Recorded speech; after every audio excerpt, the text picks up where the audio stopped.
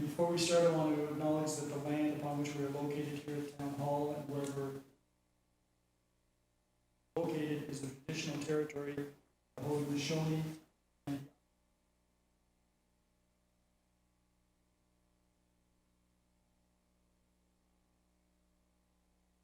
All members of council are present, Your Worship.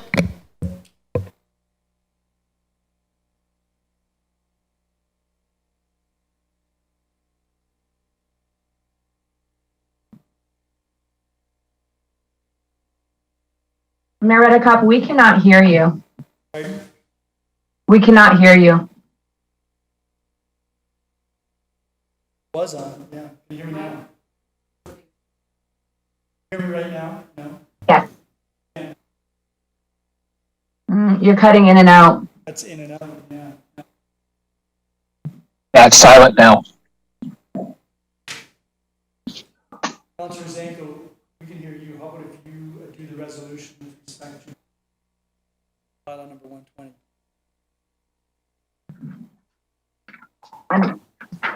I'm sorry, did you ask me to read my resolution now?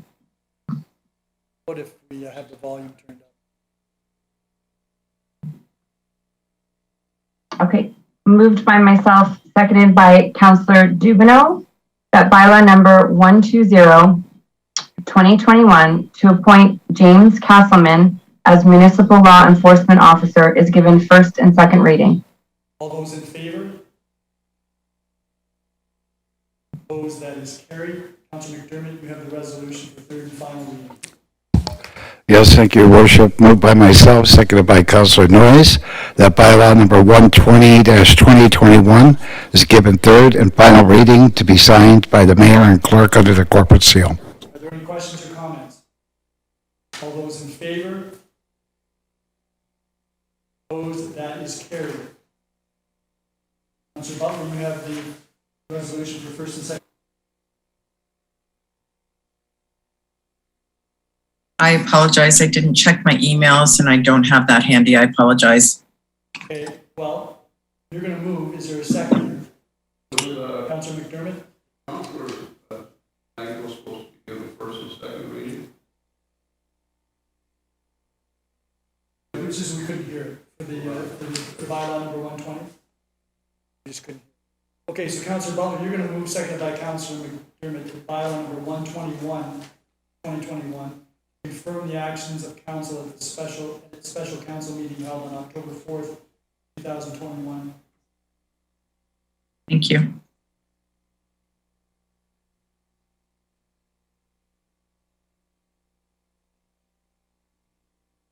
We can't hear you.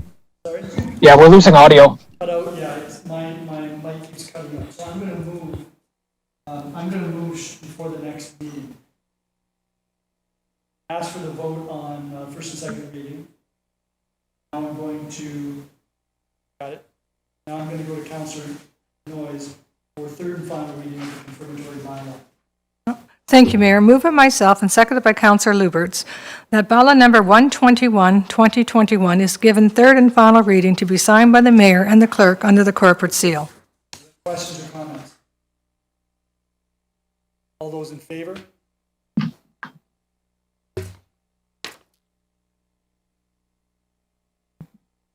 And Councillor Lubberts, you have the resolution to adjourn this meeting.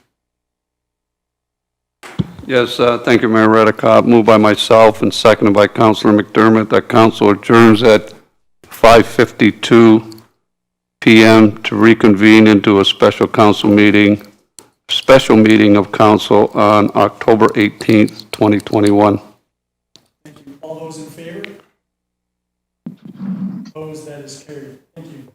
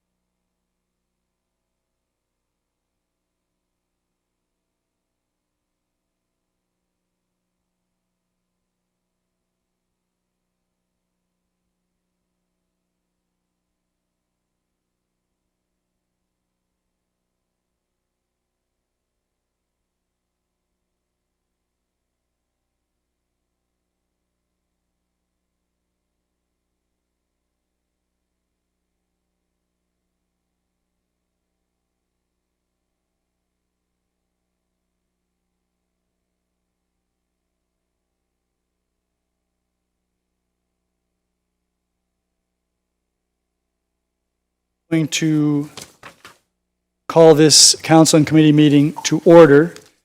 And as I do so, I'm going to acknowledge that the land upon which we are located here in the council chambers, and for all of those participating in the meeting throughout the town of Fort Erie, we are on the traditional territory of the Haudenosaunee and the Anishinaabe people, including the Mississaugas of the Credit, many of whom continue to reside in this area and add to the diversity and richness of our community.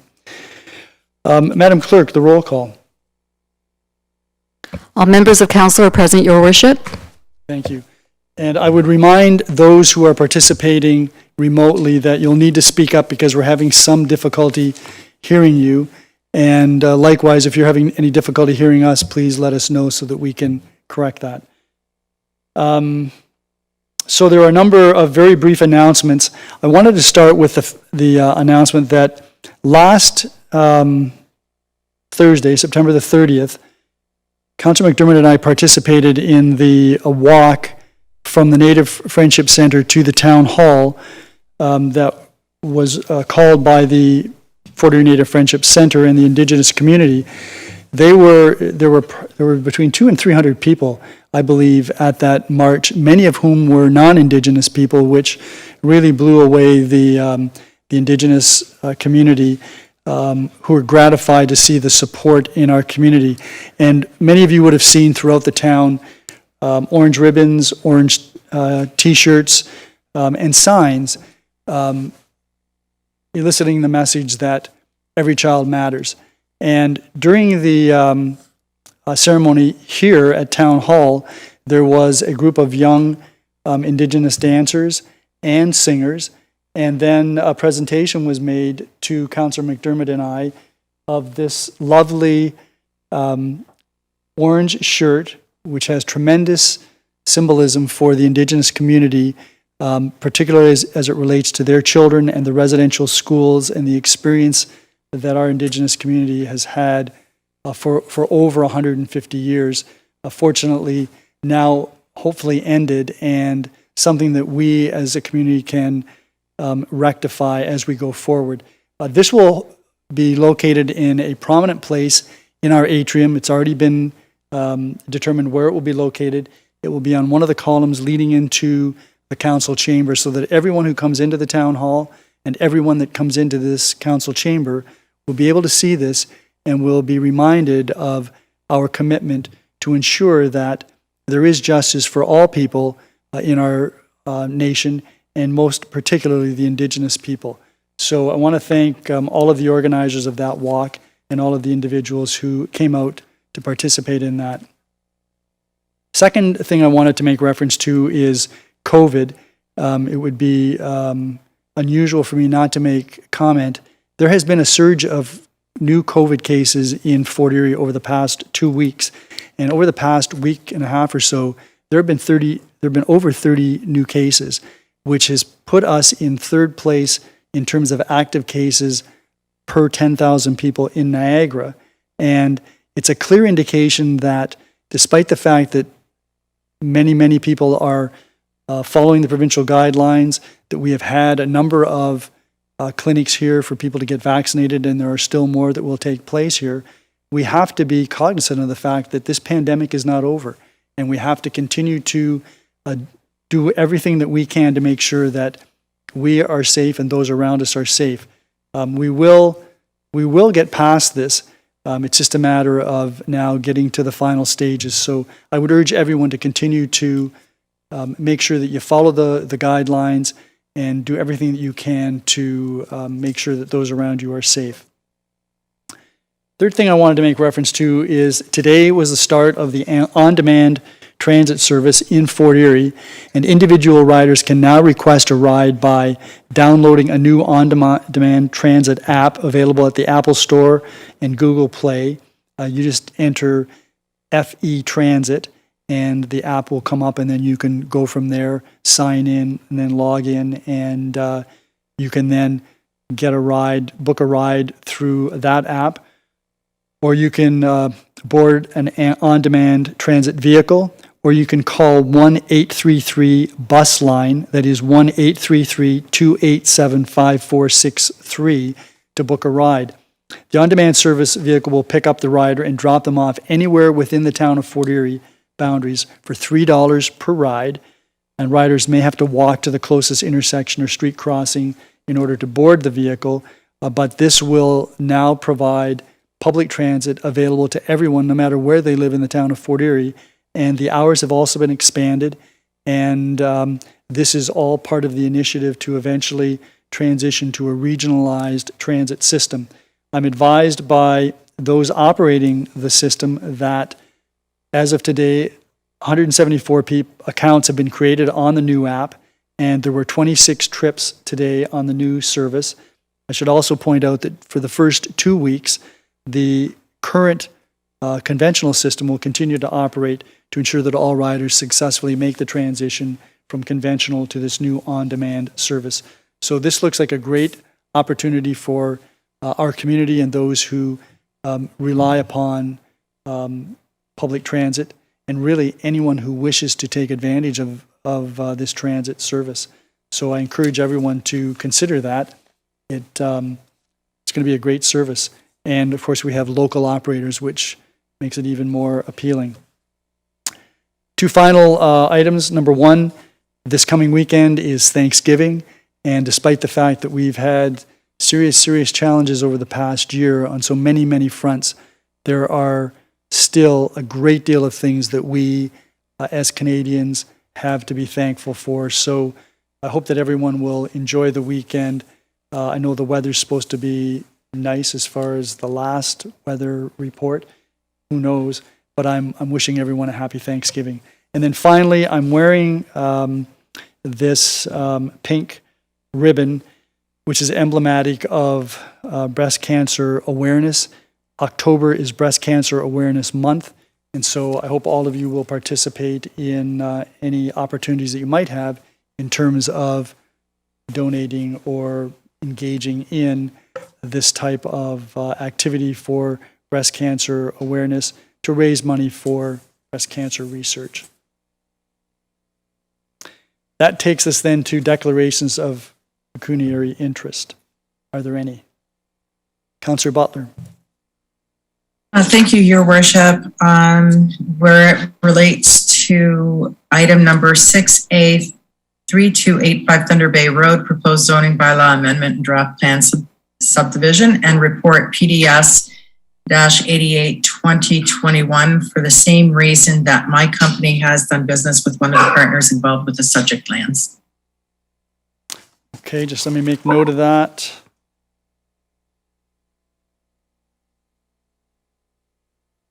That's the public meeting relative to that, and then the report. Yes, PDS 88-2021. Right.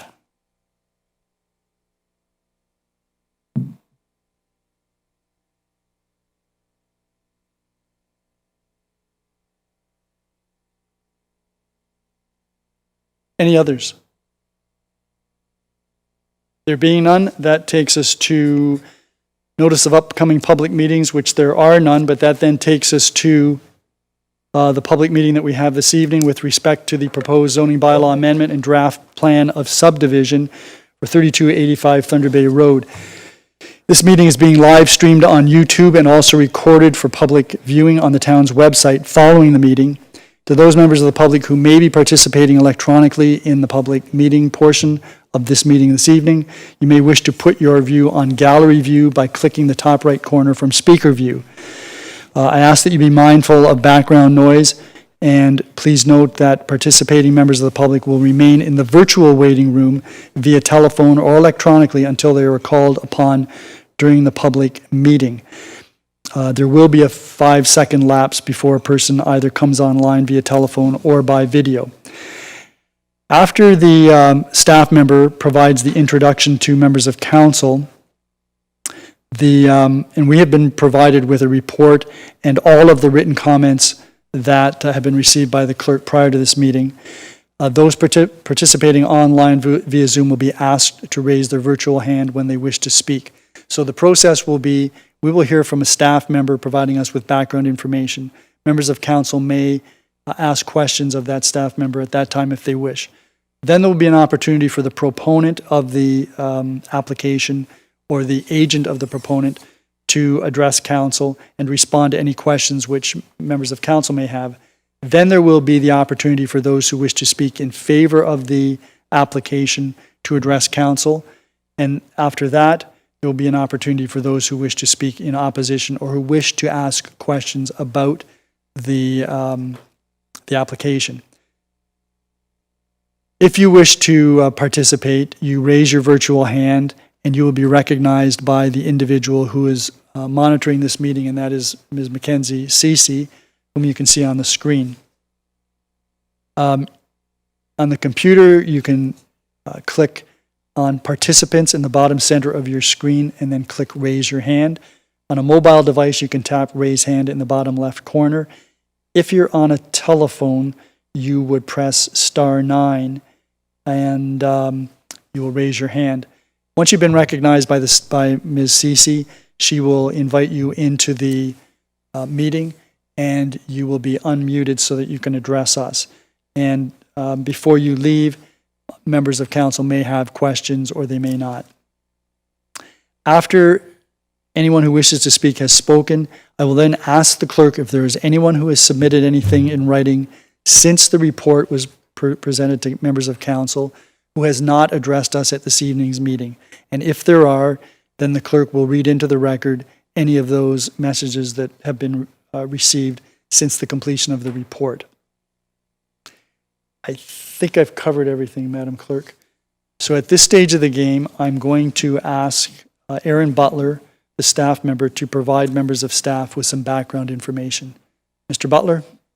Thank you, Your Worship. How's my volume in council chambers? Can you hear You're me? going to have to speak up quite loudly because we can barely hear you, and I'm not exactly sure what the problem is, but I understand that the CEO is working on it. So please speak as loudly as you can. I will do my best to speak up, Your Worship.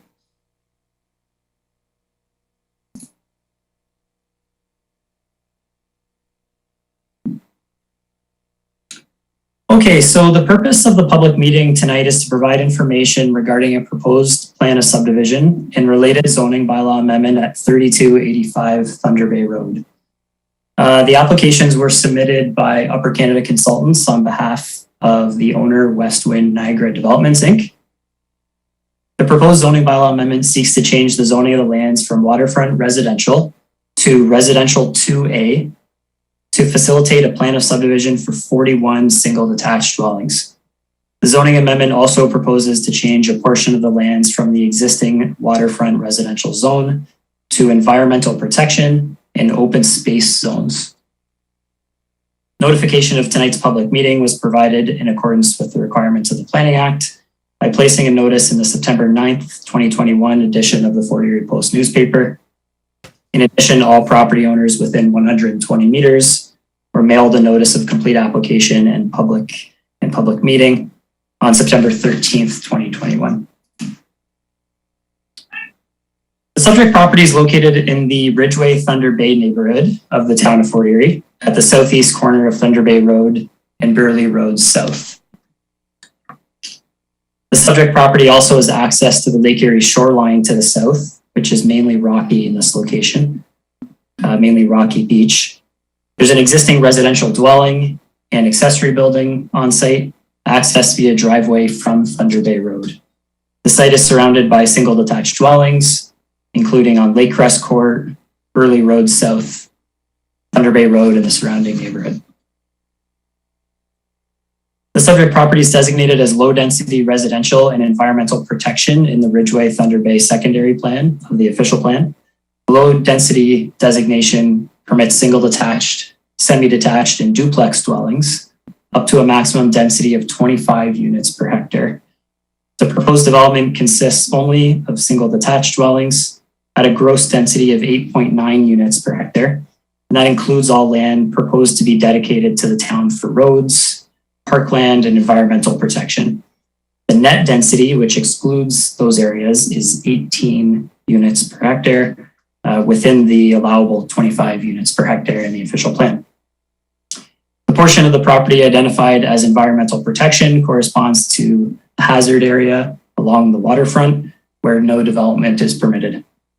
The plan of subdivision proposes to deed this area to the town in addition to other lands, which you'll see on the plan of subdivision drawings in a few slides. There's also an environmental conservation overlay over a portion of the residentially designated lands, just shown in the hatched area on this slide, and I'll speak to that further here. So this slide shows the natural heritage mapping for the property within the official plan. A significant natural area exists along the shoreline. Again, no development is permitted in this area, and that is proposed to be dedicated to the town. An environmental corridor is also shown, which is associated with the shoreline. The hatched area on this slide represents a woodland over 2 hectares, which corresponds with the environmental conservation overlay. Development is permitted in this area, but subject to a detailed environmental impact study to be reviewed by agencies in the town.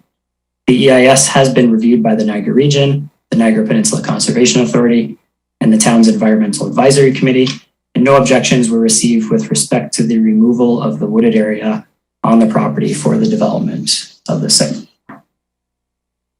The slide shows the natural hazards and fish habitat mapping on the lands. The area along the lake is identified as a shoreline hazard that's regulated by the Conservation Authority. And a water course also traverses the property from west to east and is identified in the town's official plan as an unclassified fish habitat. The environmental study submitted with the application has classified this water course as type 3, which is marginal fish habitat. And the water course and a buffer on either side of it are proposed to be dedicated to the town through this process. Trees within that water course would be protected, and additional restoration work such as additional plantings would be required. This slide shows the current zoning of the property. The majority of the site is zoned waterfront residential, WR, with an EC environmental conservation overlay. Again, the area along the lake is zoned hazard. This slide shows the proposed zoning for the property. So the area in yellow is the residential development area. That's shown as part 1. And that is again proposed to be changed from WR zone to R2A zone. So from waterfront residential to residential 2A for the subdivision development. All other areas are proposed to be dedicated to the town. Parts 2, which is the lighter green, is shown here and would be zoned as site-specific open space, and that would be for parkland purposes. The water course and its buffer would be zoned as environmental protection, and the existing hazard zone along the lake is proposed to remain unchanged. This slide shows the subdivision plan itself. So a new road is proposed to line up with Gordon Avenue and intersect with Thunder Bay Road. The road enters the site at the north end at Thunder Bay, turns west where it then connects to Burley Road south. The new lots would face the new public road as well as Thunder Bay Road. No lots face Burley Road south. Residential lots range in width from about 45 feet to 50 feet, with the corner lots being larger at a minimum of 55 feet. The lots have generous depth ranging from approximately 110 feet to 135 feet. Blocks 42, 43, 44, and 45 are proposed to be transferred to the town. 42 and 44 are environmental protection blocks, that is the water course block and the shoreline, while 43 and 45 are the parkland blocks. So 42 and 44 are the environmental protection blocks, 43 and 45 are the parkland blocks. Block 45 has frontage on the internal public street, which would provide access to the public lands at the rear. So just to show a few images of the site before summarizing public comments received to date, this is a view of the site from Thunder Bay Road looking east. This is a view from Burley Road south, looking south. This is a view of the interior of the site looking south with the wooded area on the right and the driveway and in the foreground. This is a view of the south portion of the property, the parkland block proposed to be transferred to the town. and the shoreline area in Lake Erie in the distance also proposed to be dedicated to the town.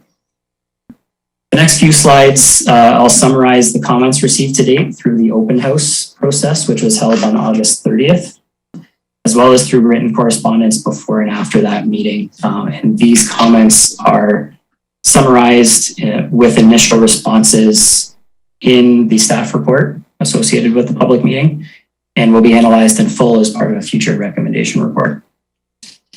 So the first is there was concern of the development using the community mailbox on Gordon Avenue. The development will actually be serviced by a new community mailbox within the subdivision lands. There were concerns regarding increased traffic levels, traffic safety, and the number of driveways on Thunder Bay Road. The traffic impact study was not requested for the 41 new dwellings. Thunder Bay Road and the intersection will be rebuilt. This is a development charge project that has been planned by the town and will be front-ended by the developer if the plan is approved. There is no concern at this time from staff that the roads cannot handle the increase from 41 new dwellings. There was a question about sidewalks and what side of the road they would be located on Thunder Bay. Thunder Bay is a collector road, which does call for sidewalks on both sides, and this is part of the development charges project as well. As mentioned, the proposed open space areas would be accessed via a block within the plan of subdivision. This block would also accommodate vehicular parking accessed via the public road. There were comments regarding future use of the parkland and the existing buildings on the property, and also comments received from adjacent landowners regarding loss of privacy and the delineation of public and private property. The future use of the town land and buildings on site would be subject to a future council decision. The current Planning Act process is not intended to decide the use of that land or those buildings. Regarding privacy, plantings would be required to be installed along the property line of the owners to the east to help buffer them from the new public lands. There were concerns regarding the proposed number of dwellings and the proposed R2A zoning. The proposal, as I mentioned, is in line with the low density residential designation of the secondary plan and is below the permitted density. Landowners to the east have requested that no lots be developed between the existing driveway and their property line, and instead that this area be left as open space, eliminating lots 36 to 41. Similar to the last comment, the subdivision is under the maximum density permitted by the secondary plan. If approved, there would be new lots that back onto the east property line as shown currently on the plan, which would be adjacent to the neighbor's driveway and front yard. However, staff don't necessarily see a compatibility issue with that situation. There was a comment received from a resident adjacent to the watercourse that vegetation in the watercourse buffer should remain untouched and the buffer should be fenced on the rear lot line of the subdivision lots. The developer would be required to enhance the vegetation along the watercourse and install a fence along the new rear yards of the proposed lots which back onto this watercourse area. There are concerns regarding impacts of drainage on the watercourse, the quality of water, and of watercourse erosion. The development will be designed to ensure that post-development flow rates to the watercourse will not exceed pre-development levels.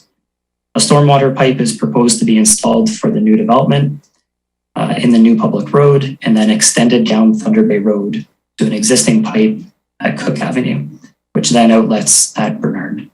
A portion of the property will continue to discharge surface water to the watercourse at pre-development rates. There are also claims that the discharge of stormwater to the watercourse and upstream of this watercourse from other properties is illegal. The town will address this in the recommendation report. There are also claims that other developments upstream are not in compliance with provincial environmental compliance approvals for stormwater management, which are outletting to this watercourse. And this has been sent to the Ministry of Environment staff for comment. There is concern that the majority of drainage from the site will outlet at Bernard Beach. However, the flows being directed to Bernard Beach outlet were anticipated in the design and construction works at the Bernard outlet. There is also concern regarding the removal of trees to develop the subdivision. Council previously approved the removal of dead ash trees on the property, which has occurred. Other dead or damaged trees were also removed. The wooded area remaining on the property no longer meets the Niagara Region's criteria to be a significant woodland, and there has been no objection from the region or the town's environmental advisory committee for the removal of what remains. If the development is approved, staff would recommend that a tree preservation plan be developed for the property as a condition of approval. And this is the last slide of public comments. One letter of support was received from a landowner on Lake Crest Court, stating that the development is within the town's urban boundary, will contribute to the town's future growth. In their opinion, the plan is sensitively designed and provides significant green space, which will be beneficial to the community. A comment was received that notice the development should have been given beyond the Planning Act's requirements. The town gives notice of its public meetings in accordance with the Act, including direct mailouts and publishing in the newspaper, as well as posting public notices online. Lastly, there was a comment received that the development would cause a loss of privacy for lots on the north side of Thunder Bay Road and would result in vehicle headlights shining on existing homes. Headlights from vehicles turning onto Thunder Bay Road from the development would align with Gordon Avenue, and vehicles turning from one road to another is not necessarily uncommon in the urban area. And again, staff don't see a compatibility issue or privacy issue in that regard. And that concludes my presentation. Thank you very much, Mr. Butler. Do any members of council have any questions of Mr. Butler? Just a couple of questions, Mr. Butler. The density, what's permitted is 20, is it 25 or 6 per hectare? Worship? I'm sorry, I didn't hear that. 25 units per hectare, Your Right. Worship. And the report says that it's 8.9 units per hectare, but that, I presume, is if you include all of the land, which would also include the land that's going to be conveyed to the municipality and that is hazard land. Is that correct? That's correct. And that's what I'd call a gross density, including all of the lands. If you exclude those lands and the public road, which is dedicated to the town, the remaining density of just the lots themselves is about 18 units per hectare. Right, and that's approximately 9 houses per acre, 9 units per acre or thereabouts? Ooh, good question. 925, yeah, somewhere in that range. And this outlet for the storm sewer, this water course, that is subject to review by the Ministry of Environment? Yes, it is. And everything that doesn't drain into that water course is going to be directed to the eventual outlet at Bernard Beach? Is that correct? That's correct, save and except for some overland flow from the parkland area to the south, which naturally drains towards the lake as it's occurring now. And we have there's a report that's been filed that suggests that Bernard Beach that outlet can manage this additional flow? That's correct, Your Worship. The initial design and then the subsequent construction of the Bernard Beach outlet took into account development of this property. Okay. Thank you very much. Any other members of council? If not, then I'm sorry, Councillor Lubberts. Yes, thank you very much, Mayor Redekop. Aaron, just to go back on the Bernard Beach outlet, if we can handle the flow, then why is it that we're always experiencing erosion on Bernard Beach? I mean, it's never a completely sand beach. It's always showing the rocks. It's showing the cloth, whatever that is that they put under the sand. So how do we determine that this development or Bernard Beach can handle this development? Your worship, I may not be the most qualified to answer that engineering question, perhaps. Yeah, I wonder if that would be an appropriate question to ask when the report comes up, because then we'll have access to our engineers. But that's essentially Councillor Lubberts' concern that I was thinking. Anything further, Councillor Lubberts? No, thanks.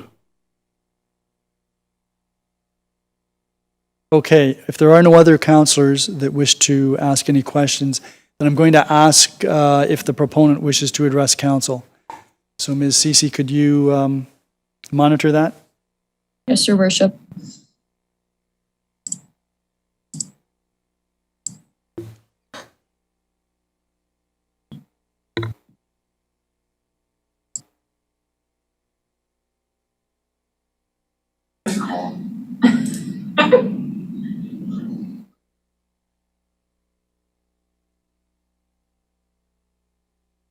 Good evening. Can you see and hear us okay? Yeah, we can see all of you. And is it just you, Mr. Rowe, that's going to be addressing us, or will there be others? To you, Mr. Mayor, just myself delivering the presentation this evening. I have the Westwind team joining me today in the boardroom, and we do have our engineer with us as well if there's any specific questions. So with that, if I may move into the presentation for you this evening. Please do. Great. Mr. Butler did a great job as usual of giving a pretty comprehensive rundown of everything, so I will be brief with my comments as we covered a lot of the same material.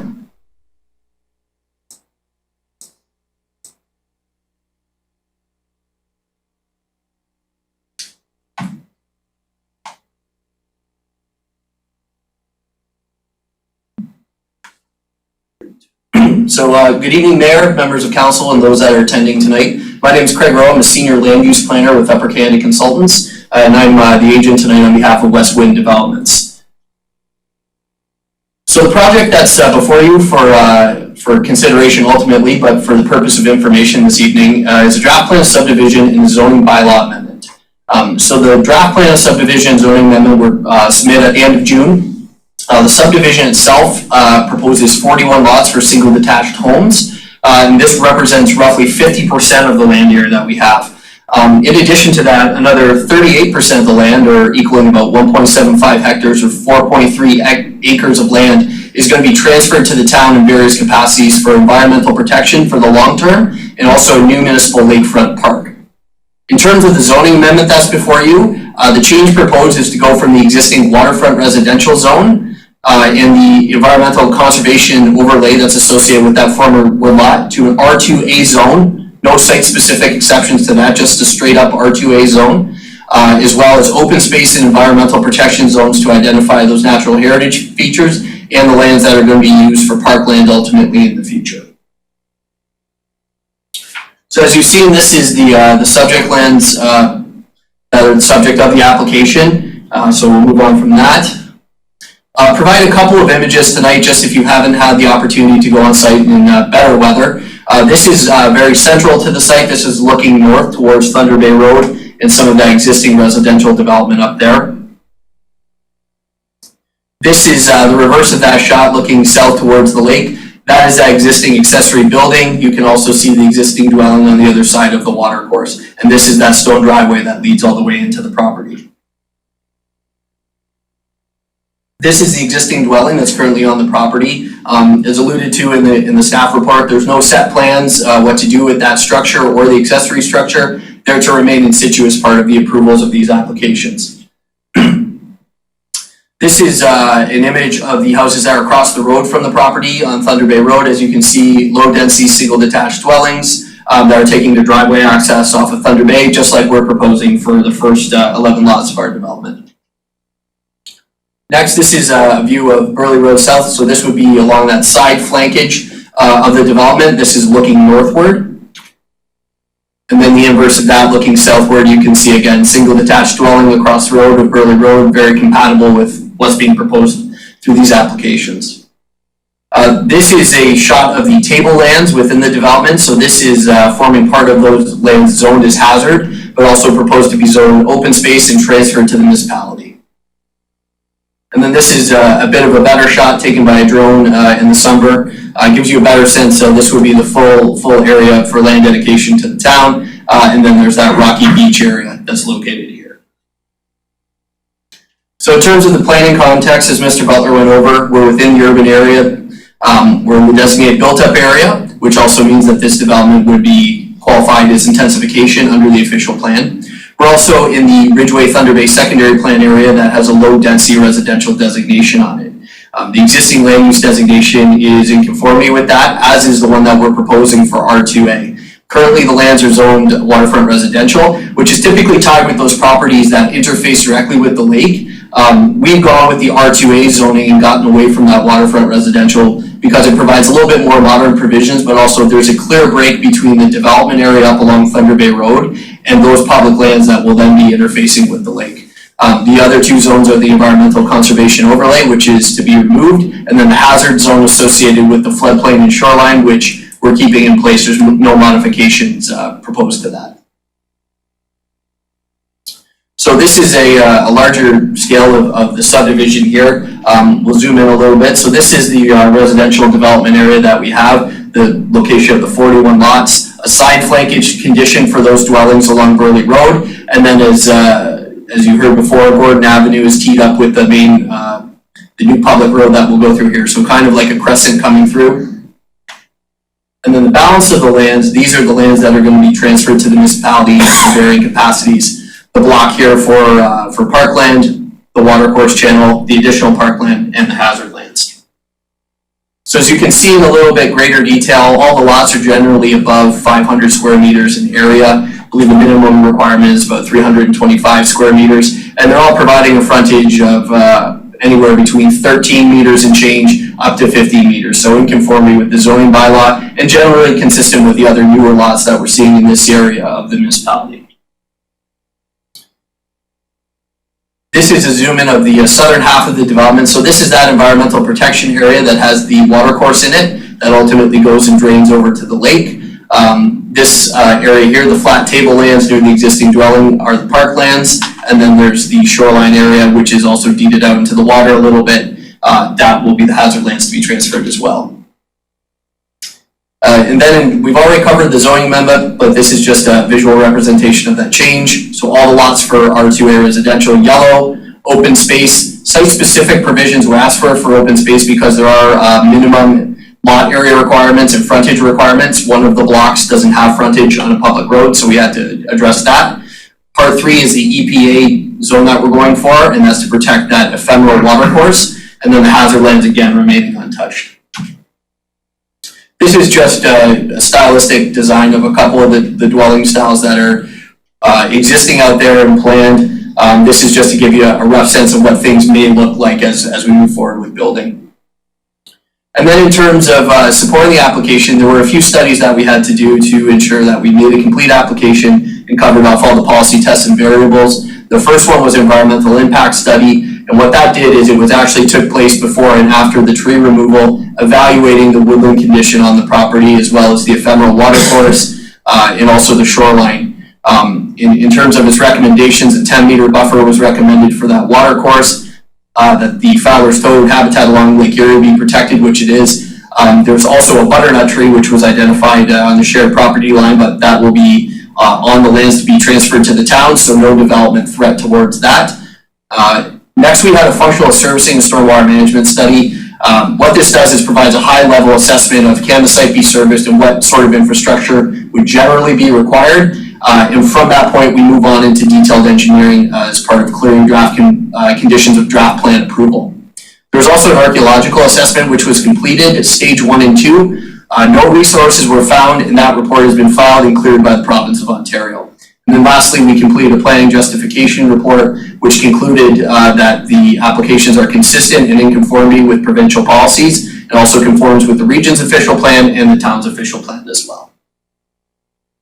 In terms of our public and agency comments, we did have an open house hosted by the town. I think that it was 6 participants. We thought maybe it was 10 that attended, but there were multiple comments. And a lot of those have been echoed in the correspondence that's before you tonight. Niagara Region has provided their opinion. They have no objections to the application and provide their standard conditions of approval. The same with the MPCA, no objections to that application, standard conditions of approval. And we also have the pleasure of hosting the EAC committee on site on September 14th. Led them through a brief walkabout of the property before they convene their meeting. It's my understanding in reading the staff report that they are supportive of our requested zoning change to lift the ECA overlay, and we're just waiting for those meeting minutes to be ratified. Then in terms of our next steps, after this evening, once we've heard comments from yourselves on council, members of the public, we'll be doing our best to address any comments that require a response. At that point, town staff will move us into council consideration of the applications at a future meeting. And say that's approved in the next couple of months, we would move into our detailed engineering, clearness of conditions, late 2021, early 2022. In a blue sky kind of world, perhaps we could maybe even get in the ground in 2022, but we'll see what the future holds for us. So that's my presentation, Mr. Mayor. I'd be happy to answer any questions that your council may have this evening. Thank you very much, Mr. Rowe. Councillor Lubberts, it occurred to me this might be a good person to ask your question about the drainage, if you wished, and why we're having, if this could be managed by the Bernard Beach, why we are having currently issues there. Yes, thank you very much, Mayor Redekop, and Craig, thank you very much. I guess the question would be, how did we determine that this subdivision or project, the drainage can be handled at the Bernard Beach storm outlet? And my experience with Bernard Beach is it's constantly undermined, and we never seem to get the sand back on the beach after a weather event or any time. So how did you come to that conclusion? Through you, Mr. Mayor, my responses are somewhat limited on this as a land use planner, but part of the factors in determining our stormwater outlet is based on the town's approved master drainage plan. As Mr. Butler alluded to, there is capacity that's been factored in to the Bernard Beach outlet, and part of our strategy was to capture as much of that stormwater on site as possible and then put it into new piped infrastructure, which would be extended under the road to Cook Avenue, where I believe there's an existing manhole, and then ultimately making its way out. There's still work to be done if this applications are draft approved, where we would go through detailed planning and engineering with town staff to ensure that everything is where it needs to be in terms of that. But as a planner, I can't speak to any specifics about the drainage condition of that outlet. Councillor Lubberts? Yes, thank you. I didn't really hear 100%, but did I hear that basically you're relying on information that you received from our drainage master plan? Did you do studies for your project? Mr. Rowe? Through Mr. Mayor, as part of our preliminary analysis and design, we did complete stormwater management calculations. Yes, they were based upon the materials that are available from town staff. We always consult those when we're moving forward with a detailed engineering exercise. Mr. Rowe, you have an engineer there. I thought maybe the engineer might be able to assist us. Certainly, Mr. Mayor, I can defer a question there. Is there something specific that Mr. Schooley could address? Maybe he can address Councillor Lubberts' question with more information, since he's an engineer.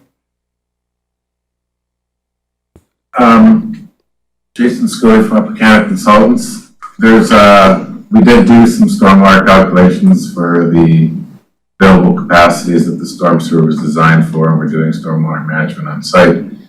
I would direct towards town staff on the erosion issues. We're not aware of any of the erosion issues.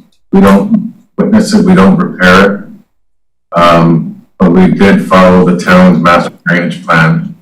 So we're not aware of what these erosion issues are. I'm sure that the town staff have attended the site and understand what's going there. Well, looks, Councillor Lubberts, like you'll have to raise that when we get to the report and see what our engineers have to say. Yes, all right, yeah. Can I continue? Yes, you may. Yes, and Craig, you had one slide up there that showed the studies that were done. One of them was Fowler's Toad. And my understanding is that Fowler's Toad study, there was only one visit to the site back in March. Was there additional visits to the site as far as the Fowler's Toad study goes? Mr. Rowe?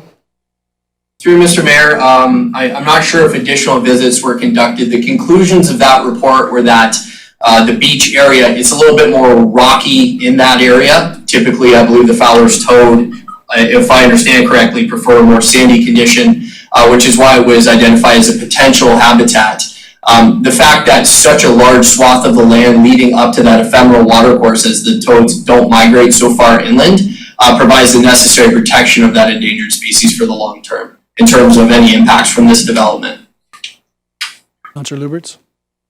So that's the only day that was, you were down there in March and that was it? Through you, Mr. Mayor, I can confirm with our consulting biologist how many times they attended and completed that work. I'm sorry, you'll have to speak up, Mr. Rowe. We didn't get the answer. Sorry, through you, Mr. Mayor, I would have to consult with our biologist who completed the field work, and we can provide that answer to staff then to you. Okay, please do. Yes, thank you, because my understanding that there should have been some other visits in even like August, September, and to do one just in March seems to me that, from my understanding, Fowler's Toad is still hibernating in March. So yeah, I'd like to see that information. Thank you. Anything further, Councillor Lubberts? Not right now. I'll wait for the report. Thank you. Any other members of council? Councillor Noyes? Thank you, Mayor. Through you to Craig. Craig, I had the privilege of, I did walk the site the other day, and it is an absolutely beautiful site. And I know that you're asking for an R2A zone change. So if that is granted, can we be confident then that we're not going to be getting other requests for further variances like the lot coverage, the side and rear yard setbacks, and the front yard, the frontage? If you get the R2A zoning, you're not going to be coming back to us for variances? Mr. Rowe? Through you, Mr. Mayor, based on our review and the way that we laid this out, we typically go with a variety of different standardized housing footprints. And through those exercises, we were able to confirm that the R2A that's the zone that fits best and accommodates development, and we wouldn't see any exceedances being required, at least from the developer's perspective. If someone purchases the lot in the future and they were to go after a minor variance for a small increase of something, that is certainly out of our control, but at this time we're confident with the zoning that we're requesting. Councillor Noyes? Thank you. One further question in regards to short-term rentals. I had a brief discussion with Mr. Stack on that, and I understand that your group has kind of bounced that idea around that short-term rentals were not advantageous, let's just put it that way, to this development. Is there any way that you would consider asking that be a specific, I don't know quite the right language, but a site-specific to prevent any short-term rentals from occurring on the new development? Mr. Rowe? Through Mr. Mayor to the councillor, yes, great question, and certainly we're aware of that conversation with Mr. Stack. I think what we can offer tonight is we will further deliberate that request, and I would of course want to confirm with my counterparts at the town to just make sure that if there is a prohibitive zoning clause put in there, that it is not contradictory or perhaps done the wrong way is kind of the only way I can say it is. You don't want to exclude someone from being able to use the lands, but I think there may be an appropriate way forward to manage that concern. And we'll certainly provide that position on to Mr. Butler. Councillor Noyes? That's all. Thank you. Any other councillors? Before I go back to Councillor Lubberts? I'm going to go back to you, Councillor Lubberts. I had some questions, and before I go back to you, though, just since we're on the short-term rentals, so just to be clear, you're going to be determining whether or not the proponent, the developer, will be agreeable to a provision that would prohibit short-term rentals in this subdivision if it's approved? Is that what I heard, Mr. Rowe? Through Mr. Mayor, yes, we'll confirm or have a discussion amongst the team to see if that's something desirable to them, and then we'll report back to staff and let that position be known. Good, because it may be desirable to some members of council. Councillor Lubberts. Yes, thank you very much, Mayor Redekop, and Mr. Rowe, thank you. Just looking at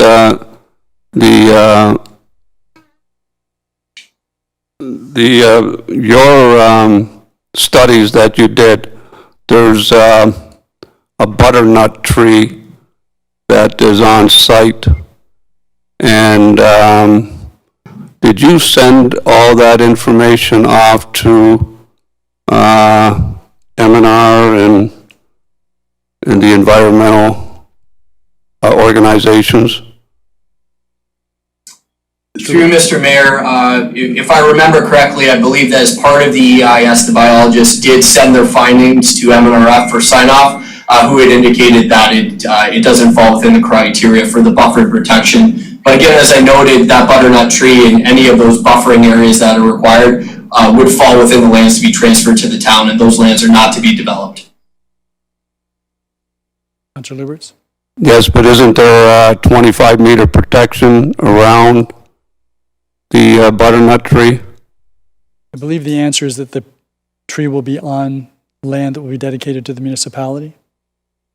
Well, from the site visit when I was there, Mayor Redekop, it was in the one northeast corner of the house that's going to remain.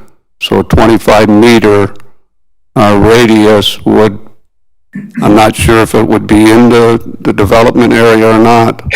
Mr. Rowe, would you know that?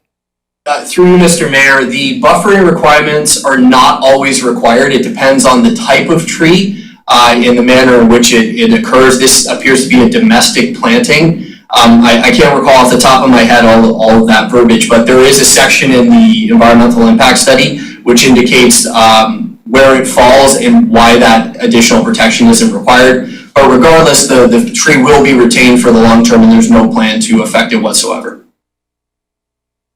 Councillor Lubberts, perhaps staff can provide you with a bit more clarity on that point. Yeah, well, just one more question for Mr. Rowe. Yep. You said that, Mr. Rowe, you said that the butternut tree wasn't planted naturally. Do you have, can you confirm how that tree was there? That it wasn't natural? Through you, Mr. Mayor, based on my read of the EIS and discussions with the biologists, its location and planting, and that is a standalone, appeared to indicate to them that it was planted domestically, that it was not a naturally occurring seedling. But they're just assuming that, right? They don't have any documentation to back that up, right? Mr. Rowe? Through Mr. Mayor, no, we have no way of confirming that. Okay, thank you. Any other members of council before we move on? Okay, then, thank you very much for the background information. That then takes us to the portion of the program where, the public meeting, where we will entertain those who wish to speak in opposition to the application. And Ms. Cece, you're going to be monitoring this. You're going to be keeping an eye on those individuals who raise their hand, and then you can introduce them to the meeting. Yes, Your Worship. So at this time, I would like to invite any attendees in the waiting room who wish to speak in opposition to the application to raise their virtual hand. To do so, please press the raise hand button. And for anyone joining by telephone, please press *9. So I am seeing a couple individuals with their hands raised at this time. So I'll begin with Anne.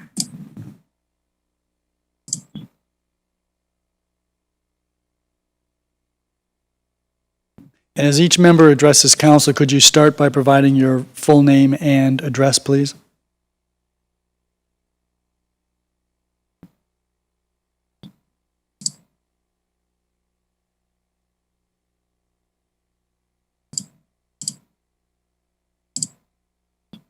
Hello, can everyone hear me? Ms. Yagi, can you hear us? I can hear you, yes. We Thank can you hear very you. much. Did you want to activate your camera or Sure. are you calling in? Here, Perfect. here I am. Okay. Good evening. Hello. Good evening. Thank you for allowing me to speak tonight. I just have a few comments about the application, and I've would like to share my screen to show a few slides, if you don't mind. Could we have your address for the record as well, please? Sure. I'm at 11 Burkwood Place in Font Hill. That's the township of Pelham.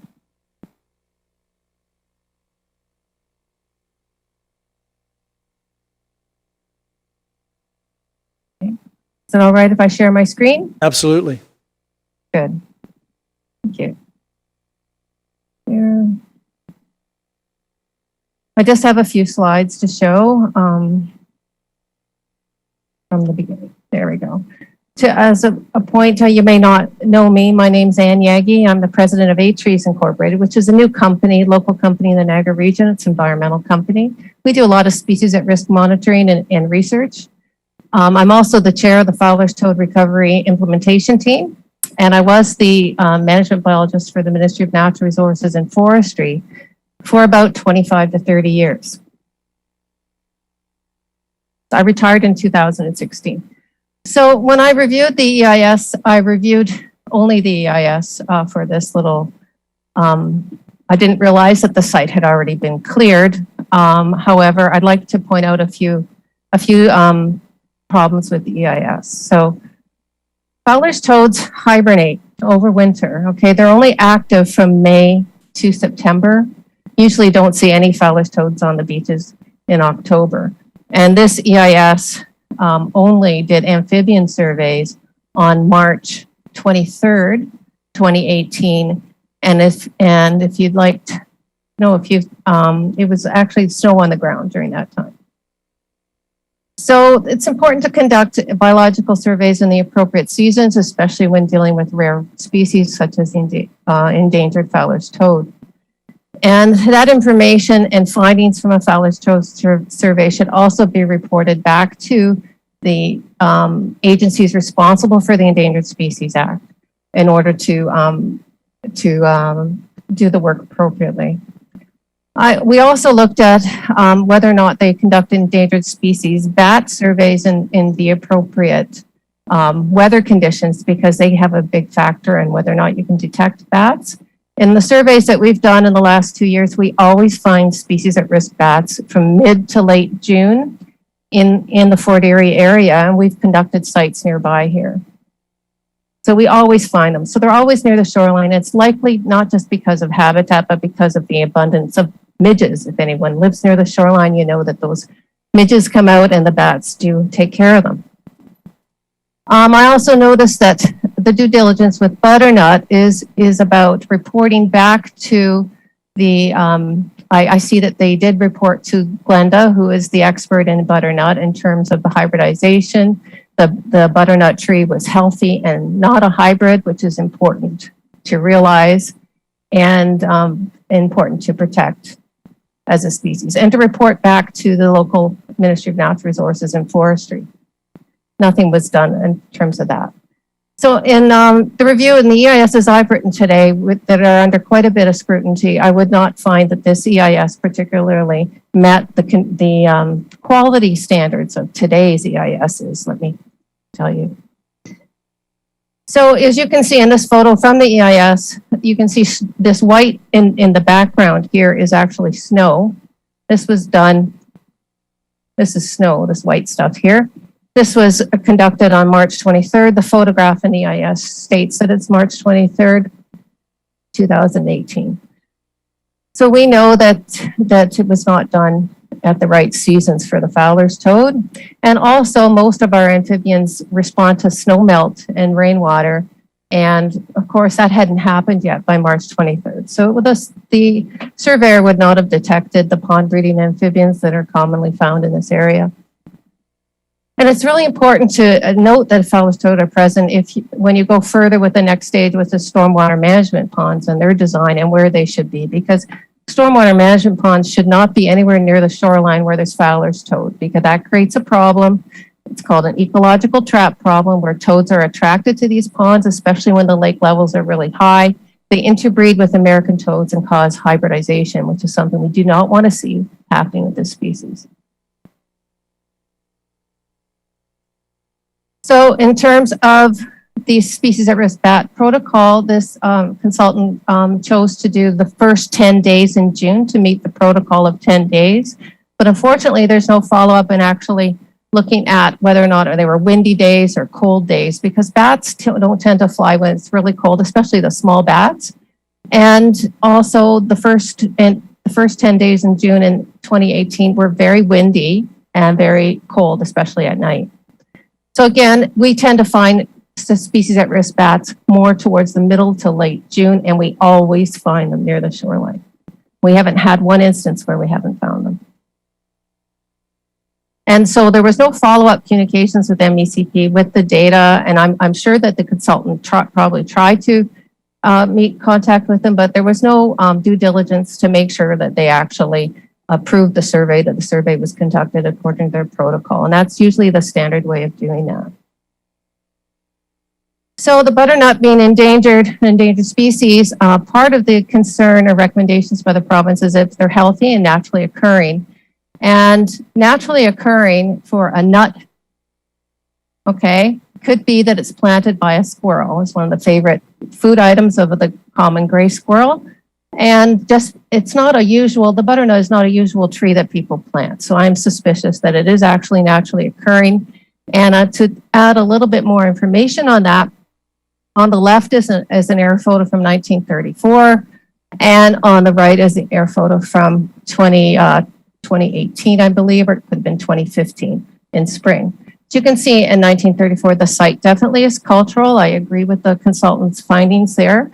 It was an old farm field, but most of the trees that were of any value that would be used by wildlife are located along the creek. These definitely look planted because they're evenly spaced, but along a creek, they're not necessarily. But more importantly, this area in here and along here to the shoreline might actually be more natural than you think, because it's been there a long time, and that's where the butternut is located, which is around that area.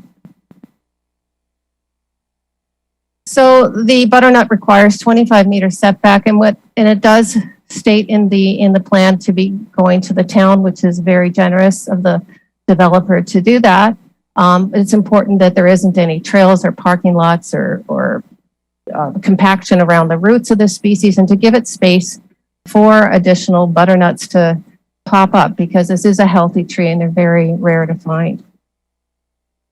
Okay, and there's other butternuts apparently, and you could check the other EISs in the area for Ridgway and Fort Erie that are healthy. So this tells me that this is likely a naturally occurring species here.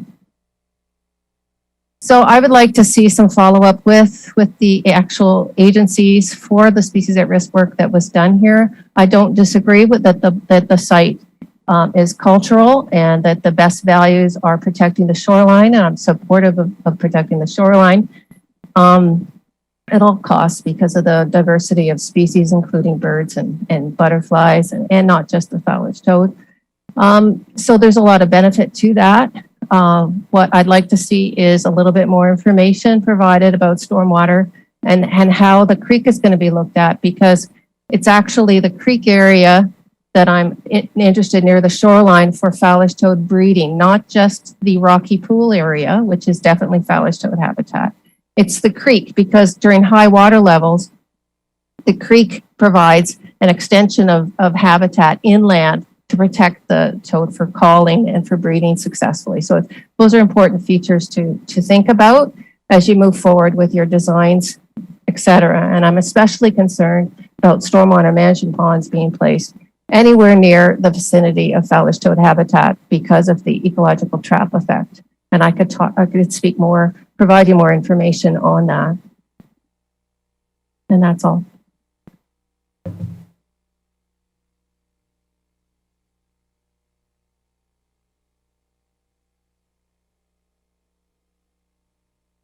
I'm sorry, Ms. Yeager, did you say that was it? That was all I was going to talk about. Just for yes, clarification, the yellow dots on the two photographs that you had put up during your presentation, was that the location of the butternut? Yes, it is. And it's the location. I'm not saying that there was a butternut in 1934 by any stretch of the imagination, but I'm saying there was habitat there that is not just look like planted habitat. But for the current photo, was the yellow dot where the butternut is? So Yeah, it looked like it was on the boundary between the two parcels. Yes, it is. Yeah. I think that's what the EIS said. Thank you very much. Now, before you go, are there any members of council that had any questions of Ms. Yeager? I'm going to go to Councillor Dubanow and then Councillor Noyes. Yeah, thank you, Your Worship, and through you to Ms. Yeager. Thank you very much for your presentation. I just, quick question. You had mentioned that you're the president of 8 Trees Incorporated, and I see this here, and I'm looking at the website. I'm just wondering, did you initiate this peer review yourself, or were you retained by anyone to perform this peer review? I was retained by the Thunder Bay Homeowners Association. Okay. Thank you very much. You're welcome. Thank you. Councillor Noyes. Thank you, Mayor, through you to Ms. Yeager. Ms. Yeager, thank you for your presentation and all your hard work. In regards to the stormwater management pond, I understand, and I could be corrected on this, that there isn't really going to be a stormwater management pond, that the storm, like the water storage, so to speak, is going to be underground in large pipes and released slowly or whatever. If that's the case, that the storm water management is happening underground, do you still have the same concerns?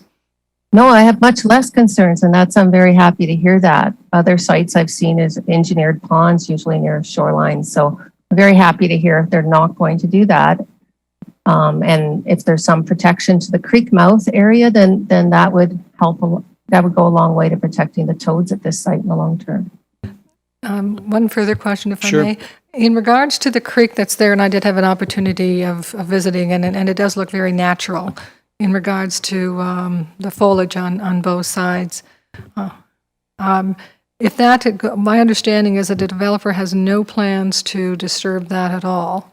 Would there be a buffer that you would require or that you would suggest in regards to that? Because there's creek and then there's creek, right? Like how far from the creek would you not want the foliage disturbed?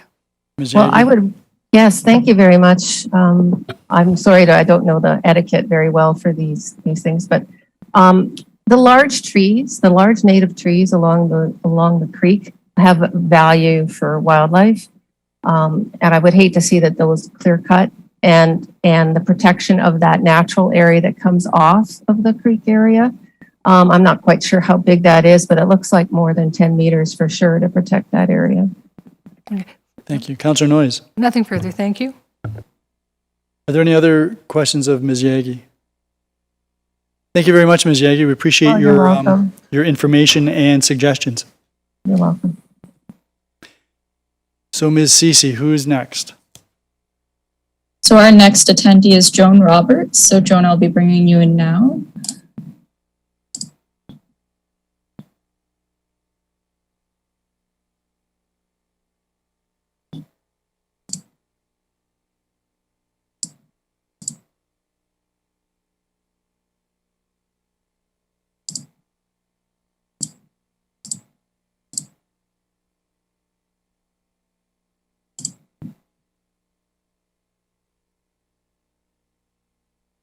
Hi, Joan. You should be able to unmute yourself at the bottom left-hand corner of your screen. Okay.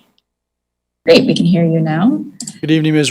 Roberts. We can hear you. We can't see you yet. Well,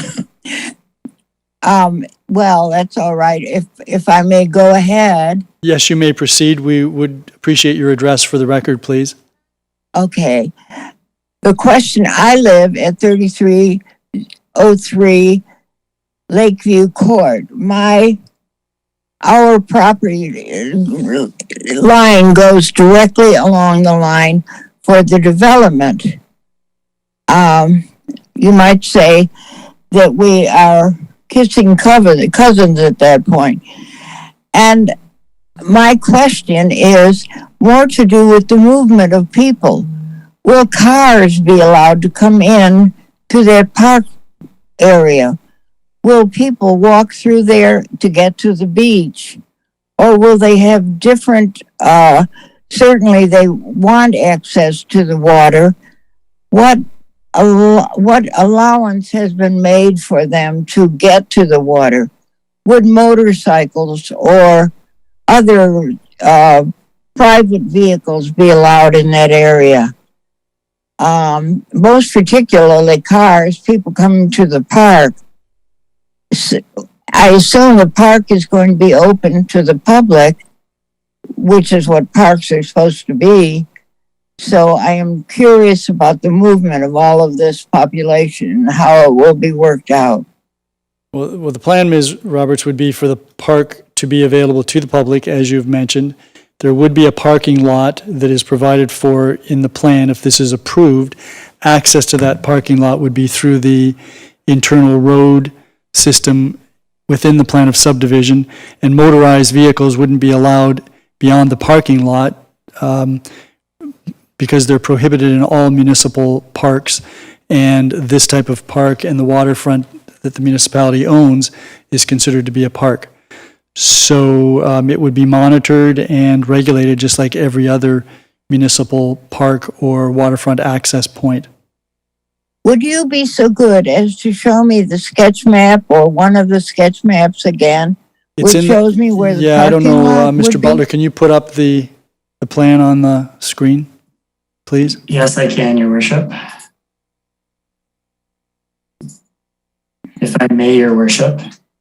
The parking lot would be block 45, which we've just gone past. So if you can see my cursor here on the screen, block 45 is where the parking lot is. That's north of the water course. And no vehicle will be permitted south of the water course. And the park area is, again, south of the water course, and I believe. Oh, I see. All right. I'm looking, I can see what you are indicating. So the parking lot would occur, just north of where the park edge, the park being a V-shaped, funnel-shaped.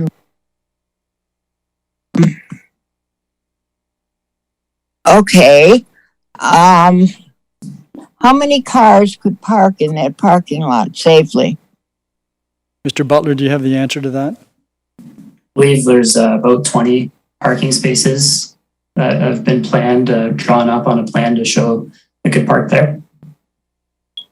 About 20. All right. From that parking place, would they then walk into the park and then down to the shore from there, from the park, the narrow end of the park?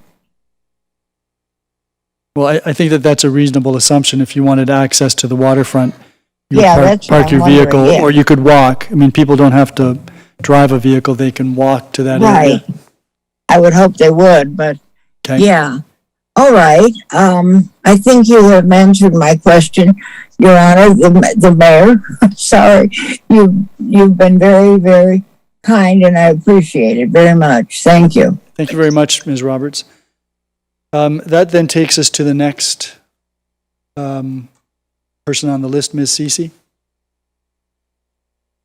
So at this time, I am seeing one individual with their hand up now, so I'll bring in Arnie Runge as our next attendee.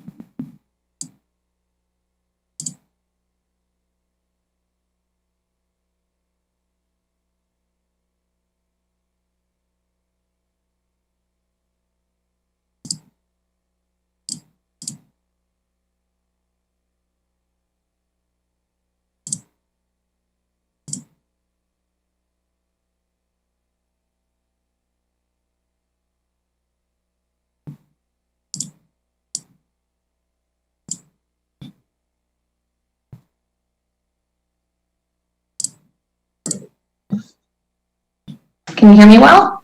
Yes, I'm going to guess that you're Sherry Rustin. I am, yes. could we- 3217 Thunder Bay Road. Yep, could we have, I'm sorry, what was it again? 3217 Thunder Bay Road in Ridgeway. Please proceed, Ms. Rustin. Thank you. Your worship, councillors, Town of Fort Erie staff, Giroux, and fellow citizens. Westwind Niagara Developments, WND application for the zoning bylaw amendment, ZBA, and draft plan of subdivision, DPS, for 3285 Thunder Bay Road, is premature and does not conform to provincial policy, municipal policy, or the Town of Fort Erie TFE zoning bylaws, ZBL. Councillors, the TFE official plan is pulling you in many directions in considering the ZBA and DPS.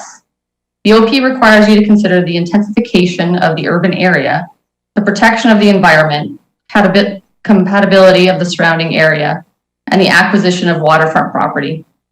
Unfortunately, the DPS has shown and the ZBA are failing in all of these categories, with the exception of your waterfront strategy.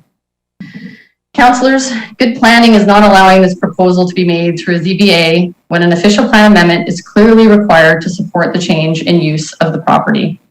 Good planning is not allowing scarce, developable urban land to be purchased by the Town of Fort Erie for open space.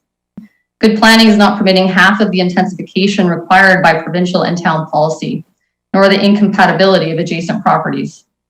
Good planning is not selectively investigating the core heritage features and species at risk as designated by the provincial policy, or ignoring the 135 years of common law with regards to private watercourses. Despite all of these concerns, the overwhelming determinant of this application will be how the scope and suitability fits in with the environment as determined by the environmental impact study. The Niagara Region NR in their pre-consultation agreement comments, pre-con, in reference to 3285 Thunder Bay Road, dated October 8, 2020, stated that the development of its entirety of the property may not be supportable. The EIS will be instrumental in determining the amount of developable space. In addition that the proposed development is proposed within and adjacent to the region's core natural heritage system, CNHS, and that there may be species at risk.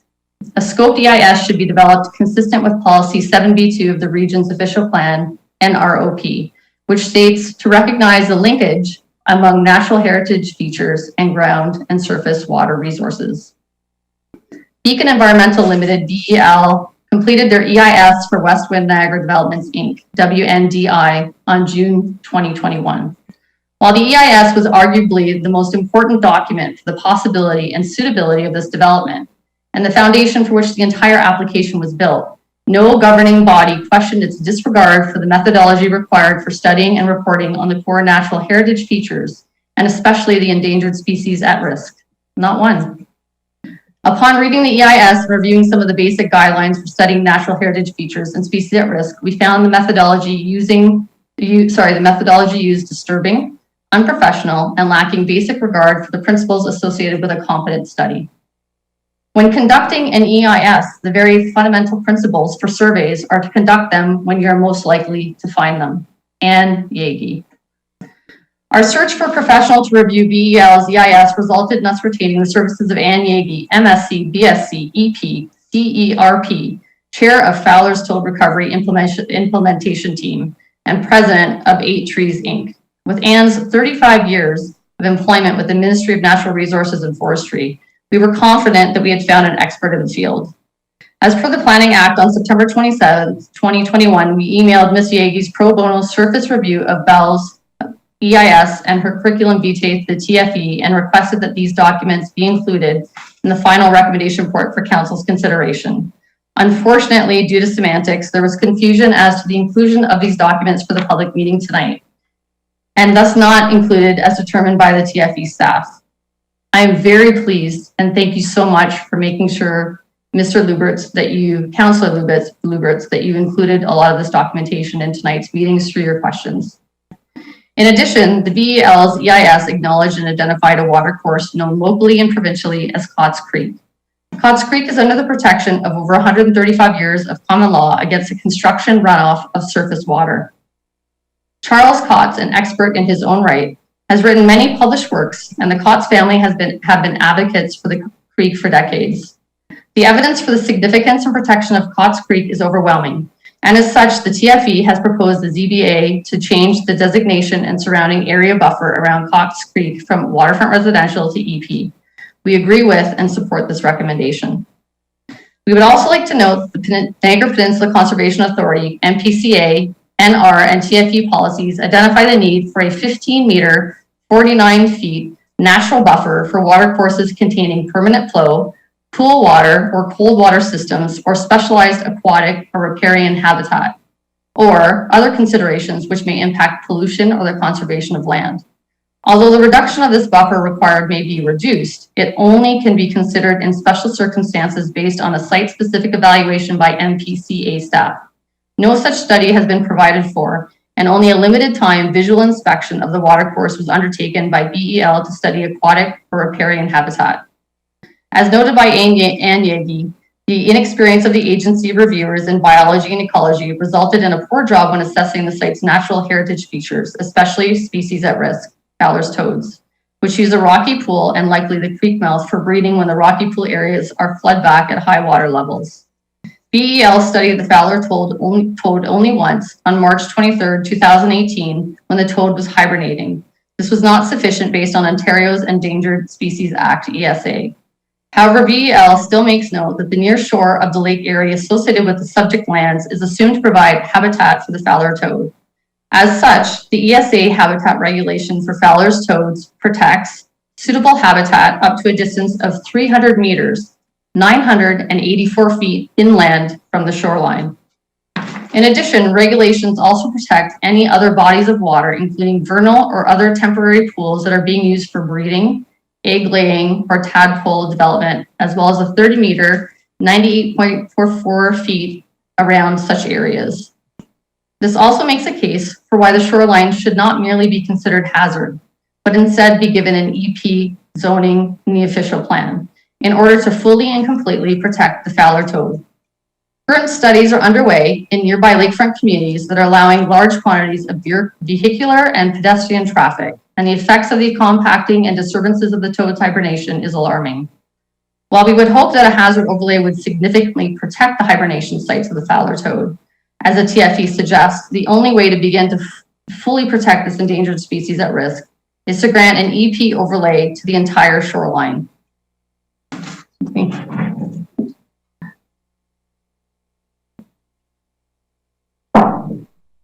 Additionally, one Category 2 retainable healthy butternut tree and also a species listed as endangered was found to occur in a hedgerow along the eastern boundary of the subject lands as per BEL's EIS. The EIS also continues to comment the butternut tree was considered to be planted. Unfortunately, BEL is required to send their findings to the Ministry of Natural Resources and Forestry for review, regardless of their own position. They did not.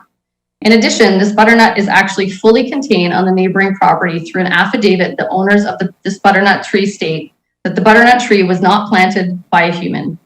Interestingly enough, the delineation of features as surveyed by Kirkup Masco Surveying Ltd, KMUS, also comes into question not just with the butternut tree in regards to its location, but also with the location of Cox Creek as well as the buffer for the creek and what it actually does and does not contain. As per policy NROP 7B115, buffer requirements, as identified by the Ministry of Natural Resources and Forestry, require the measurement from a stable top of bank for watercourse, not from the center. As per the survey submitted by KMUS, the watercourse and resulting 10-meter, 33 feet buffer appear to barely graze the accessory structure known as a four-car garage. In BEL's EIS, the same watercourse and buffer are shown to encompass approximately 40% of the garage floor. On our own subsequent measurement, using the guidelines provided for per policy NROP 7B115, we found the garage to only be 2.5 meters, 8 feet away from the watercourse. The implication in the actual location of Cox Creek is significant for several reasons. Perhaps most shocking is the proposed open space designation of Block 45 that will allow for sanitary drainage and a parking lot, and that will be in close proximity or within the 10-meter, 33-foot protective buffer as proposed, but absolutely within the maximum 15-meter, 49-foot buffer expected when an appropriate EIS is completed for watercourses and the 25-meter protected buffer for the butternut tree. Further, the backyards of the proposed lots 24 to 35 are of the DPS will also have EP overlay within their boundaries.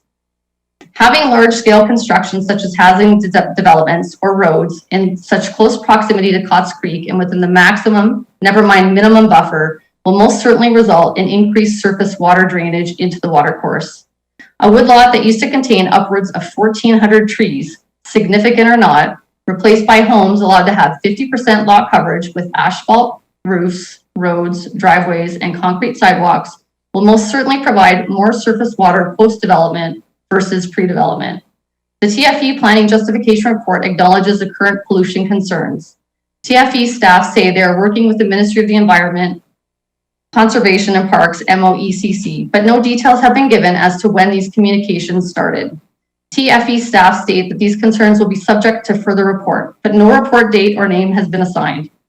Yet they are encouraging the ZBA and the DPS that proposes 41 new lots by the same developers upstream that will continue to contribute to the muddy, chocolate, polluted waters in Thunder Bay that we will be experiencing for years to come with our children.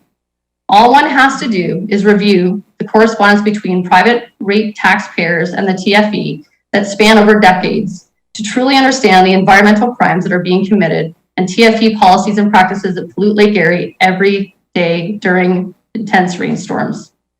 Clearly, the findings of the EIS are unremarkable due to the studies being conducted when core natural heritage features and species at risk are least likely to be found. The consequences of this poor methodology is that the justification for the ZBA and DPS is standing on faulty ground. Therefore, the ZBA and the DPS is premature as the EIS submitted is incomplete and inaccurate. As a result of the deficiencies of this EIS report and the fact that the ZBA and the DPS is being justified based on the findings of this report, we request that Council denies the ZBA and the DPS. That further Council immediately applies a stop work order to this property and appoints an MNRF representative to qualify an independent, reputable, and competent company to undertake and complete a new EIS for 3285 Thunder Bay Road at the owner's expense and suitable to the provincial guidelines for core natural heritage features and species at risk. The Niagara Region pre-consultation agreement comments alluded to the fact that this property in its entirety may not be developable. We believe that with a competent EIS, Council will be provided with the documentation they require so they can perform their due diligence with regards to this ZPA and DPS application. This presentation, as well as reference and supporting material, will be emailed to the town clerk as this public meeting is being held virtually and not in council chambers, when documents would normally be submitted to the town clerk at the conclusion of such presentation. We request that this material be included in the report that comes back to council for consideration, and that we retain our right as provided for in Section 34 of the Planning Act to express our views at a later date and to receive notification of future meetings, as well as Council's decision to the proposed rezoning of 3285 Thunder Bay Road in the town of Fort Erie, regional municipality of Niagara, located in the northwest corner of Thunder Bay and Burley Roads, north of Lake Erie. Sincerely, Ms. Sherry Rustin and Dr. Ernie Runge. Thank you. Thank you very much, Ms. Rustin, for all of that information. Just to be clear, this public meeting will be held, and if it's concluded, that precludes further comments directly to council. That doesn't preclude communications through email or letters or what have you. But that's under the Planning Act. That's part of the process. Before you go, are there any members of council that had any questions of Ms. Rustin? And we have received other information from you, which has been circulated to members of council. Thank you very much. Okay, now, I didn't catch at the end, was that your presentation and Dr. Runge's or just yours? We both have a presentation that we're doing individually, but we have jointly worked on them. So yes, Okay, he so does also have a we'll presentation. consider that to be your delegation. And Yes, then- thank you. Okay, and so if there are no questions of members of council, thank you very much. Thank you.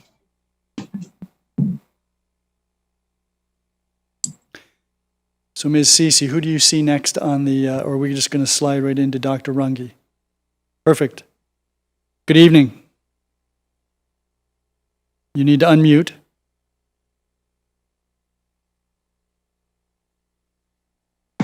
There you go. Hello, can you hear me? We can hear you now, Dr. Runge. Good evening. Okay. Great. Thank you for listening to my presentation. I actually have a little slideshow presentation that I'd like to share. Yes, that'd be fine.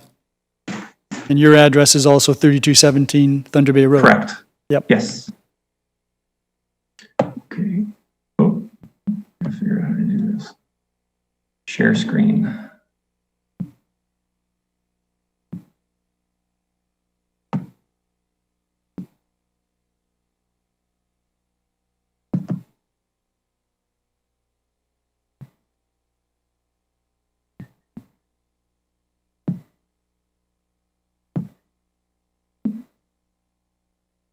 Is that, can you see that on your screens? Yes, we can. Okay, I guess I'll start then. Mayor, councillors, thank you for the opportunity to present at this, this public meeting. I just would like to talk a little bit about the 3285 Thunder Bay draft plan, subdivision, and zoning amendment and how they are premature. So I have basically 7 points that I've outlined here that outline the problems with the draft plan and zoning amendment. First is that there's no official plan amendment. The EIS is incomplete. There's concerns regarding the zoning amendment. There's concerns regarding stormwater management. There's issues with a house and accessory building that are left on the property. There's deficiencies in terms of the parking for the open space as well as traffic concerns. And there's concerns about parkland dedication.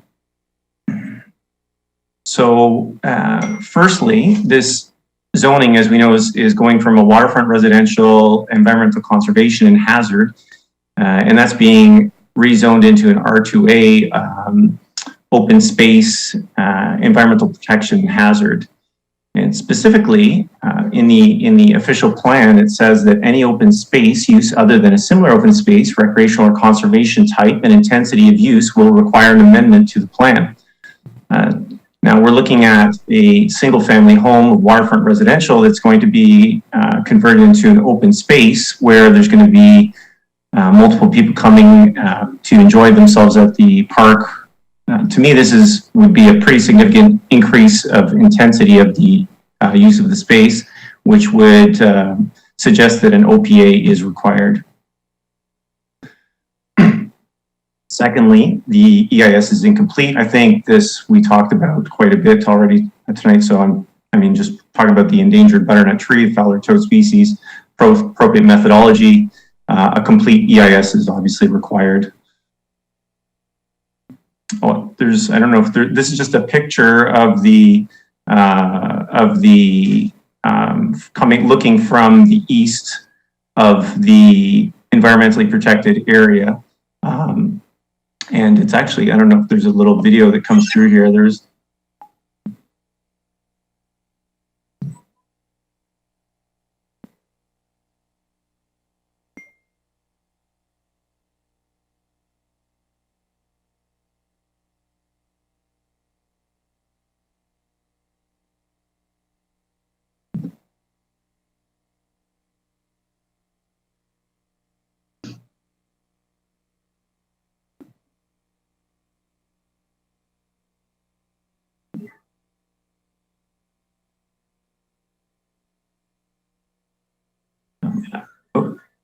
I don't know if you could hear the commentary that was on the video. It was just in reference to some deer that were walking on the property and across the property. Anyhow, I just wanted to share that with you. The next point here was that the zoning amendment concerns relate to the surrounding compatibility. So as you can see, the property here has the R2A zoning in the middle, and there's 41 units there. If we look to the north, we see R1 zoning with only 16 units. The square represents the 3 hectares that are going to be developed. North of that, you only see 16 units in the same amount of space. To the east, you see waterfront residential with only 7 units in the same amount of space. To the south of it, you see waterfront residential and R1 zoning with only 14 units. And to the west, you see R1 with only 24 units. So I mean, it's pretty obvious that this R2A zoning has quite an increased amount of intensity compared to the surrounding neighborhood. This table just shows the different parameters that we see with regards to zoning. Waterfront residential and R1 have very similar zonings. The R2A, you can see, has a 33% reduction in the frontage, a 37% reduction in the area. But with that, we actually have a 50% increase in the coverage. And we have a 16% increase in the maximum height. They're all 2.5 stories. R2A and R1 are allowed accessory apartments, but waterfront residential as of right now is not. So these zoning parameters, they dictate subdivision design. And as the parameters differ so greatly from the surroundings, the subdivision design will inevitably not be compatible with the surroundings.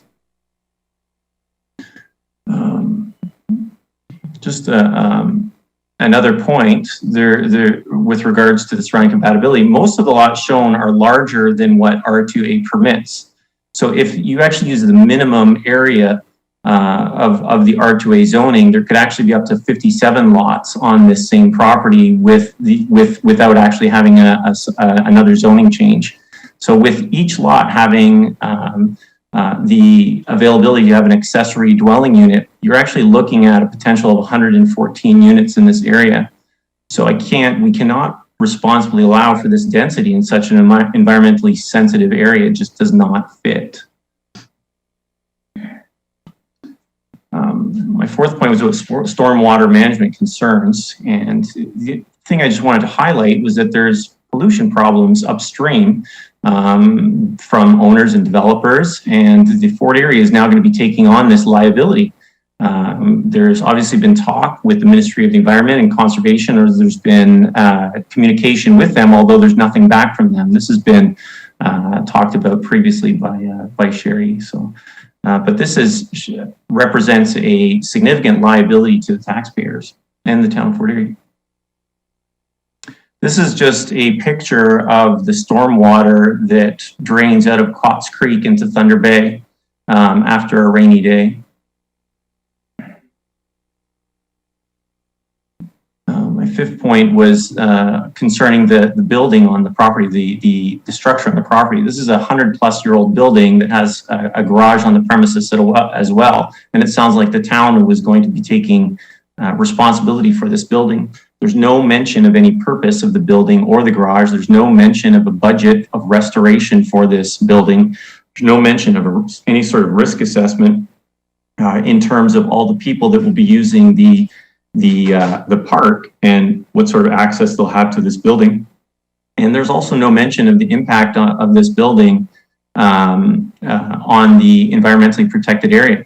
All of these represent liabilities to taxpayers. In terms of intensity and parking and a traffic study, so what the proponent was asking for was 41 units. Now, when you add the accessory dwellings to this, which is one accessory dwelling per unit, you're looking at 82 units. 18 of these units, so that was 9 units, have 9 units plus their accessory units will have driveways onto Thunder Bay Road. The parking lot that we're looking at has this odd shape, and it's got encumbrances on it. It's got this garage on it. It's going to have an environmental protection on it. I'm not sure what amount of parking they actually looked at getting there, but I'm not sure how much it's going to be. Anyhow, when you put all these things together and you look at the amount of house units, the amount of accessory dwellings, and you look at the park, the park's going to attract people. More traffic is going to occur with all this, and no traffic study was requested. So where's the due diligence?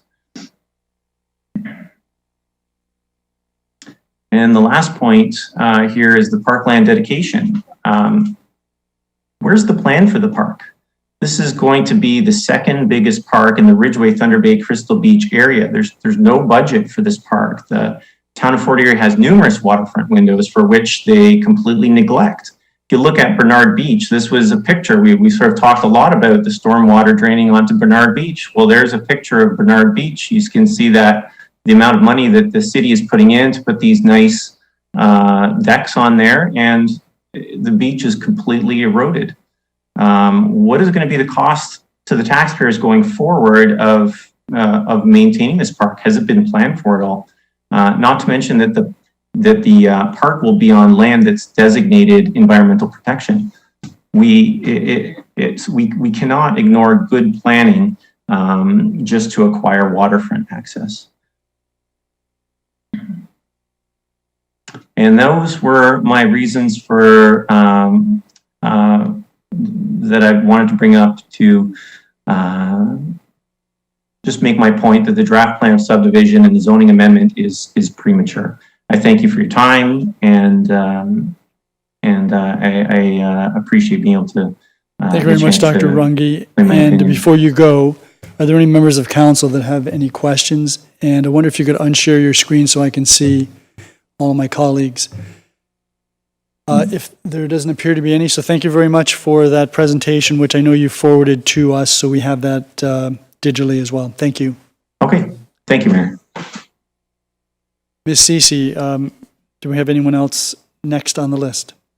Yes, we do, Your Worship. So next we have Carrie Mitchell, who I'll be bringing in now.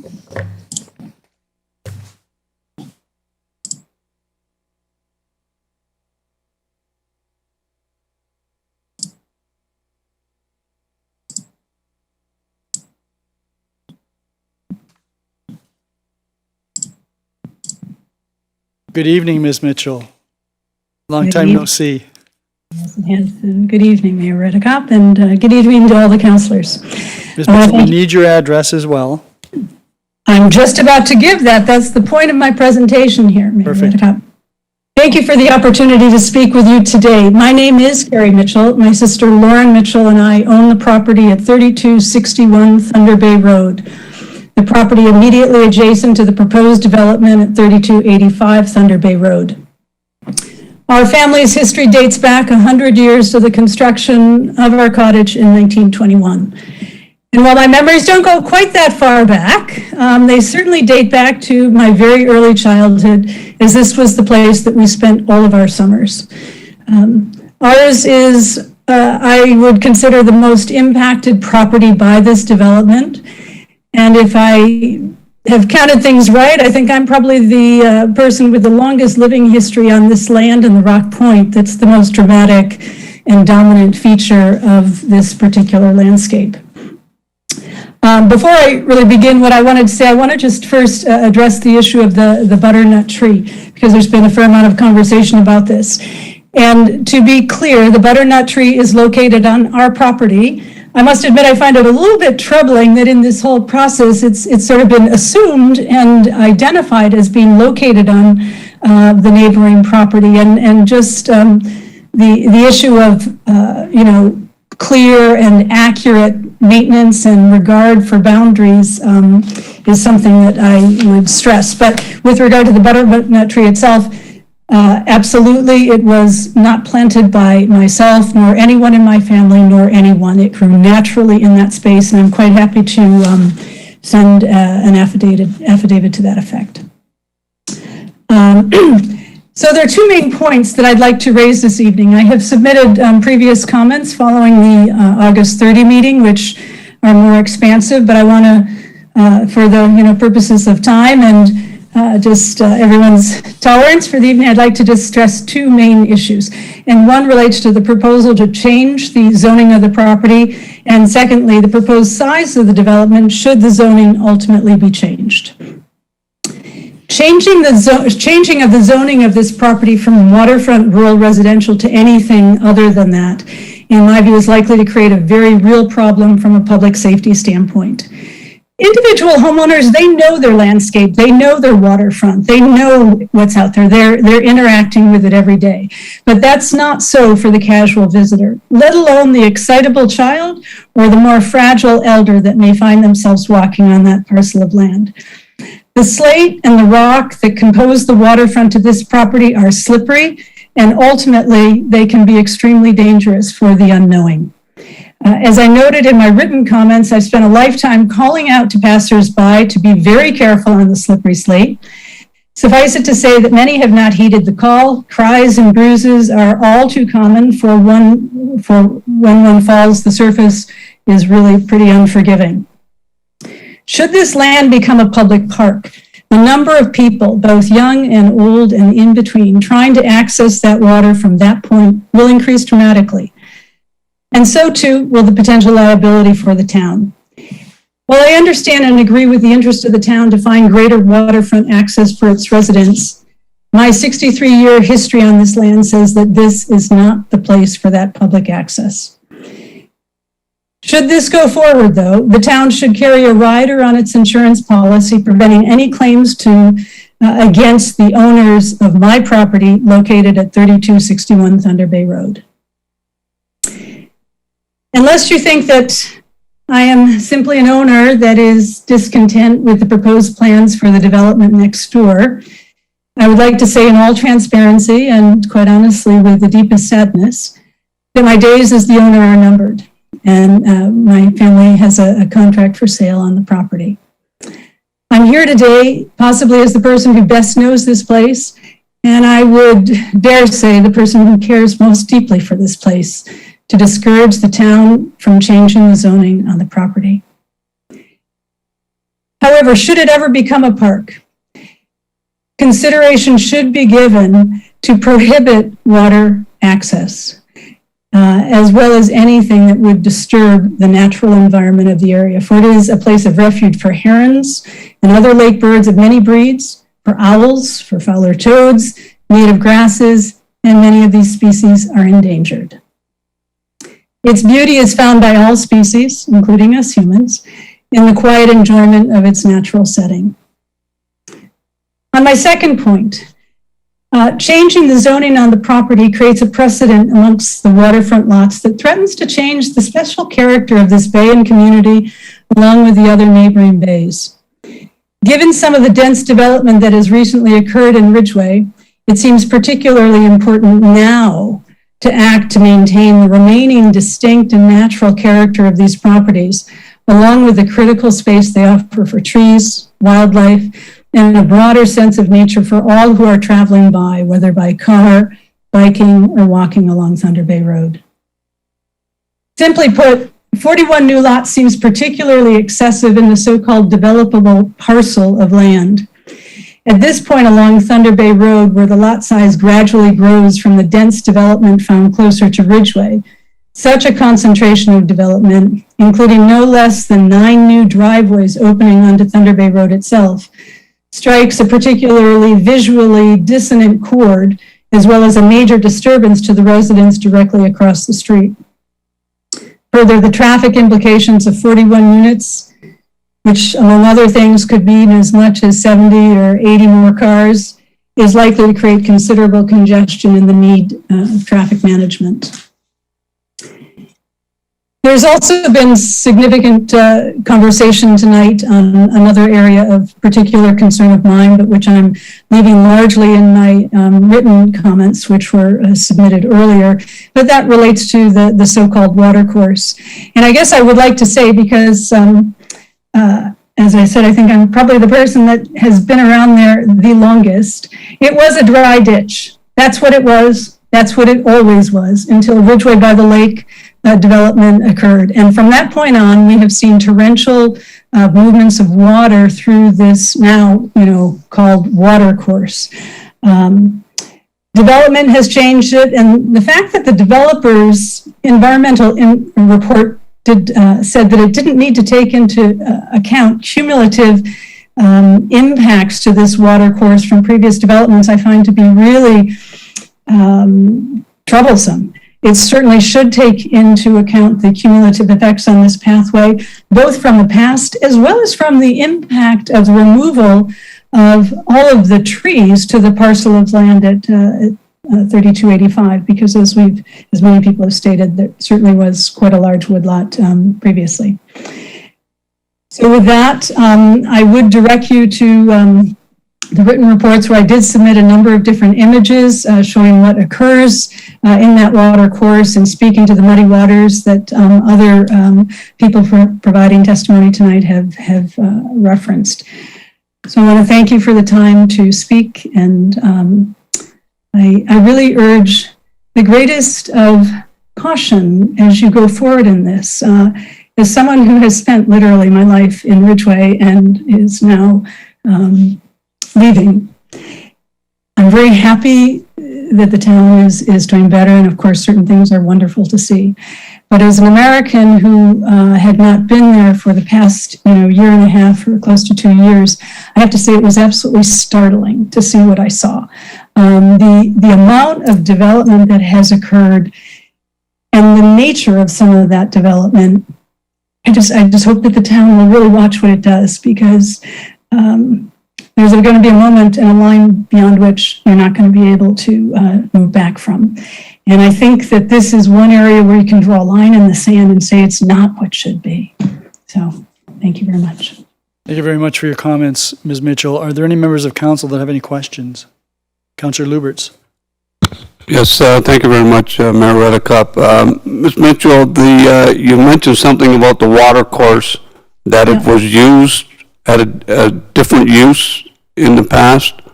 I didn't quite hear exactly what you were saying, but it was a dry ditch. That's what it was. And every once in a while, when there might have been a significant rain event, you would see some water flow through. From the time that the Ridgeway by the Lake development started, that's when you saw a significant increase in the amount of water flowing through there.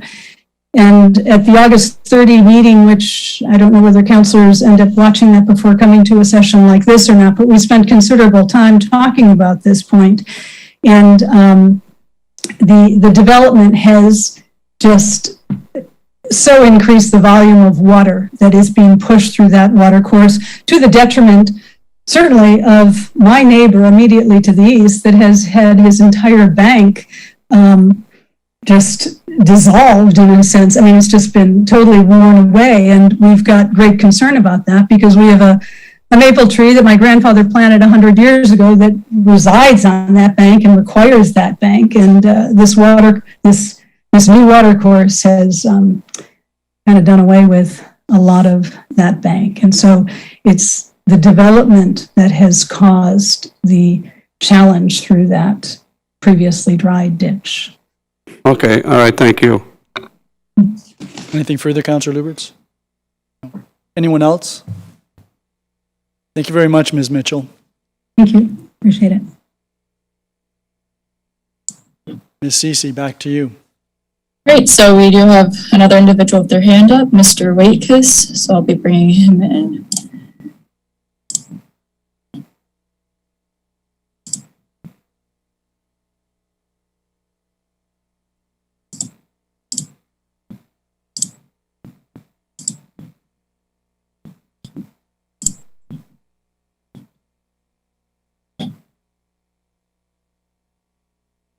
Mr. Waitkus, you can unmute yourself. Oh, there we go. Good evening, Mr. Waitkus. We can see you. Can you hear us? Yes. Yes, we can. And your address, please. 3059 Thunder Bay Road. Okay, so is this a joint presentation? Yeah, I signed in on my computer, but I'm going to let my wife do the speaking. Of course. And your name is Waitkus? My name is Debbie Waitkus. Debbie, thank you. Please proceed. And I don't have a formal presentation with a PowerPoint or anything, but I would like to speak as a mom and hopefully a future grandma, and reiterate what Dr. Runge, the last slide that he showed you of Bernard Beach. We live 2 doors. We have one neighbor in between us and the public beach and Bernard Beach. And that slide is typical of what a day like today looks like. And ever since the storm drains were put in oh good golly, is it 7 to 10 years ago? That's the beach has been pretty much wiped out, and families who have come to stay on the beach and enjoy the sand, that's pretty much disappeared. And so in concert with the additional development that's happened, there's been more and more water, and that water extends not just on Bernard Beach, but to our beach, the beach next door, and then the beach to the west. It's impacted us as well. So even more water being diverted down through the drains is, well, I don't know whether you call it irresponsible, but it's unfortunate. The other thing that I wanted to mention is that, as an example, the other day when we drove to the farmer's market in the morning, there was a bicyclist and another vehicle coming the other way, and there is no room for two vehicles to pass at the same time when there's a bicyclist on the road. And it's not uncommon for there to be a bicyclist. It's always been that way. And so the question that I would have when Mr. Butler was talking about these sidewalks that would be required on both sides of the street, to where would that emanate from, and to how far would those sidewalks go? Because there is a lot of, there's considerably more traffic that needs to be addressed at this point. And that's all that I have. Thank you. Mr. Butler, can you make any comment with respect to the sidewalks? I presume that they would be adjacent to the development? Your worship, the sidewalks would be within the Thunder Bay Road existing allowance, so not on private property. Right. And how far would they run? From Burley to Cook?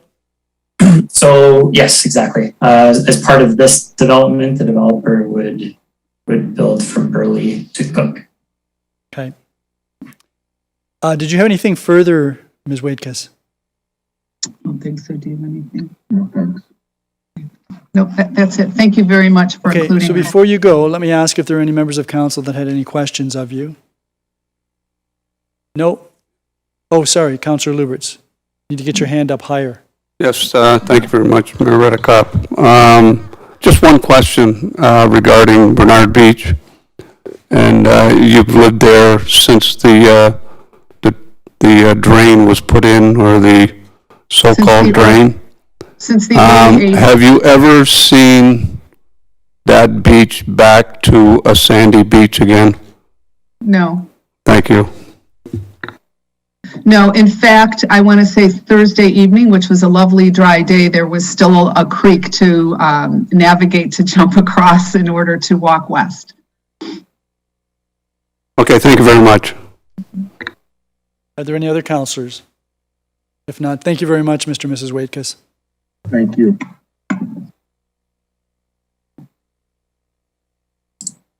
Ms. Cece, So back to you. Yeah, Your Worship, I am seeing another individual with their hand raised, so I'll be bringing in Ms. Mitchell, Lauren Mitchell.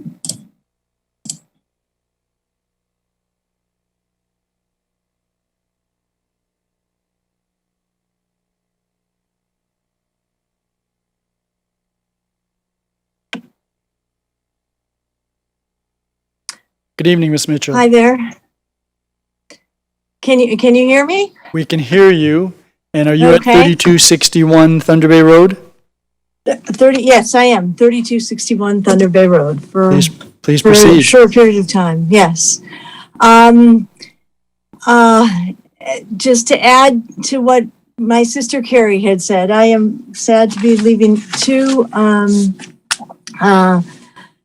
And I'd like to go back to the environmental conservative overlay or conservation overlay of the main area where all the houses would be.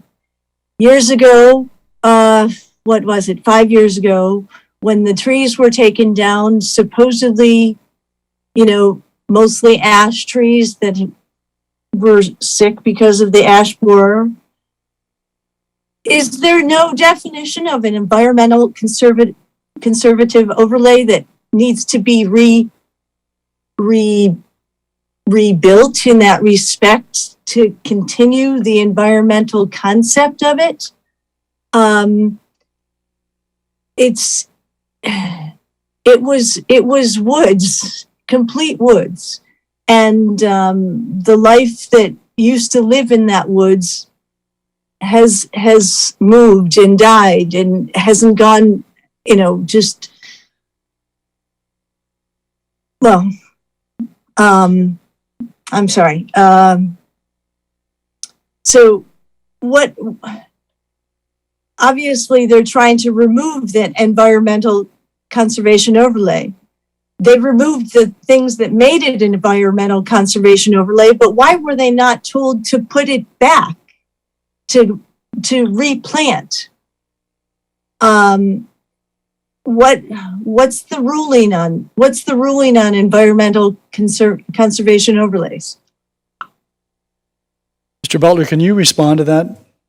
Or is this something that requires further Your worship, the motion approved by council 4 or 5 years ago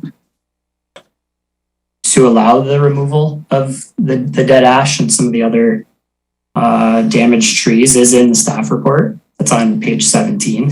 So the EC is supposed to remain, and the motion does not include any replanting.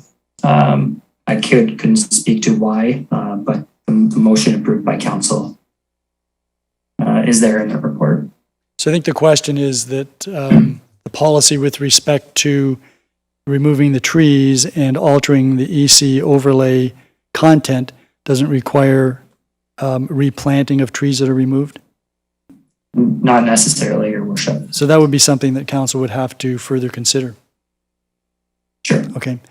Ms. Mitchell, did you have any further comments? And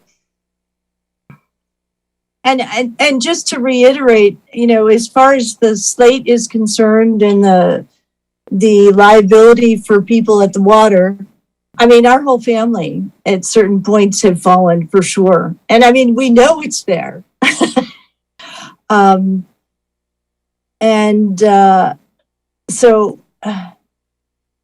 it's a place to be viewed. It's a beautiful view, but it's not necessarily the best plane in water, right there. And surely, if there's a park there, are there thoughts about boats? This is not an area to put boats in the water. No one should ever think that. And people think that when there's a park and there's a beach. So, in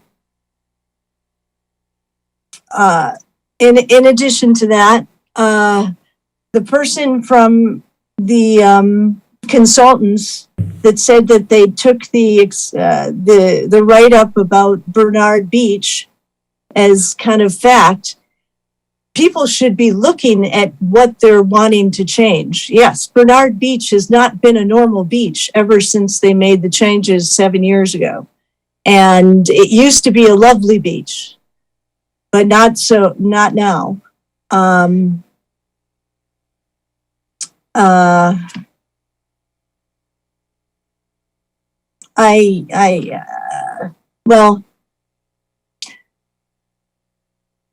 It used to be, the whole property used to be a phenomenal garden with a house with a lawn and a beautiful garden, and then woods in the background and woods in the back. And obviously that's changing. But yeah, if you're going to allow some density, don't allow that much density. It's just way too much for the area. Just way too much. It's not an urban setting.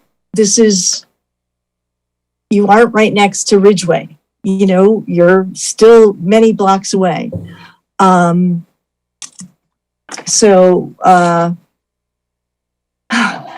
don't know. I don't have my thoughts put together, so I'm sorry, but, okay. I guess that's it. Okay. Thank you. Thank you. Do any members of council have any other questions? Councillor Lubberts? Yes, thank you very much, Mayor Redekop. Ms. Mitchell, I just want to answer your question about the EC overlay and correct Mr. Butler on what happened. The motion that was brought forward was for the developer to allow him to cut the dead trees around the perimeter of the property, and he was not authorized by council or that motion to remove the trees from the whole property, or the NPCA for that matter. Did you have a question? Okay, thank you. Any others? Then I can just ask that, can people please be watching out? Watch out what's going on. If there are no other questions, then thank you very much, Ms. Mitchell. Thank you. Ms. Cece.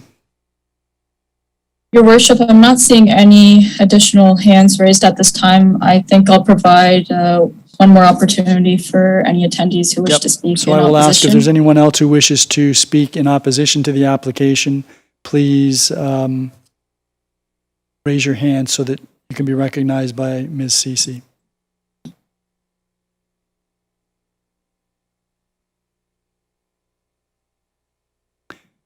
Anything further, Ms. Cece? Nothing further, Your Worship. Okay, so then I guess I somewhat got out of order. I should have asked if there's anyone who wishes to support the application before I got going on those who were opposed. So I'm going to ask, because I don't think I did ask, I'm going to ask if there's anyone who wishes to speak in support of the application other than obviously the proponent or its agents.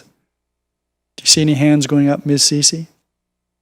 Your Worship, I'm not seeing any hands raised at the moment. I'm going to ask one more time. Is there anyone who wishes to speak in support of the application?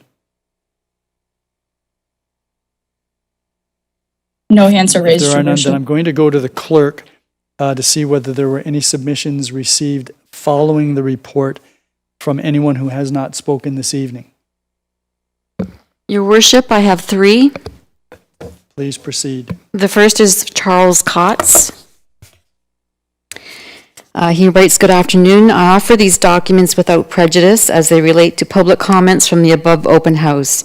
I expect to see this and my previous comments in the final recommendations report before council on October 4th. This letter from 1999 demonstrates the same concerns as today, some 20 years later. Please note the accurate predictions, including a greatly diminishing property value when I sold my property last year. This is very easy to demonstrate compared to other recent real estate transactions include next door.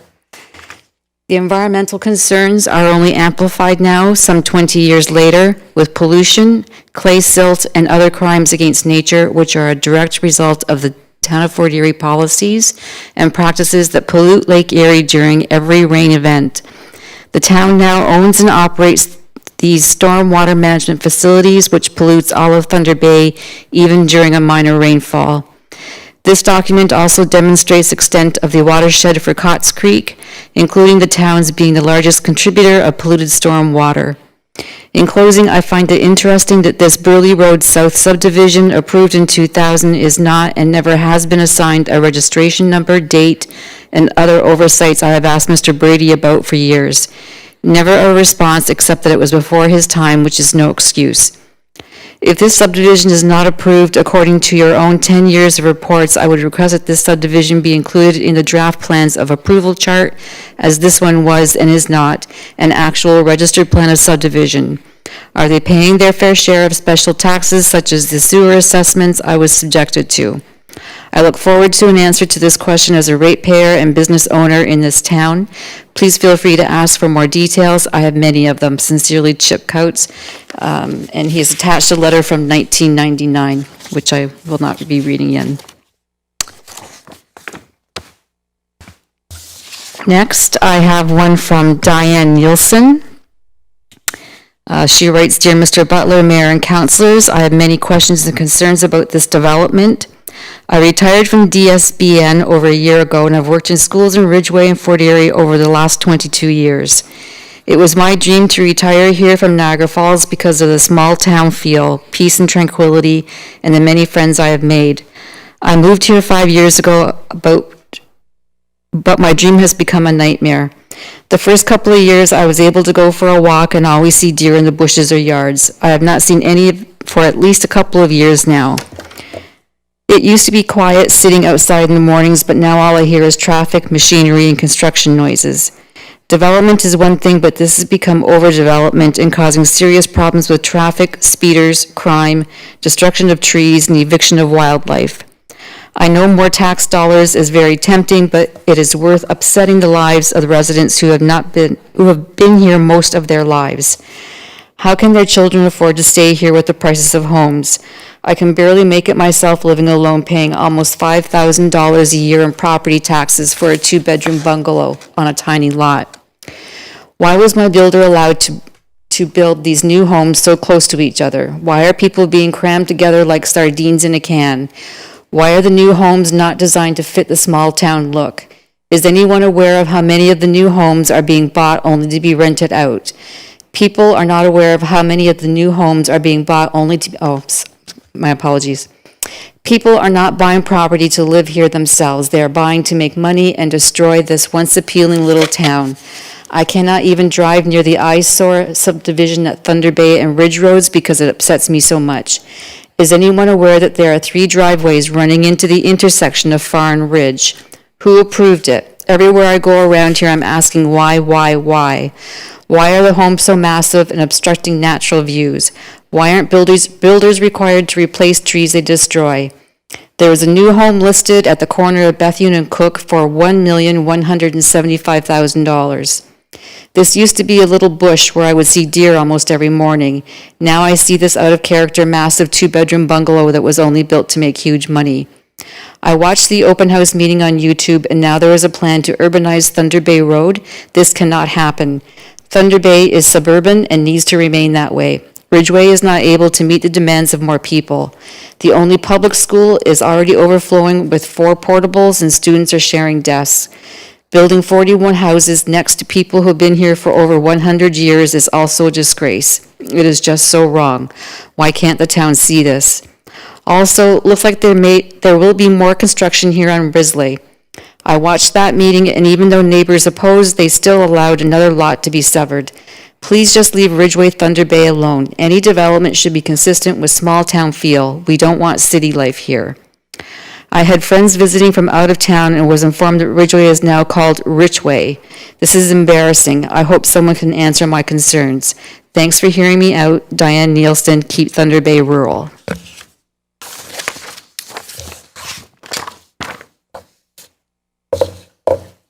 Lastly, I have one from Sean Jarvis, addressed, Dear Ms. Schofield, Mr. Butler, Mayor and Council.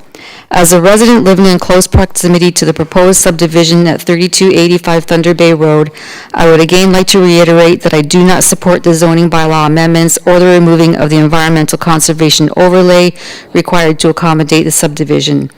It also seems a bit conflicting to me that the company that wants to develop the land is also the one who retained and paid the company that did the environmental impact study in order to apply again to have the environmental overlay removed.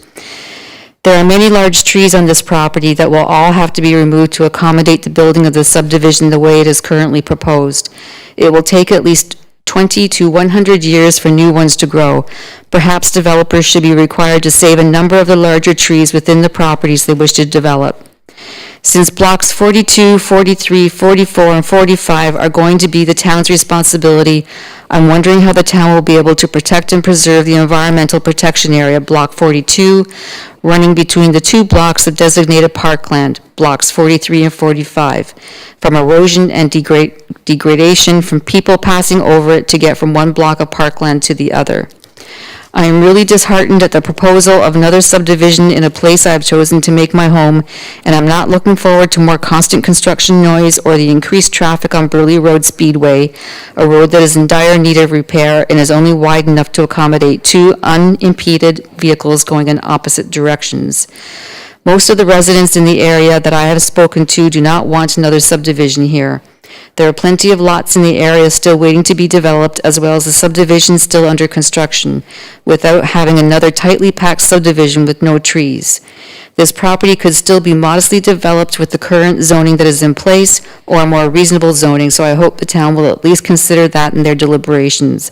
Regards, Sean Jarvis, 61 Burley. And that's all I have, Your Worship. Thank you very much, Madam Clerk.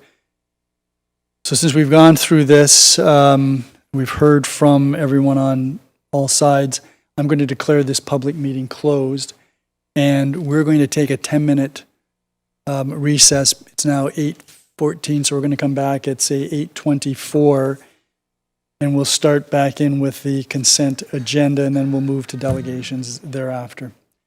And that'll be under corporate services. Okay?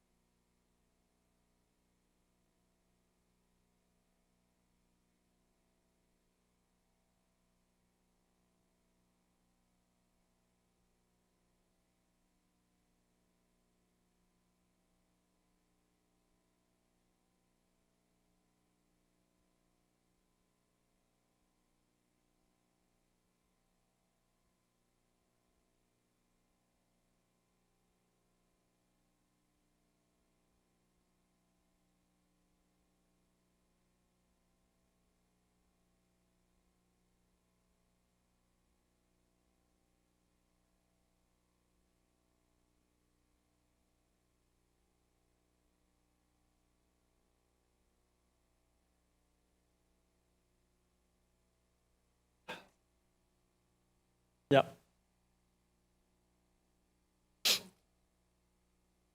No, delegations. That's right. Okay, so we're back to work, and we're going to go to the consent agenda.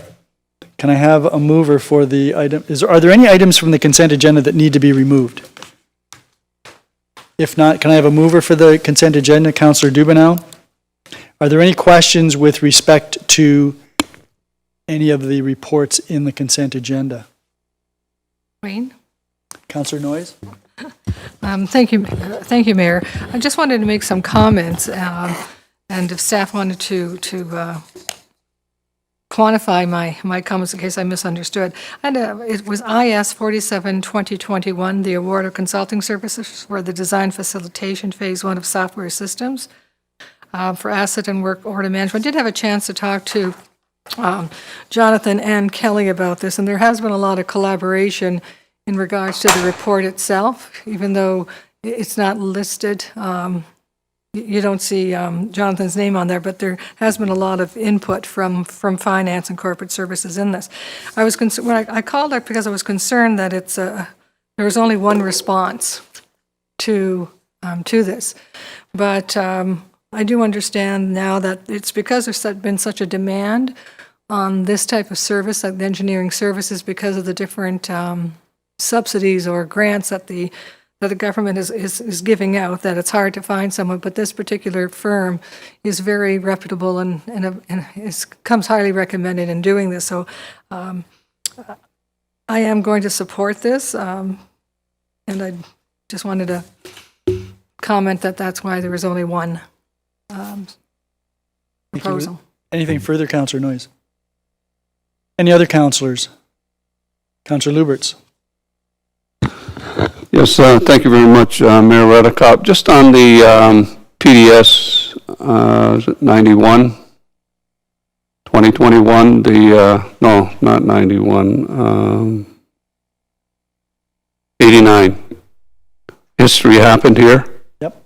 Yeah, just looking through that, I see that if someone comes forward with an idea or a request, I'm not seeing where the museum board or the Heritage Advisory Committee or anybody is participating in the selection, or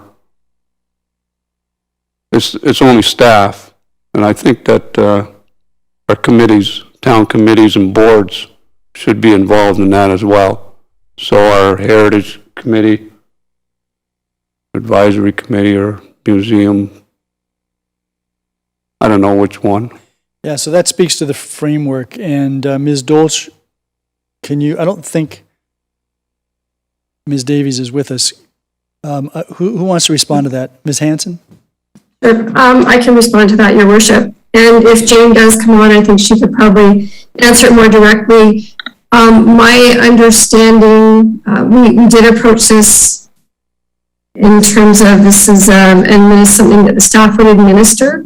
And my understanding is that the review of this type of application might not fall within the scope of the Heritage Committee.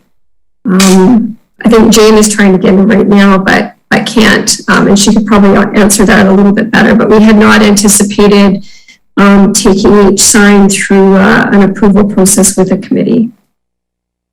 So I see Ms. Davies is possibly available. Good evening. Yes, hello. If you've been listening, you heard Councillor Lubbert's question and comments. Can you respond? I believe the question was, how do these signs get chosen, if I'm summarizing that? No, going when applications are received from the public pursuant to the framework, the concern was who is going to be determining whether an application should be approved, and Councillor Lubbert's comment was that he thought there should be some input from a council committee. The applications are actually the guidelines for people putting signs in public parks. This report is different. History Happened Here is covers the signs that staff will be doing. If the public wants to put signs in public parks, there are guidelines and people can apply, and those guidelines are reviews. I believe Councillor Lubberts just recently did an application, and we do have some response for him on that. They are reviewed as per the Heritage Framework, and over 1,000 people have had input into that framework. So the Municipal Heritage Committee, and many heritage and cultural organizations in town and citizens have had input in that framework. And that's what we base the decision on, is the framework. And there's been over 1,000 people have had input onto that. Councillor Lubberts, does that help? Somewhat. I understand. Thank you, Jane. I understand the fact that you got your framework and that there was a lot of people that were involved, and we got probably public consultation, and members of or residents from the town of Fort Erie probably participated. Mm-hmm. And then that's it. That it ends there. So now, even the application that we brought forward with the Friends of Crystal Beach, and even this year, what I'm hearing is History Happened Here will only be staff initiated. No, the public has an opportunity at any point in time to suggest any signs or topics that they would like to be covered. Yes, so they would fill out the same application. No, it would be a different process. There are two separate projects here. History Happened Here is a new project to sort of take into account these smaller stories that don't really warrant large artifacts or large interpretive signs. It's just a way to cover the smaller little bits of history and respond to citizens who want those interpreted. We had no way really to do that before this. Yeah, I think maybe what I'm trying to get at is we have boards and committees in the town of Fort Erie. And I'll just use an example. We have the Environmental Advisory Committee. So when something comes up, even if like a subdivision, that's all staff controlled basically. But we send EAC out there, and EAC goes on site visits, and they look at it, and they assess, and they come back and give advice. And so when we have anything with history and heritage, I just think that our board, our heritage committee, right, should have some kind of involvement where it gets brought to them and they review it, and they don't necessarily make recommendations. They could give advice as to, yes, this fits, or no, it doesn't fit, and that gives them, the volunteers in that committee, a purpose. Because right now, you have the committee and the board, but what do? They go to meetings, but they don't have a voice. They don't, you know what I mean? So I'm just brought it up because I didn't see it in there, and I think it should be in there. And I think it should be brought to the board so that they could have some discussion about it, and then they make their decision. Yes, it fits. No, it doesn't. We like the verbiage. We don't like the verbiage.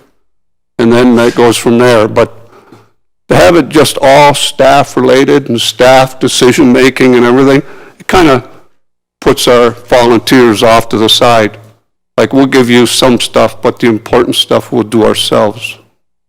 So, Ms. Davies, did you want to comment on that? And is there any reason why the Heritage Committee could not be involved? The mandate of EAC is different than the mandate of the Museum and Cultural Heritage Advisory Committee. It used to be a management board years ago, and it was changed to an advisory board. And they are consulted, and they have weighed in on many issues. They are surveyed with a formal survey at the beginning of their term, and each member sets their priorities for the term, and those priorities are collected. In fact, one of the priorities for this term is to install heritage signage throughout the town. And then their priorities are given to staff to carry out. And I report back to the board at every meeting to show them how their priorities are being carried out. And they give advice and comment, and and weigh in on things. It's collaborative, and we are trying to hit all of their priorities. We don't always get to do that because of resources, but we are going to get to do the heritage signage. And I do look forward to meeting with you, Councillor Lubberts, because I know you have a lot of questions about your anchor proposal, and Signe and I are hoping to meet with you at your convenience to talk about some of those details. Yeah, that's a different subject, though. Mm-hmm. So in terms of, Mayor Redekop, I get that, and I'm not trying to say that the Environmental Advisory Committee should be operated the same as the Heritage Committee. I'm just using that for an example, right? Okay. And so Ms. Davies just says, at the beginning of the term, they sit down and they put together their mandate and they discuss it with the Heritage Committee and the board, right? And they discuss what they're going to do. And they said, okay, what we want to do is we want to have heritage signs around town. That's it. From there on in, it's all staff. I think that we should have our volunteers involved a little bit more. Let them be part of that process. When the application comes in, you bring it to the board members and you say, here, we got an idea, give us some advice on do you like the verbiage, right? Instead of just having, staff decide, no, we don't like that verbiage. I think you may have provided a Reader's Digest version of the Heritage Committee, but I hear what you're saying, and I do think the committee should be engaged in some fashion with respect to provide input. They don't have to have the final say, but provide input, and I think it should be part of this here. I think Ms. Davies and Ms. Hanson, you've been working on this, and I think it would be appropriate for there to be some consultation, at least with the Heritage Committee, if that's the appropriate committee, which I think should think it would be. Is it not? Is there a problem with that perspective from either of you? No. You'd simply be running it past them and getting some advice. They're an advisory committee. Maybe the advice is good advice. We know that Councillor Lubberts is always available for advice. Okay. Anything further, Councillor Lubberts? No. Okay, so I had a question with respect to this specific report, and that was the reference that the focus would be town parks. The trail was used as an example, Battlefield Park. But I presume that any public space has the potential for one of these signs, particularly if there's something specifically that occurred in the vicinity of a public area, whether it's, a roadside or maybe some other facility. Am I off the mark? I can answer that one, Jane, if you like. Most certainly, this signage could go on any town park, any municipal property. The intent was, as a pilot project, we would start it in a park. We fully anticipate, as a pilot project, as we get input from the community, that it will be evolve and get better. And that's one thing we could look at to expand the pilot as we move forward. There's nothing specific about parkland. It's just within the purview of what Jane and I were contemplating for the first signs. Right. Okay. Thank you. Any other questions? Councillor Noyes? Thank you, Mayor Redekop. I'm actually on the same subject. I'm just curious about the price of a $12,000 capital budget deliberations when the report refers to 2 to 4 signs. So have we gotten a price yet? Because that would be that the signs could be anywhere from $3,000 to $6,000 a piece. So I'm just wondering where the $12,000 came from, or is that just kind of a ballpark, and that if it's spent, it's fine? If you need the $12,000, if that's what the 2 to 4 signs cost, but let's say you only have 2 signs instead of the 4, then the rest would be put aside for the following year, and it'd be cumulative? Which one of you ladies would like to respond? I can answer that, Your Worship. The way we came up with the $15,000 through Mayor to Councillor Noyes, the way we came up with that budget was we do anticipate there will be some time with our consultant to develop some drawings that can be sent out for tendering and construction. So there's going to be some costs associated with that. And worst case scenario, if we're looking at $2,500 a sign and we do up to 5 signs, That would be $12,500 for the signs and then some additional money for the construction documents. So that's a worst case scenario. We just wanted to make sure that if this did go well and it was popular, we didn't have to come back to council for more money. But if we don't spend it, it will certainly go back into the reserve funds that it came from. Councillor Noyes? Thank you. That explains it. Thank you. Okay. Councillor Lubberts? Yes, thank you very much, Mayor Redekop. And I just want to refer to page 7 of the report, where it shows the posts and the little plaque in between the two posts. And here's a scenario, and I'll ask if this is what you're looking at. Friends of Crystal Beach again, right? We were thinking of having some kind of a plaque put up in Crystal Beach somewhere to commemorate 100 years of Crystal Beach. And we got a price, for an aluminum sign with a bracket and this and that, but I like this here design better. Is that something that you're looking at? History happened here. Now we can talk, Crystal Beach was incorporated, whatever it is, a little bit of history. And then would that be something that would qualify? And the second question is, Friends of Crystal Beach would be willing to finance it. So is it something that an organization can finance and bring to the town? And then, even though you got a $12,000 budget, now it's someone else that pays for it. Well, I'm going to say that if anybody wants to provide money with respect to these projects, that's good. In terms of whether the project that you've made reference to would qualify for something like this, I'll ask staff. Yeah. Ms. Hanson or Ms. Davies? I'll take that, Your Worship, through you to Councillor Lubberts. I echo your comments. Any and all donations are most graciously accepted. History happens here. You need to think of the context. So yes, the 100 years of Crystal Beach, where Crystal Beach started, would qualify. It's in the heritage framework, and the Crystal Beach Town Hall was on Lincoln Road. So to put it in context, the sign would be where the town hall used to be on Lincoln Road. Councillor Lubberts? Okay, yeah, fine, thank you. That's all I was questioning, and so I will bring that back to the Friends of Crystal Beach, because what you show here on page 7 is different than what we thought. We thought that we needed a bracket and like an aluminum plaque type thing, but this here would work just fine.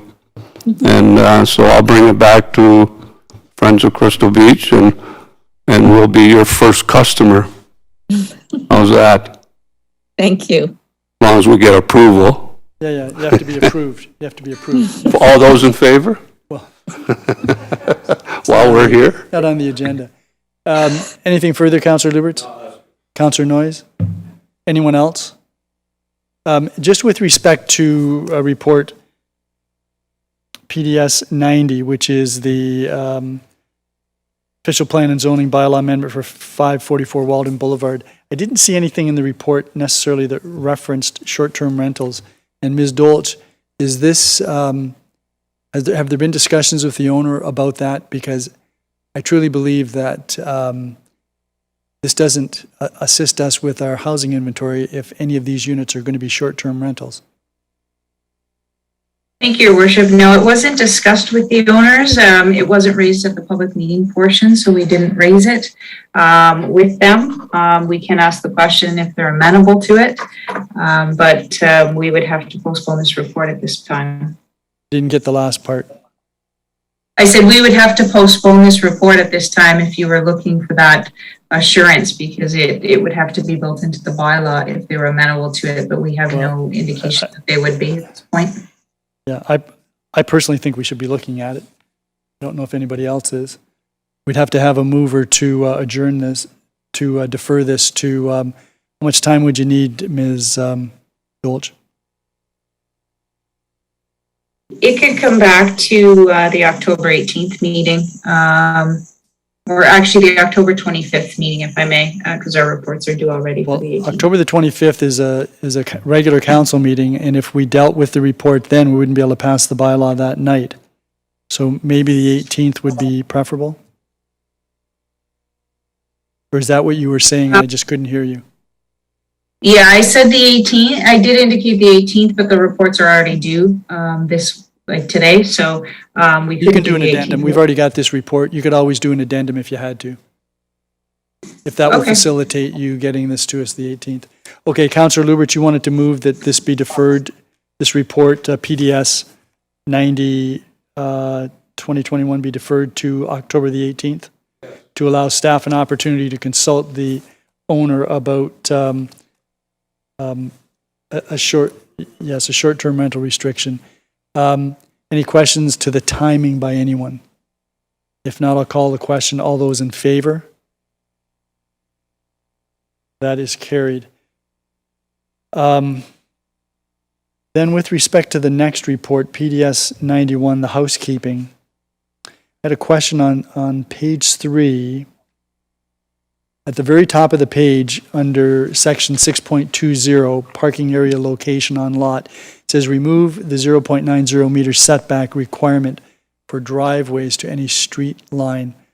What would that result in, Ms. Dolch? If that were approved, what would that result in? Sorry, Your Worship, if you could just, on page 3, which section? I just got my report. Page 3, the very first item, section 6.20, parking.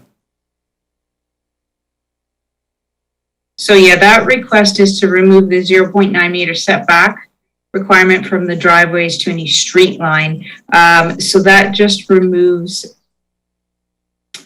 you know what, I'm just going to see if Mr. Butler's available to come in for that one. I know he summarized these, so just, if you could just hold on.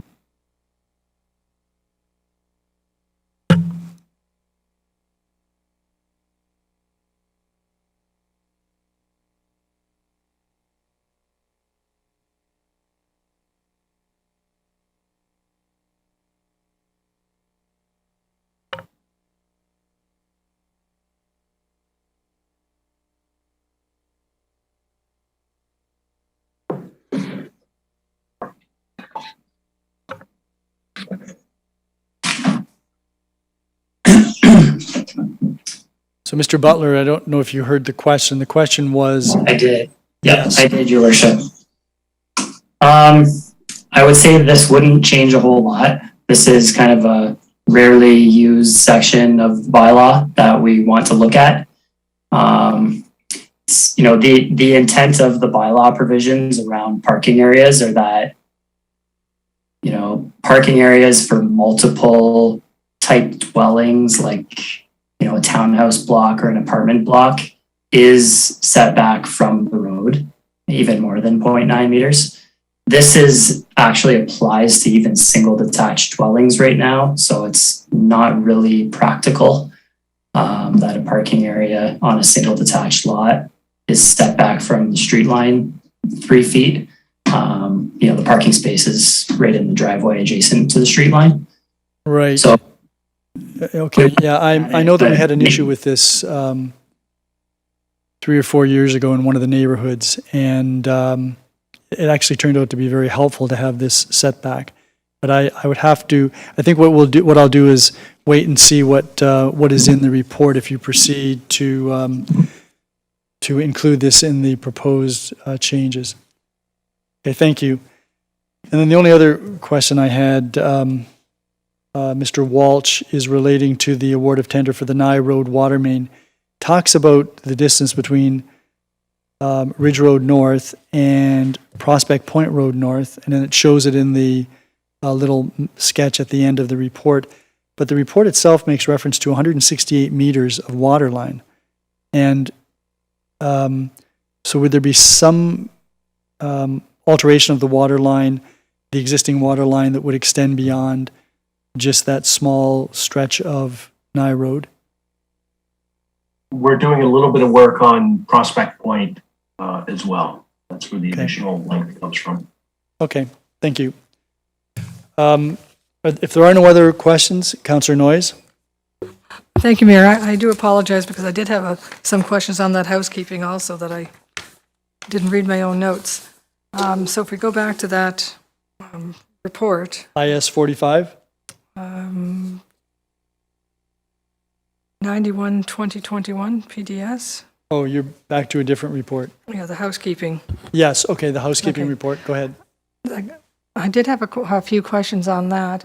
In regards to, well, basically I had the same question about the setback, but I see that also that on page 406, it talks about waterfront residential zone regulations for dwellings, remove the minimum floor area requirement for single detached dwellings. And my comment is I'm not sure whether we should remove the minimum floor area, but perhaps maybe change it, because if you don't have any minimum, how does that open us up to like tiny, tiny homes? Like if there's no minimum floor area. You could build a tiny home. Well, not only a tiny home, you could build basically a non-home. You could put a cubicle in there and call it a home. You know, Yeah, Mr. Butler, can you comment on that? The purpose of the suggestion that you would change those minimum floor areas? Thanks, Your Worship. Through you to the councillor. We're going to look at removing the minimum floor area requirements in any of the zones, waterfront, residential, residential 1. Right now, there's a minimum floor area that I think it's less than like 900 square foot house couldn't actually be built in accordance with the zoning bylaw. And with with council and the town trying to achieve more affordable housing, we felt that a minimum floor area requirements was kind of counter to that. And I think in our mind, the market would dictate the floor area sizes. I'm not sure the zoning bylaw needs to include a minimum floor area. Councillor Noyes? Okay, I appreciate that answer. I'm just wondering, there are some very creative people out there that may take this and may make it a very tiny, tiny, tiny home. But I have no problem with changing the minimum floor area, but I have a problem with just leaving it open to saying there will be no minimum floor area. And the other thing on, I think it's the next page where it talks about the AODA legislation and that these smaller homes would not necessarily affect, people with disabilities and people who need accessibility. I do disagree that if all the new buildings are, not all, but the smaller the building, the smaller the footprint, the less accessible it's going to be. So I do think it will have an effect on some people who are looking for a home that require accessibilities that perhaps have a mobility device, because the small homes are not conducive to it. So I just wanted to make that comment. Okay. Anything further? Nothing further. Okay, if there are no further questions or comments, then I'm going to call the question on the reports left in the consent agenda. All those in favor? None opposed, that is carried. That then thankfully takes us to corporate and community services, and Councillor McDermott, I'm going to hand the chair to you.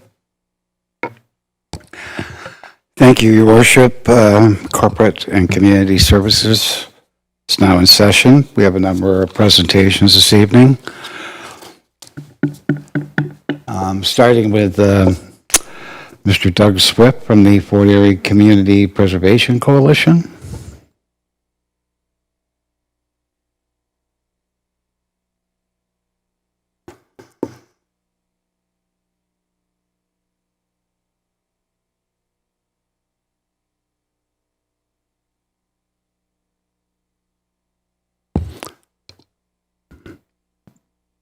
Good evening, Mr. Swift. Good evening. Could you give us your address, please? Yes, it's 1715 McDonald Drive, Fort Erie. Thank you. You can proceed. Thanks very much. Good evening, Your Worship, Mayor Redekop, and all council members. I'm honored to be given the opportunity to speak with you tonight.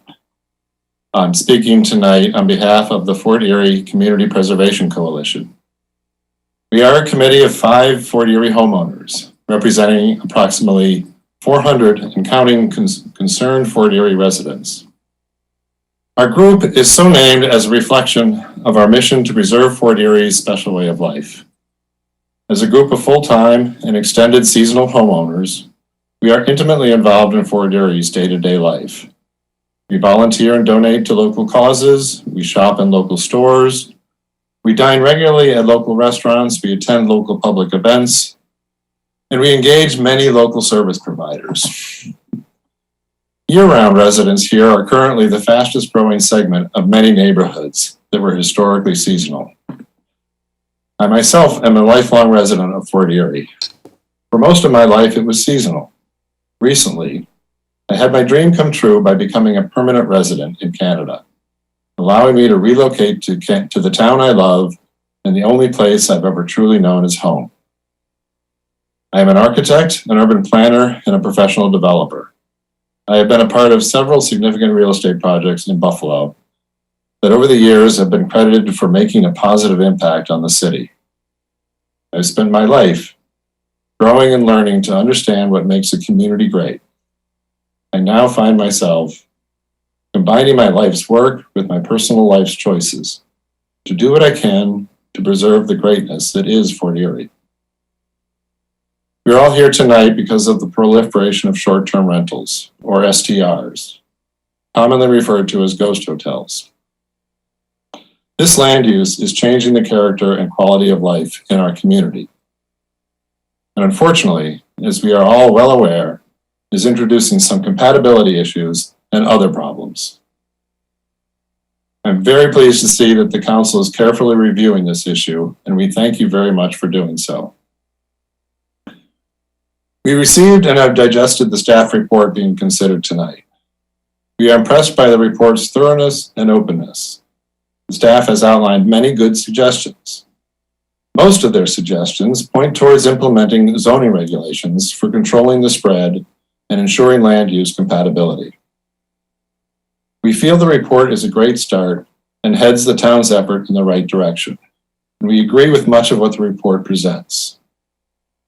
I would like to mention that the report informs that a very small number, only 136 submissions, were received in response to the Let's Talk survey. While the report informs that the opportunity to participate was advertised on social media platforms, we want to make sure council knows that no one in our group was aware of the survey. This at least partly explains the lack of participation. While not that all 30,000 residents of Fort Erie would be interested, 136 represents less than 0.5% of the population and should not be relied upon for conclusive evidence. This town now has the perfect opportunity to study thoroughly our community's options on these issues. We strongly urge council to take this opportunity to do so. Your staff has done an excellent job of initiating the conversation by outlining many of the issues and some of the potential avenues to understand and deal with these issues. Through our own research, we quickly realized the complexities and nuances of this very complicated issue. We understand that to do this right, we will need expert opinions in planning and municipal law. Our group has assembled a team of professionals in the necessary fields of expertise to advise us on this matter. While it is helpful to be guided by what other communities have done to control the limit and the spread of STRs, it is important to realize that every community has its own characteristics, and the right solution for Fort Erie will be unique. We are happy to offer whatever help we can to the town staff, including the assistance of our professional team, to formulate the best possible result for our wonderful community. We believe time is of the essence. It is very important to have these controls in place before next season, but it is even more important to have the right controls. Our town is currently experiencing unprecedented pressure from many directions. Housing prices at all levels have risen dramatically. Lifelong residents earning a good living are being priced out of the housing market. Encroaching development from the Golden Horseshoe has finally reached our borders. The broader socioeconomic impacts of the MTA are affecting our town's character. There is an urgent need for special attention on how our decisions today could inadvertently cause negative impacts in the future. We have all chosen to live in this beautiful town for the same reasons. Its proximity to one of the world's greatest ecosystems, the ability to live so close to nature, the quality of life, its culture of inclusiveness, its proximity to wider cultural assets, but primarily the peacefulness and slower pace of small town life. It all attracts a certain type of person who share common values. We've heard from some of those people tonight, I believe. In my lifetime, I have seen the community grow and evolve over more decades than I like to count. 60 or so years ago, environmental pollution caused the world to declare Lake Erie dead. Today, the once endangered bald eagle has returned to Fort Erie, along with a multitude of wildlife as thriving permanent residents. While incomplete and fragile, our natural environment is responding well to the gentle touch of less industrial development and more ecological restoration. This trend is encouraging for the future as the planet wrestles with the forces of climate change. Our social, cultural, and economic environment is also fragile and requires the same thoughtful consideration as our natural environment. The wrong decisions today could have major unintended consequences down the road. Let's work together to make the best possible decisions that will continue to impact our community for generations. Our request tonight is that Council considers these issues holistically, and therefore our recommendations are as follows. The Council refer the Municipal Act licensing bylaw and the consideration of Planning Act land use controls back to staff for further review, and then come back to Council with a report outlining options and recommendations. We ask the town to consider all options from both the Land Use and Municipal Act perspective. We would ask that the town work with our team and other stakeholders to ensure a careful and thorough review of this matter. I thank you for allowing me the opportunity to address Council tonight. The Fort Erie Community Preservation Coalition looks forward to working with the town to collectively make the right decisions to ensure the best possible future for Fort Erie. Thank you so much. I appreciate all your time and your willingness to hear me out. Thank you, Mr. Swift. Let's just hang in there for a second. We'll see if we have any questions by councilors. Are there any questions here? Your Worship, and then Councillor Butler. Yeah, thank you very much, Mr. Swift. I just wanted to get to the end of your comments. You're suggesting that we look at the option that would direct staff to provide us with some advice regarding land use restrictions, and in the meantime, simply defer the entire report until we get that additional report back? Is that the gist? Yes. Yes, it is. We'd like to have the planning to be an opportunity to really weigh in and research what possible methods could be used to put in place to control the STR development. Okay, thank you. Councillor Butler? That was the exact same question I was going to ask, actually, so thanks. Thank you. Anybody else? Thank you, Mr. Swift. Yeah, if I could, just to clarify, just so we're asking the council to refer this back to planning for further review and come back with additional recommendations. Thank you. Thank you. So we'll bring in our second delegation, which is Amanda Marshall.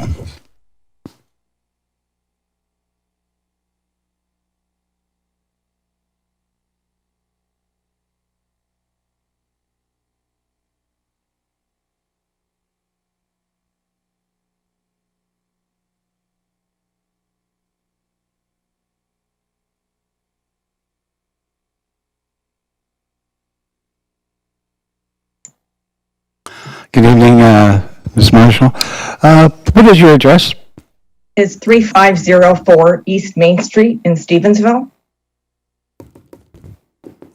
Thank you. You can go on with your presentation now. Thank you. Okay, so I'm just going to put up my PowerPoint, if you don't mind. You can go ahead. Yeah. Okay, thanks. Okay, good evening, Mayor Redekop, councillors, and town staff. Thank you for the opportunity to speak with you this evening. My name is Amanda Marshall, and I'm here representing the 100 members of the Fort Erie Short-Term Rental Association.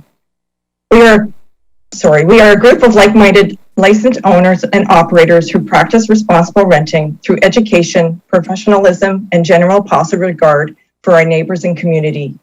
We are committed to the economic development of Fort Erie by promoting the town as a premier tourist destination in the Niagara region. We are here tonight to highlight the positive economic impacts of short-term rentals in Fort Erie, to voice our concerns with some of the proposed changes to the bylaw, and to find ways to work together.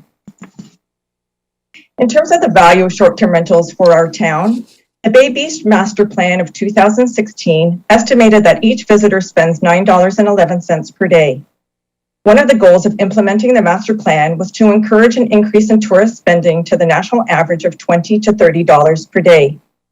To demonstrate how much money short-term rentals bring into the community, we have used 120 days, which is the average number of days properties rent for in the area.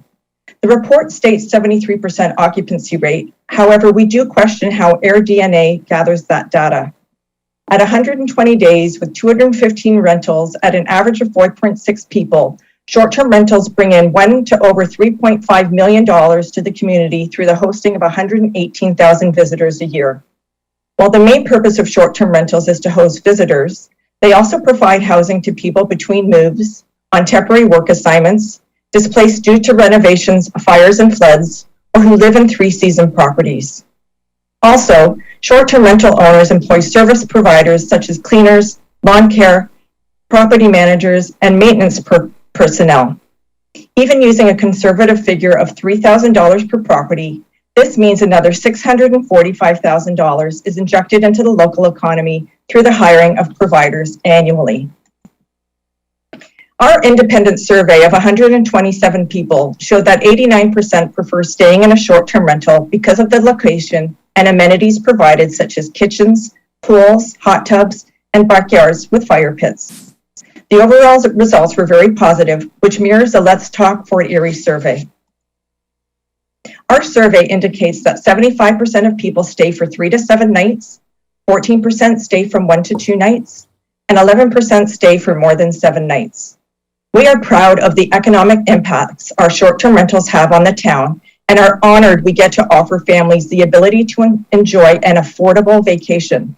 And better yet, we get to showcase how wonderful Fort Erie is. In terms of the short-term rental report, we do have 4 main concerns.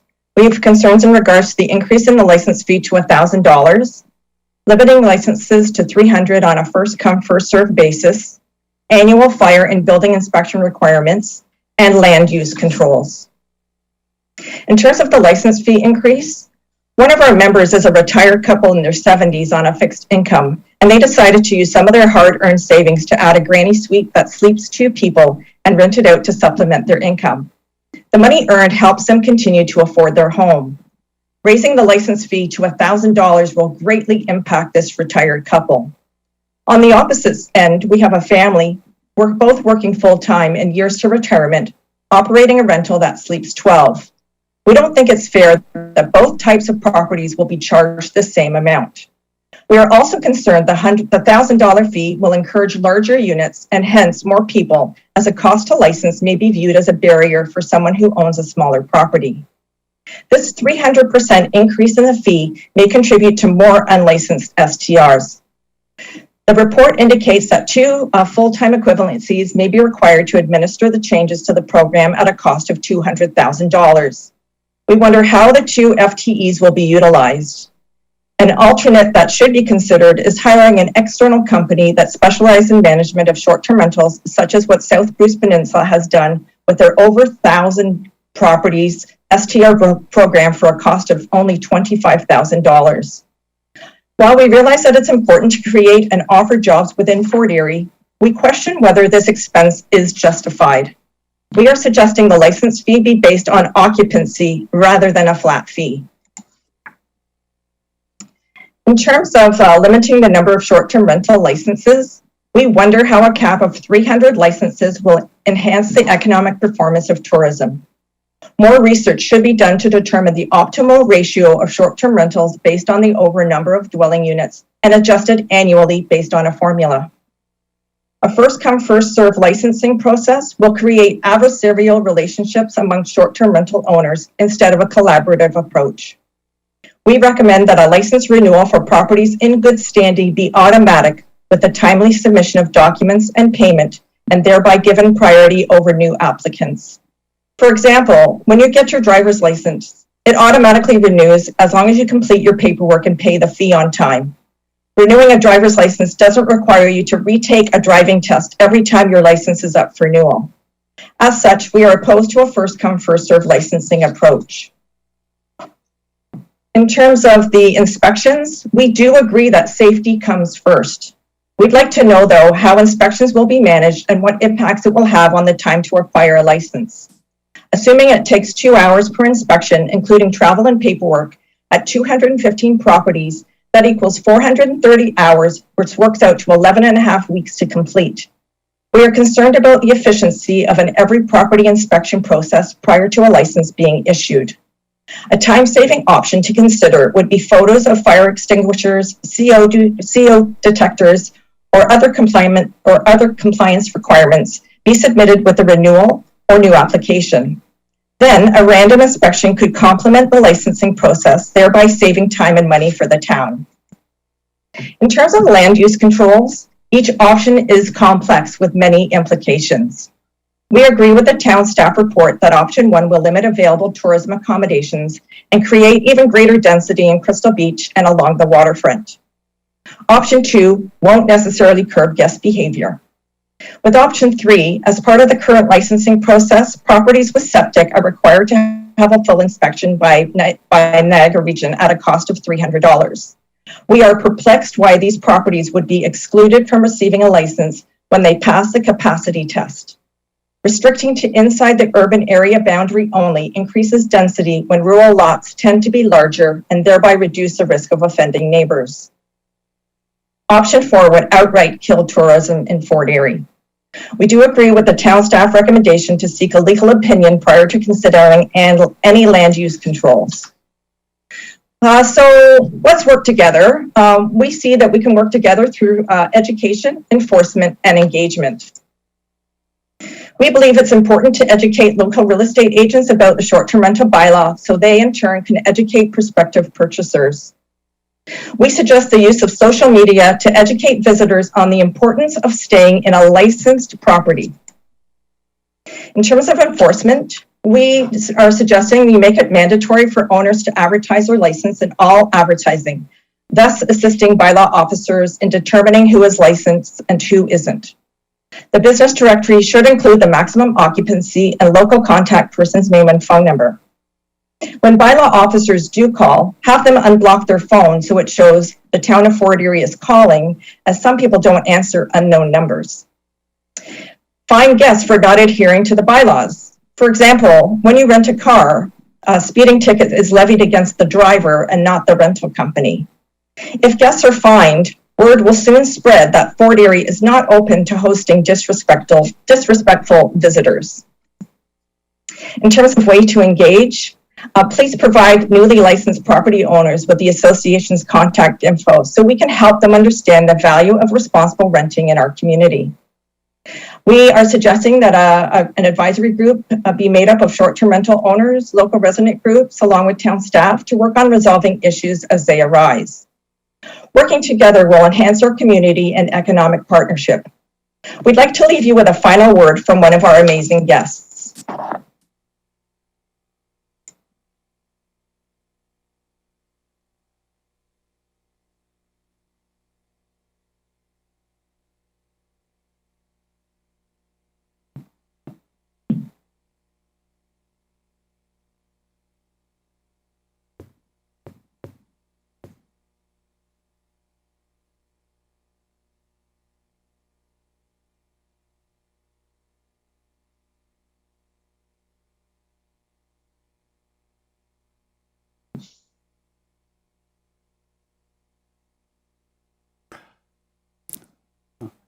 We're not seeing a video of Ms. Marshall.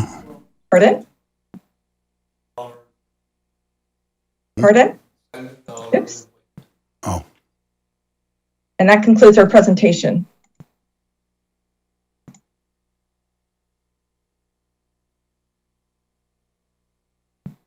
Hello? Uh-oh, I must be frozen. Hi, did I get frozen there? Did I freeze? Did you catch any of that? Yeah, she's done. Oh, okay. No, I got that. Sorry, did it freeze? Are there any questions by councillors of Ms. Marshall? Which one of you guys is controlling this meeting? Councillor Noyes? Thank you, Councillor McDermott. First, I wanted to mention, thank you, Amanda, for your presentation. I did want to mention that we did not see your PowerPoint presentation. It didn't show up.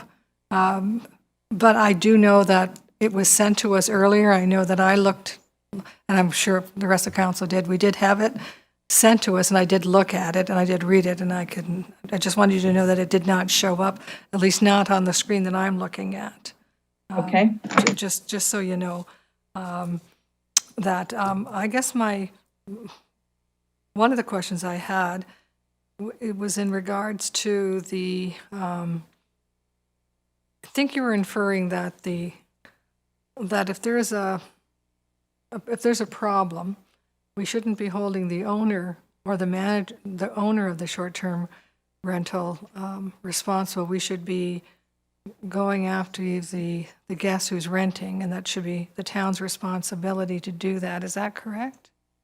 Yes and no. I'm suggesting that, or we're suggesting that the guests be fined as well. I mean, we do our best to vet people, and in terms of, we do the best that we can. And if somebody is being a disturbance, if they, just like any resident, if you're creating a noise disturbance, the residents would be fined.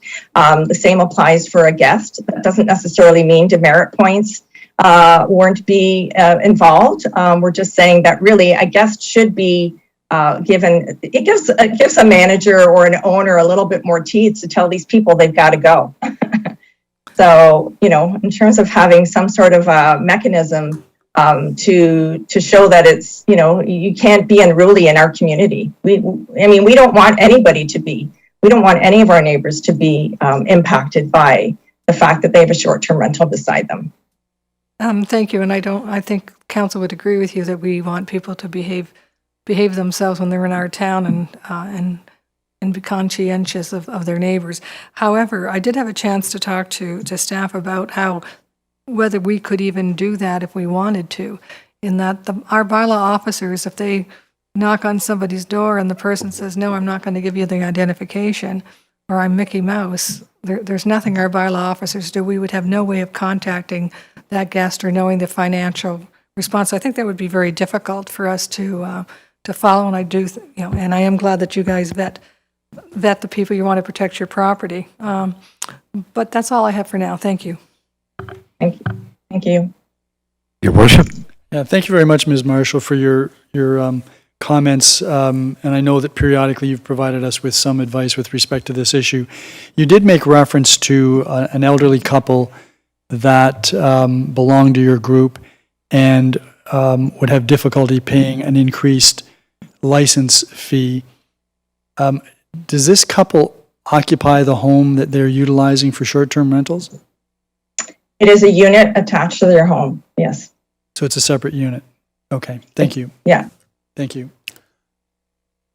Any further? Councillor Butler? Thank you, Mr. Chair. I just, I missed the part where Ms. Marshall talked about all of the stats, and I just wondered if she could just let us know how she collected the statistics. In terms of which ones? The ones from our independent survey?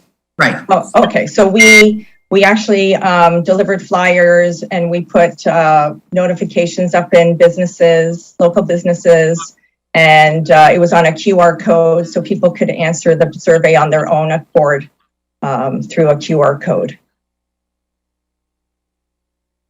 So, then it was just the local businesses that were answering your questions, but you had. No, it wasn't the businesses, it was people frequenting the businesses. Okay. So anybody staying had the ability to click onto the QR code and answer the survey. The people that were staying within the short-term rentals with your association? No, not necessarily. We gave them out on the street, we gave them out at the Ridgeway Farmers Market, we gave out surveys any way that we could, on the street corner. So it wasn't just people staying in our short-term rentals, no. Would you be able to forward a copy of the survey to council? Absolutely, yes, we could. Thank you. That's it, Mr. Chair. Thank you. Any further questions? Councillor Lubberts? Yes, thank you very much, Mr. Chair, and Ms. Marshall, thank you very much. You mentioned that in the beginning of your presentation that properties rent on an average of 120 days a year? Yes. So that would be, I would say, 4 months of the year. Correct. Yes, so, okay, thank That's you. why And asking, sorry, go ahead. your organization is, how many members are in your organization? 100. 100? 100, yes. Okay, that's good.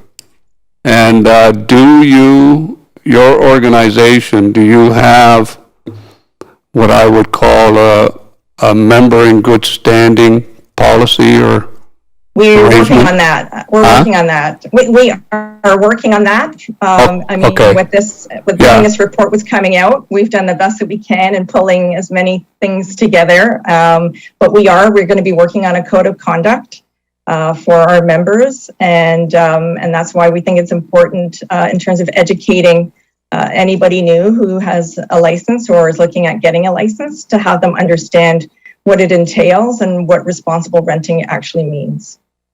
Yes. And I just want to go back to the question that the mayor asked just a little while ago. The couple that has a hard time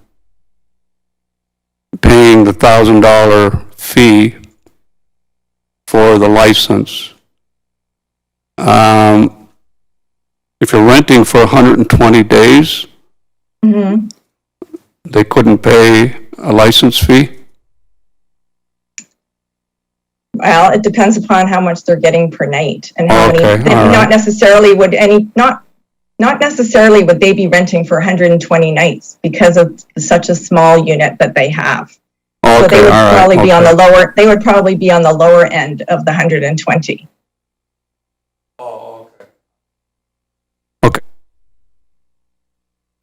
Are there any further questions?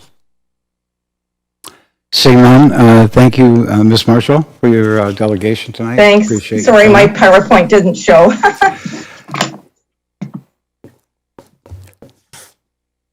So we'll move on to Mr. Brian Keenan, Brockview Property Management.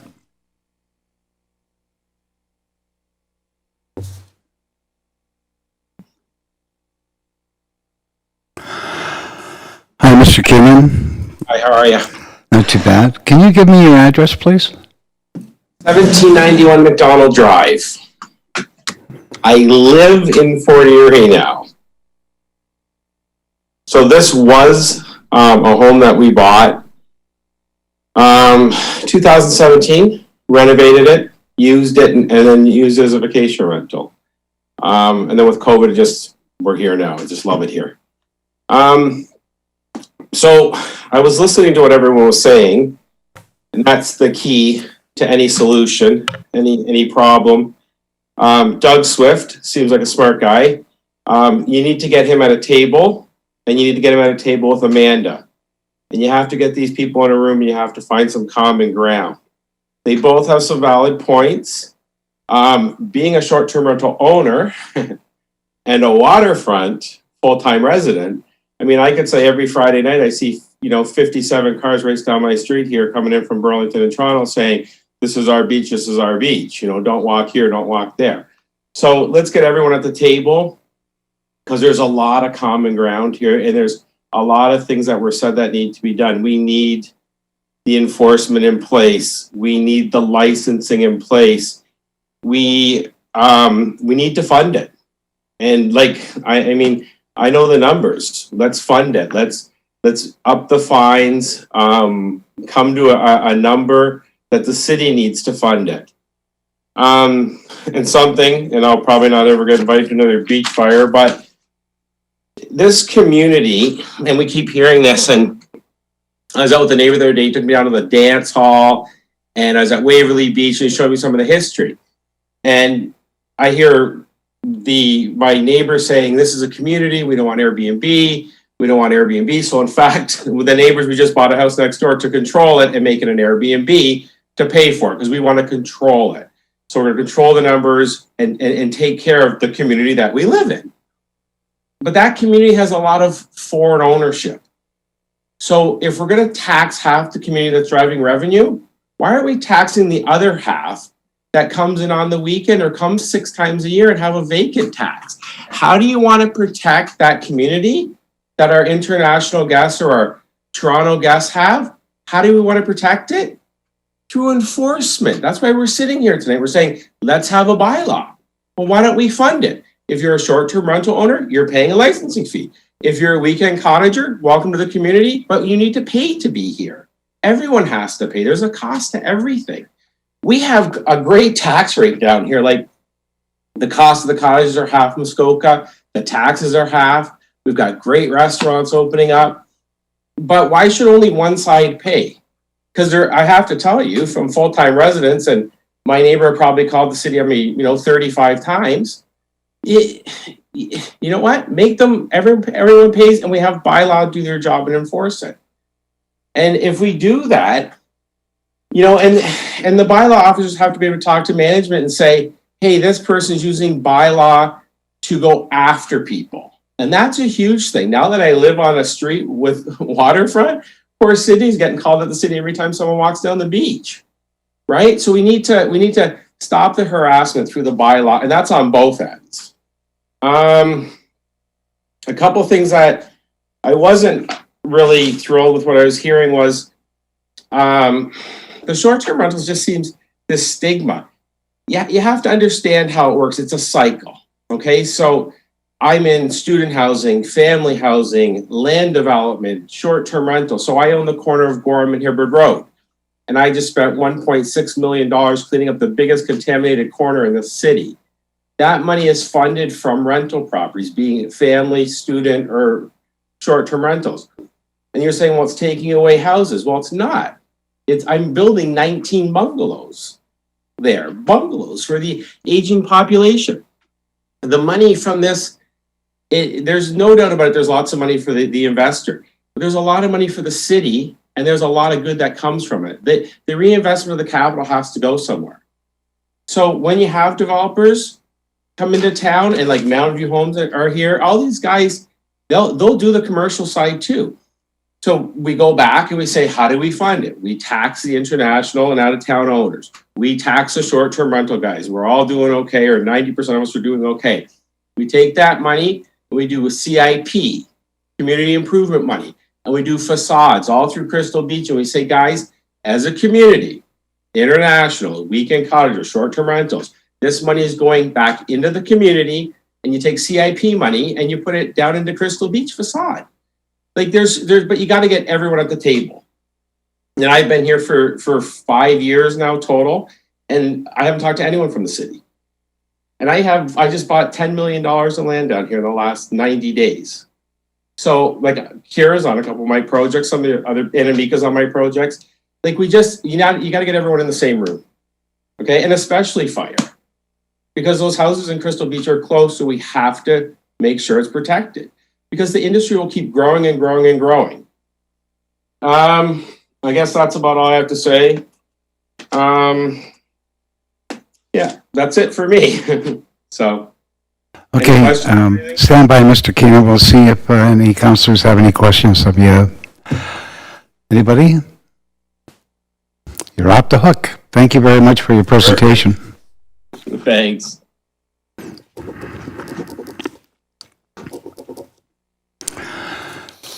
So we'll move on to Brad Hutchings.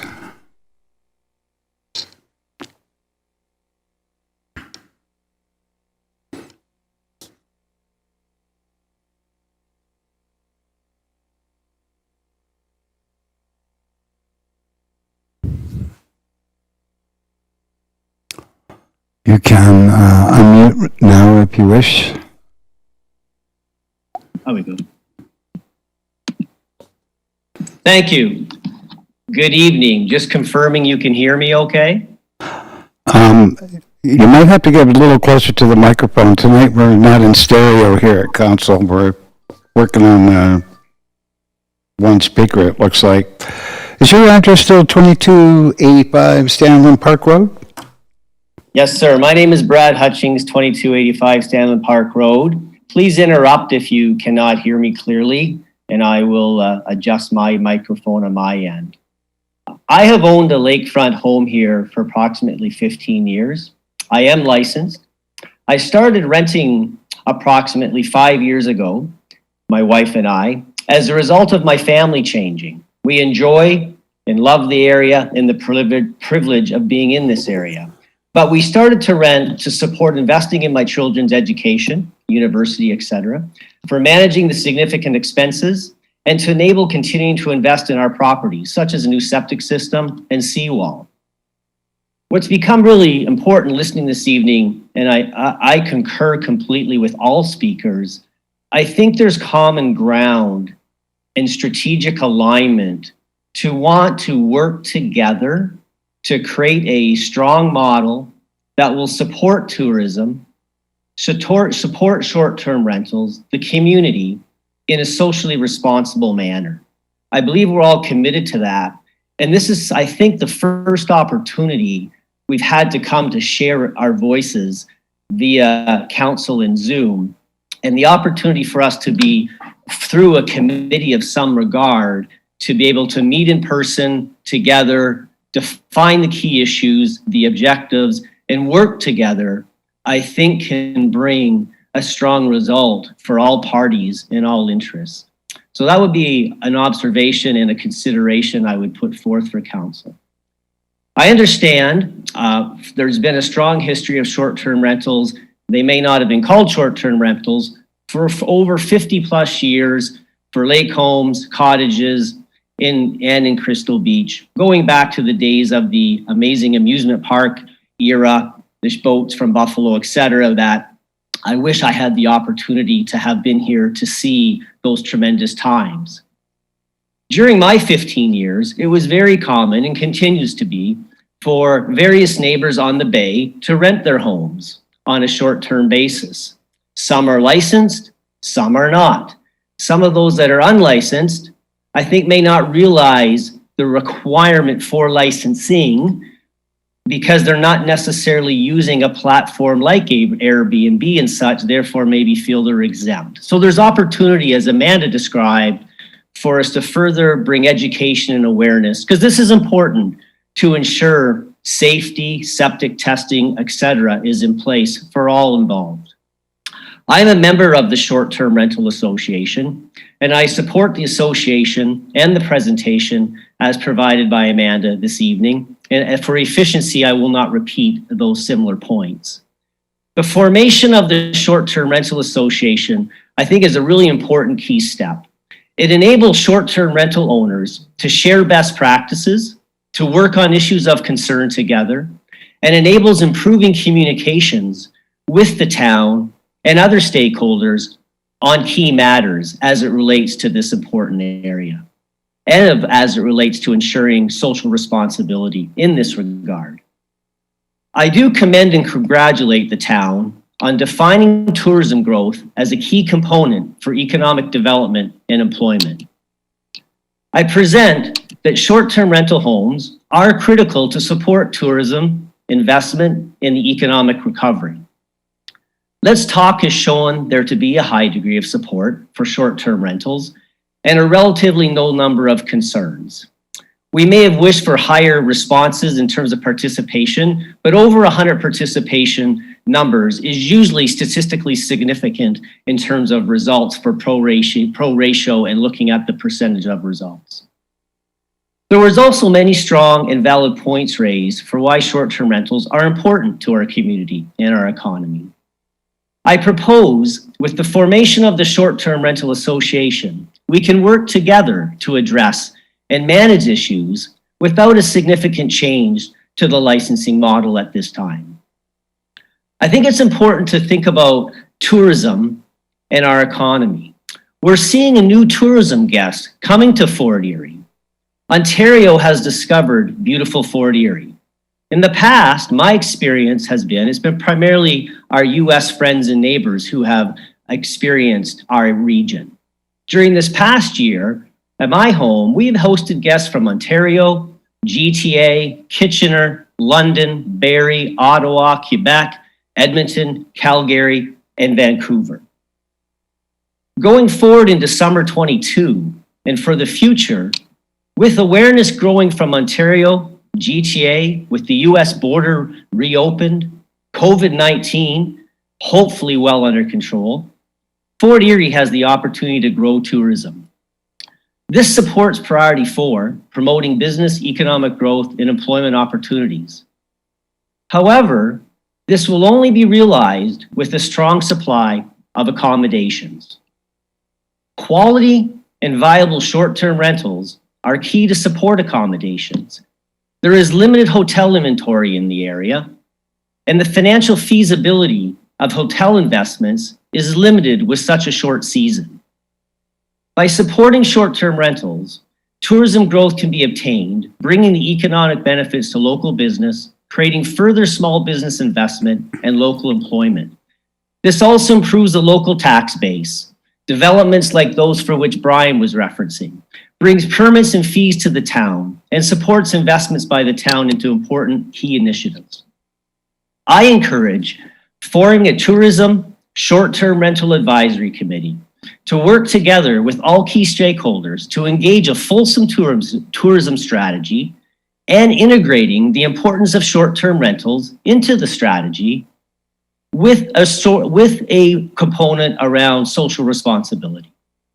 With respect to the short-term rental report, I thank staff for their efforts in preparing this report. Clearly, a lot of work and research was done by the team. It was important to see the report identified from the corporate strategic plan, the strategic priority of economic growth, tourism, and employment opportunities that are associated with short-term rentals.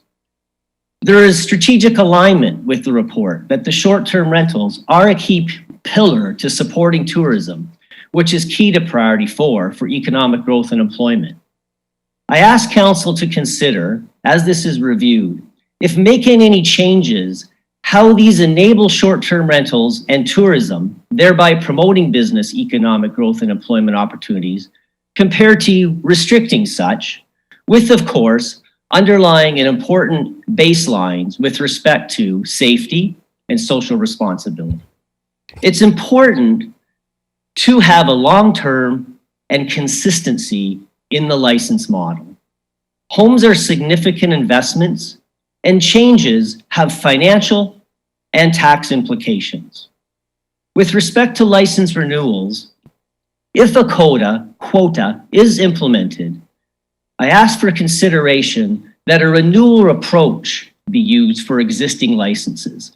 A first-come, first-served license model is not fair for an existing licensee home, given the investment of time, dollars required, and the related tax implications for changes. For consideration will also be the efficiency and timing of license renewals. I ask to please consider the renewal timeframe as Jan 1, 2022 is closely upon us to ensure there are no license gaps.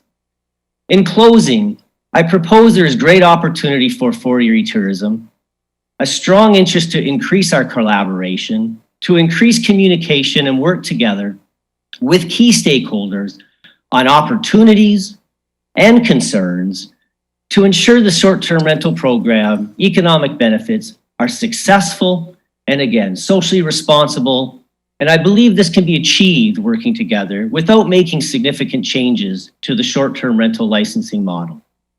Thank you for your consideration. Thank you, Mr. Hutchins. Would you just stand by to see if councillors that might have some questions about your presentation? Anyone? Councillor Noyes. Thank you. Thank you for your presentation, Mr. Hutchins. I'm not sure, were you aware that about 2.5 years ago, we did actually have a stakeholders focus group, and we met a number of times, and the stakeholders were both short-term renter owners and also residents, people on both sides of the issue. And we did have a fairly lengthy focus group process. Not sure if it was led by a consultant that did come up with recommendations. Were you aware that we've had the stakeholders focus group in the past? No, I was not aware of such. I'm not sure if that was pre-licensing, but I hadn't received any communications as a license holder of such meetings. Okay, I'm sorry, I didn't catch all of that. I was not aware of the meeting.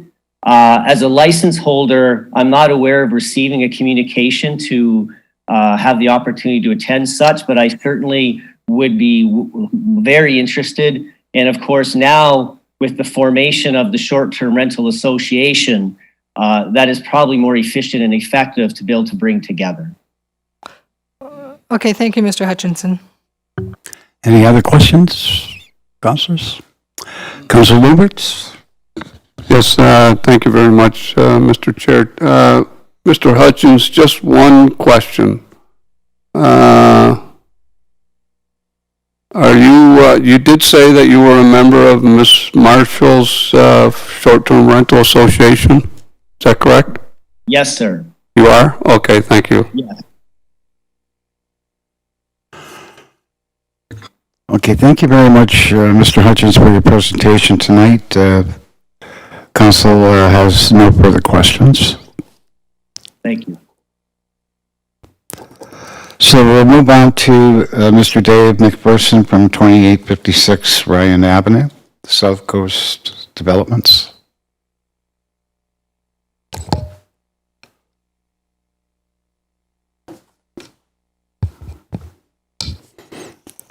You can, there you go.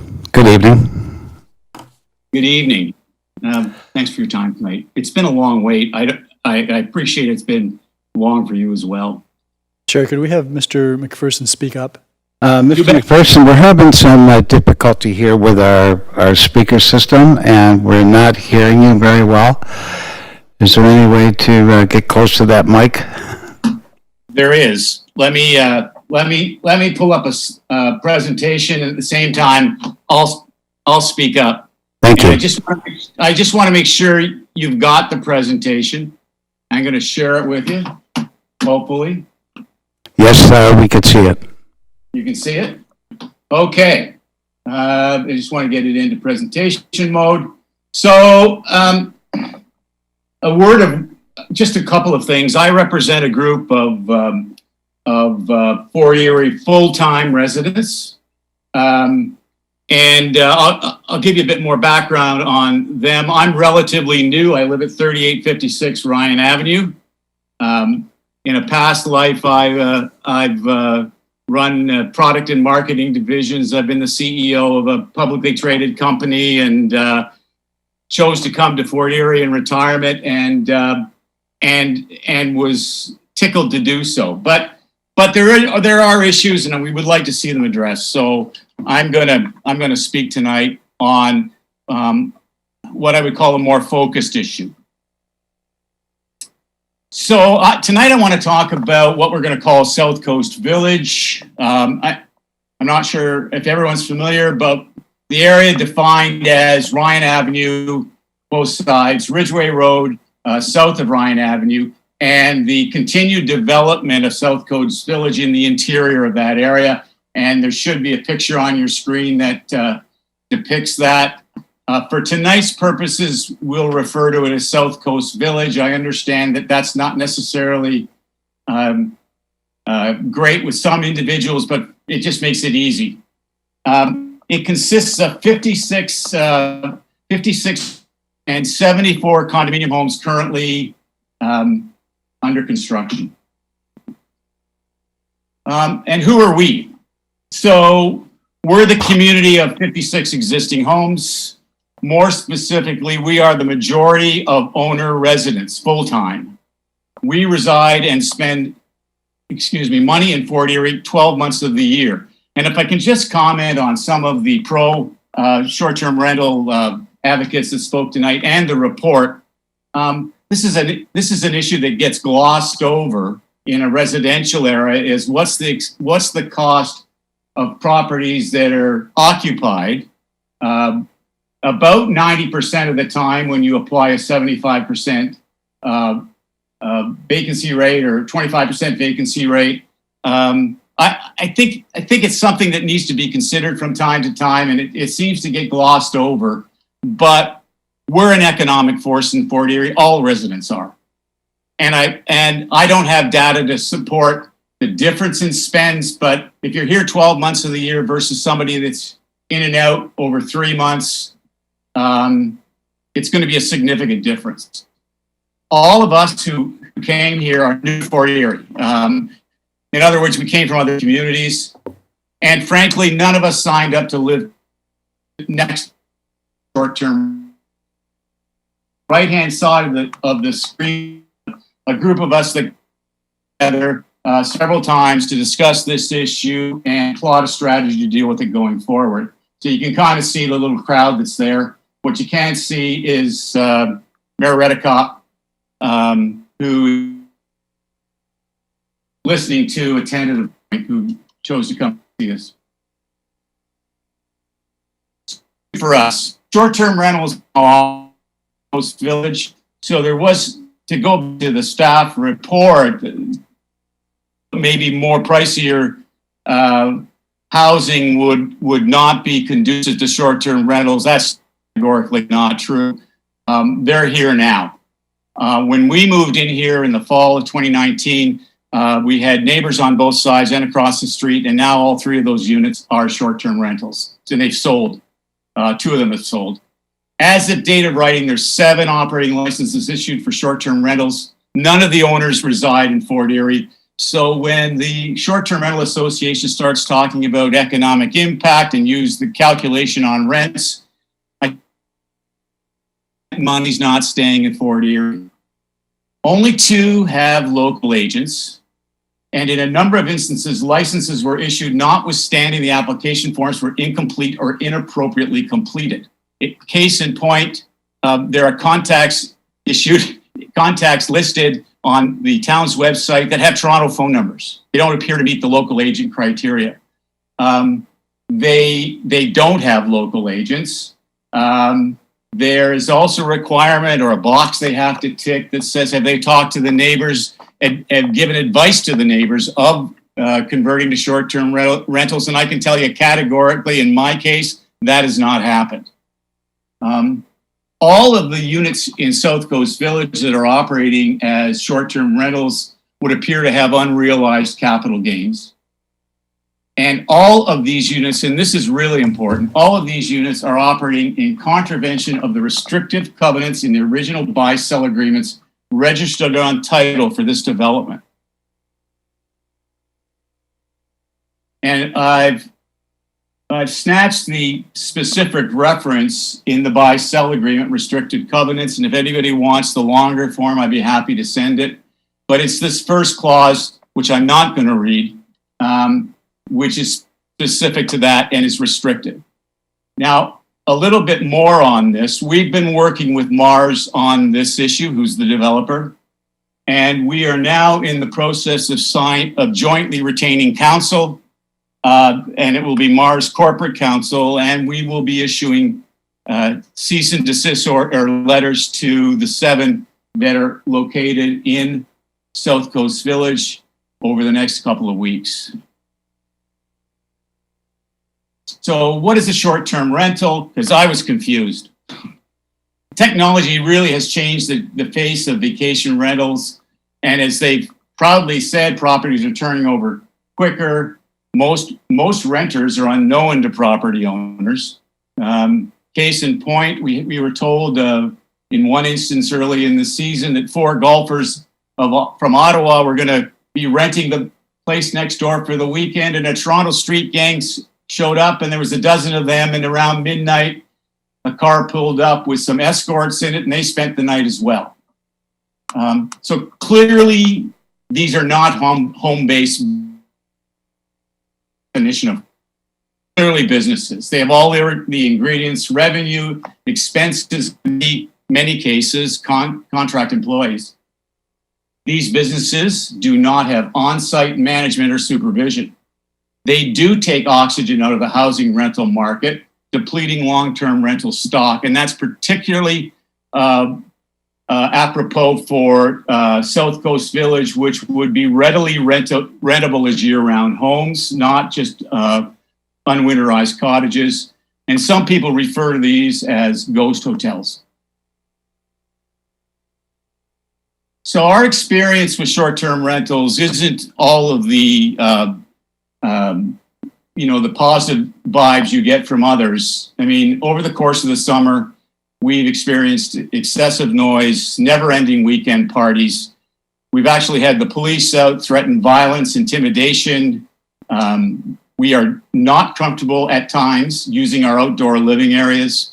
We've seen unit overcrowding, spillover parking, property neglect, uncontrolled and at times neglected pets, kind of any lack of consideration with campfire smoke, which is a side I don't want to really spend a lot of time on, but generally a lack of respect for permanent residence properties. I guess we just say short-term negatively impact the quiet enjoyment of our homes. So we have I have a biased perspective on the current short-term rental bylaw. Bylaw enforcement is spread among 3 agencies, and you all know this: the town bylaw enforcement, Niagara Regional Police, and the Fort Erie Fire Department. Just an anecdote, particularly over the one issue where the police were called, we didn't call bylaw, and and a police report was filed. The next morning when I called bylaw to report the incident, I was told because bylaw enforcement wasn't there, there would be no demerit points applied against the property license. Enforcement is not proactive, but rather reactive. And in fact, we end up policing the STRs. I didn't sign up for that. Occupancy limits are hidden. I've tried to get them. They're not available for us. They're not enforced. The demerit point system is not effective, and financial fees and penalties are minuscule. And even in the new proposal, if you stop and think about it, the review process involves 5 Town of Fort Erie departments, plus a fire department inspection, all for $1,000. Even though it's a significant increase, I can't understand how you can begin to cover your costs at that level of license fee. So I believe the town's not taking advantage of revenue opportunities, the fines, and more importantly, again, specific to our situation, zoning is not aligned with approved subdivision agreements. And so quite simply, our requested solution is this: rezone South Coast Village so as to exclude the use of residents contained therein as short-term rentals. I'd be happy to take any questions.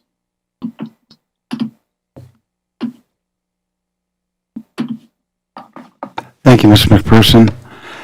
Are there any comments or questions? Councillor Noyes? Thank you, Councillor McDermott. Thank you for your presentation, Mr. McPherson. In regards to the misbehavior that you've witnessed and that, did you call bylaw on a regular basis and issued complaints?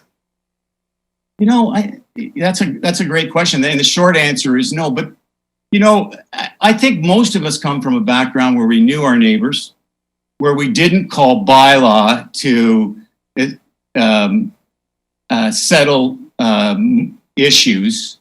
And so there's I would say, and in talking to all of my owner resident neighbors, they feel the same way. that we're being forced to police it. I have spoken on numerous occasions to my two adjacent neighbors when there's been a problem and brought it to their attention. But I can tell you that the first big incident with the violence really soured me, because when I tried to call bylaw, they were indifferent to the fact that police had been there. So you get a certain sense of what's the point. Thank you for that, Mr. McPherson. I don't think our bylaw or our town expects you to police. Let me add, if I can, even when it comes down to things like finding out what the occupancy limits are, we were stonewalled. Again, Mr. McPherson, you're frozen on my end. Okay, now you're frozen again. But anyway, I was saying is that I don't think we expect the residents and the neighborhoods to police it, but we do hope that they would report it, because that's the only way our bylaw officers know, and that's the only way we get the data that we need to determine what's working and what's not. But if you had to estimate over the last summer period, knowing that it's COVID, it probably wasn't as busy as it may have been, how many incidents would you have thought that that the short-term rentals were in contravention of the bylaw? Like just a guesstimate. I missed the first part of that question because I cut out. Okay, I'll try to remember what I asked. In regards to this past summer, let's say, spring and summer and fall, how many incidences of bad behavior, contravention of the bylaw that you would be aware of? Obviously, you don't know the occupancy numbers and things like that, but the nuisances and the behavior and let's just say the bad behavior, do you think happened in your neighborhood? Just a guesstimate. My direct experience? Yours or people you know that live in the same place, because you've had group meetings.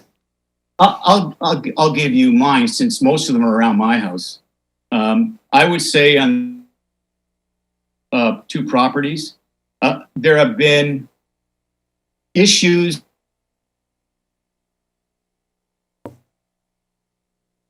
We've lost you again. Say 40%. Okay. I'm sorry. Of the renters. I'm sorry, Mr. McPherson, I didn't catch any of that. You froze.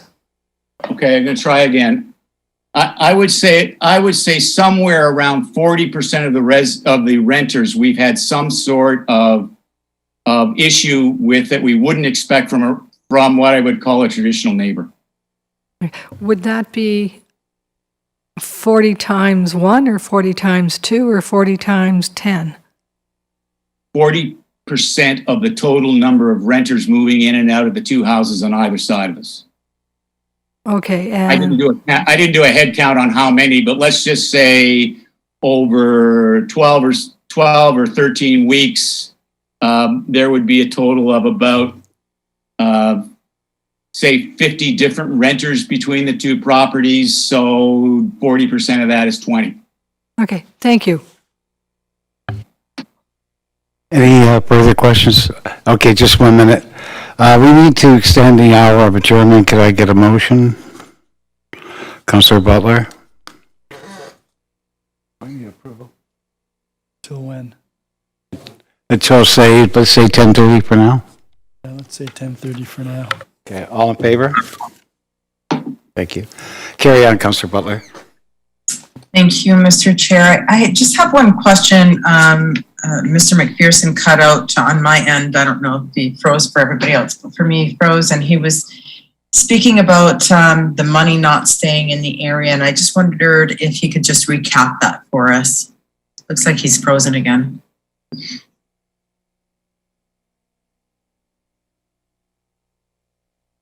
Were you able to hear that, Mr. McPherson?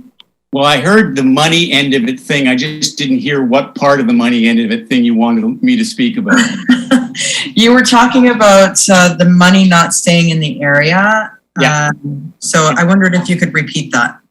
Like, I don't have the benefit of the presentation that Ms. Marshall made, but I, assuming that included in the economic benefit is rents generated, in the instance of South Coast Village, none of them live in Fort Erie, so that rent money is not staying in town. It's gone. Most of it to the GTA. Thank you.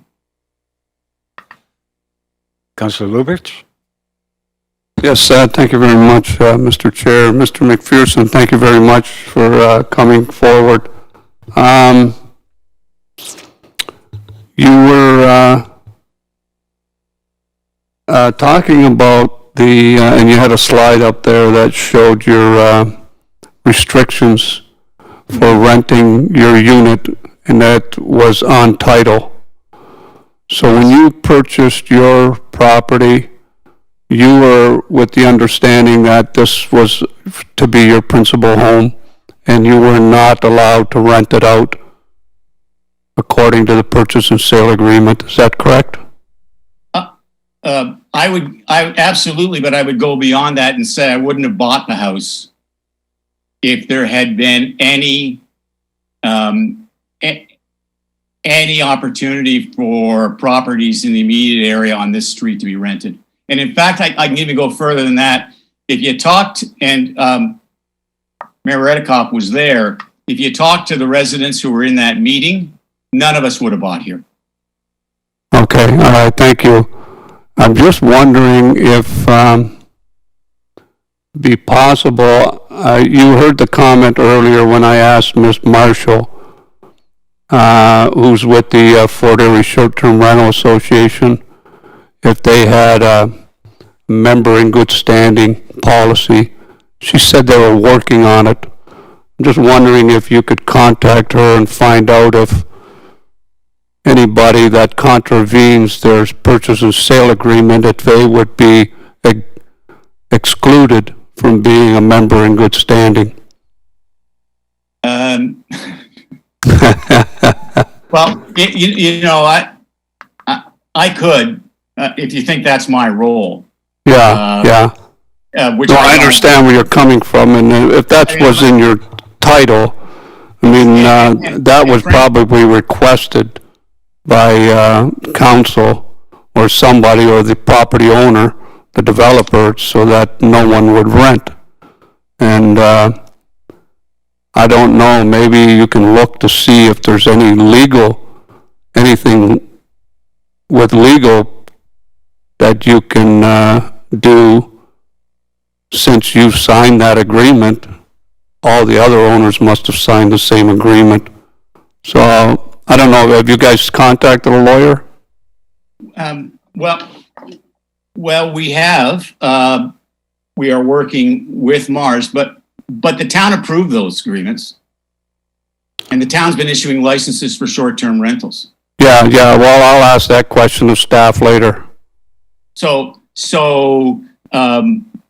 we will take steps to put the licensees on notice and give them a cease and desist request. Yeah. And then we'll see where it goes from there. But that's terribly inefficient.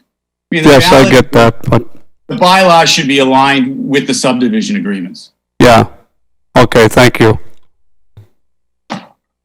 Your worship? Yeah, thank you very much, Mr. McPherson. Sorry that you keep cutting in and out. You were much more animated when I met you at your house. With respect to the restrictive covenant, it's not clear to me whether that was in an agreement of purchase and sale, whether it's in some type of title document such as the subdivision agreement, or whether it's someplace else. You have consulted a lawyer. You've indicated that you are working with Mars Homes on this. Can you further clarify where this restrictive covenant is contained? Is it your understanding it's in the subdivision agreement? I haven't gone and looked at title, Mayor Redekop, but through Mars, I understand it is. And okay. It is contained in the buy-sell agreement as well. And so Mars has had, has had their lawyers look at it and we're going to act accordingly. But the reality is the town can make this much easier on everybody by dealing with the bylaw zoning. Well, with all respect, if it's in the subdivision agreement, that's definitely something that the municipality can easily check. Our staff can easily check that as part of the license application process. But if it's part of an agreement of purchase and sale, the municipality wouldn't be privy to that. And if there's been a repeat sale, that may even create problems that I think you'll probably find out from the lawyer. However, I look forward to perhaps getting some clarification, if we can, from you as that aspect of this proceeds, so that we've got a better understanding of what mechanisms you may have in that particular neighborhood, because it may be applicable elsewhere as well. So thank you. Are there any other questions of Mr. McPherson? Thank you for your presentation tonight, sir. Thank you.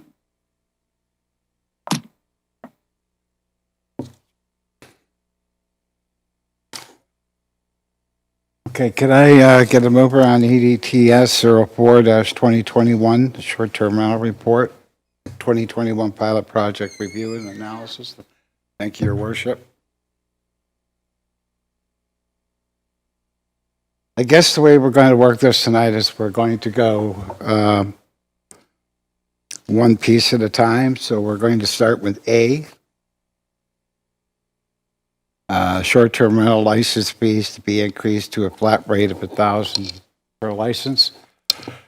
Any comments or questions? Worship? Chair, I wonder, I know that we had chatted about this. I wonder if it might be appropriate to get, if councillors want to make some general comments, maybe dealing with all of these things, and then come back and go down the list. Okay. After we've had an opportunity to hear what everybody has to say about various aspects of this, in the light of the comments we received. We could do that. Okay. So we're starting with, who would like to be first? Councillor Noyes? Thank you, Councillor McDermott. There are definitely two sides to this issue, and I must say I'm very biased towards against short-term rentals in residential areas. As we all know, there was that horrible tragedy in our ward, and it keeps in mind all the possible dangers and everything else that happen. But at the same point, I think residents in neighborhoods, their voice should be the loudest that we're hearing in regards to whether they want it in their neighborhood or not. And I have not heard too many neighborhoods or residents that live by short-term rentals that say, yes, it's a great thing. I've had numerous complaints about short-term rentals in regards, in general sense, that they hope they're not going to move here, and that they're not going to be, next door to them or down the block from them. The one question I do have in regards to the subject that was brought up by the last speaker, is there any way that we can put on our application a request for the owner, basically saying, are there any restrictions against having short-term rentals on this property or on the home? Because in our application already, it basically says that if you're not truthful, or the information you provide on the form is not truthful, you get, basically the license gets suspended and pulled. And I don't know if we can put that on the application. I think we should. But again, in regards to the price, the license fee, I do understand that, if you have a 2-bedroom or a 5-bedroom or a 6-bedroom, that the amount of revenue you're going to receive is going to be different. But I also feel that the larger the home, the more residents, probably the more people paying for it. So I'm good with the $1,000 myself. The other thing is that I would like to see that the short-term rentals, when somebody does apply for a license, that the home that's going to be licensed actually gets inspected. I mean, you can call anything a bedroom if there's a mattress in there. So I'm not sure when we're looking at these homes that are listed as 6 bedrooms or 5 bedrooms or 3 bedrooms, or in actual fact a 2-bedroom bungalow, that happen to have the dining room is now considered a bedroom, and there's a mattress in the basement, so that now makes it 4 bedrooms. So I do think we have to have eyes on the building itself, and we do have to inspect, and I think that's why I would be very much in support of the increased staff complement of 2 bylaw officers to regulate this. And I think the $1,000 per license would then cover the cost of that. I think the demerit points do need to be increased, and I think if you're an owner and you're renting to people who don't behave, then you have responsibility. I do not think it's the bylaw officers or the town's responsibility to find the guests. I think that's, I think that's the owner's responsibility to ensure that the guests he is renting to or she is renting to are well behaved, and that they check up on them periodically to make sure that the neighborhood is not negatively affected. But that's all I'll say for now. Councillor Butler? Thank you, Mr. Chair. I happen to agree with Councillor Noyes and her points that she's raised. I also agree that there are some demerit points that need to be increased and some fees that need to be increased as well. For example, there was one that failure to comply with the fire safety plan was only a 5 demerit point, which I think should be higher because you are responsible for the family that is within the home that they are renting. The obstruct the officer is only a $100 penalty, and I don't think that that's right. I think that should be higher as well. I too agree that we shouldn't stray from anything less than $1,000 for the flat rate, but I'm open to suggestions for that. I wanted to say that I personally believe that short-term rentals should be, as defined in number 2, I kind of like number 2 on page 23, that anything 3 bedrooms and under can be considered a short-term rental. Anything above that should be either an inn or a boutique hotel. And that there should be someone on premise at all times for those 2 types of classifications. All in all, I think this was probably one of the best reports that I've read in a long time, and it was very informative. I think there is always room to consider other possibilities in the future, but I don't think that we should be deferring this tonight. I think that we should have some concrete things to set into motion for the year 2022, and if it needs refining and more implementation of other ideas, then so be it. But we need a starting point. We've waited already 2 years on a trial basis. And those are my comments for now. Thank you. Councillor Dubanow? Yeah, thank you, Mr. Chair. I want to echo Councillor Butler's comments with regard to the report. I want to extend my appreciation to Ms. Grummett, Ms. Dolch, their staff. I see Mr. Turner sitting here as well. I've had the opportunity to speak with all 3 of them about this report leading up to it, as well as since the report came out to answer questions and discuss the ongoing situation. I'm going to share a different opinion on the licensing fee. I've always been a believer that whatever you pay for licensing should be tied to either your revenue or your potential to generate revenue.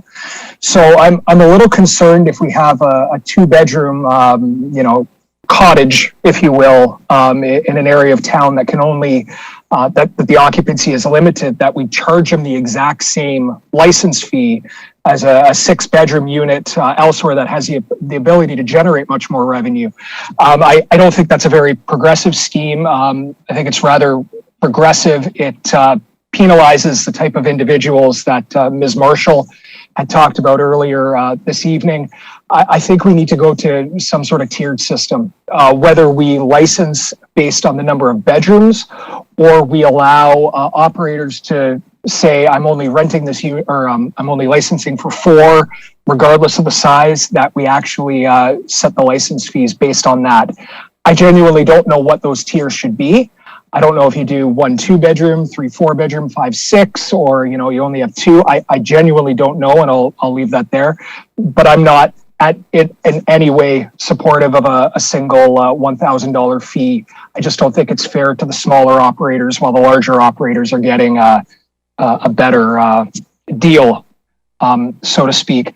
I'm generally supportive of the penalty system.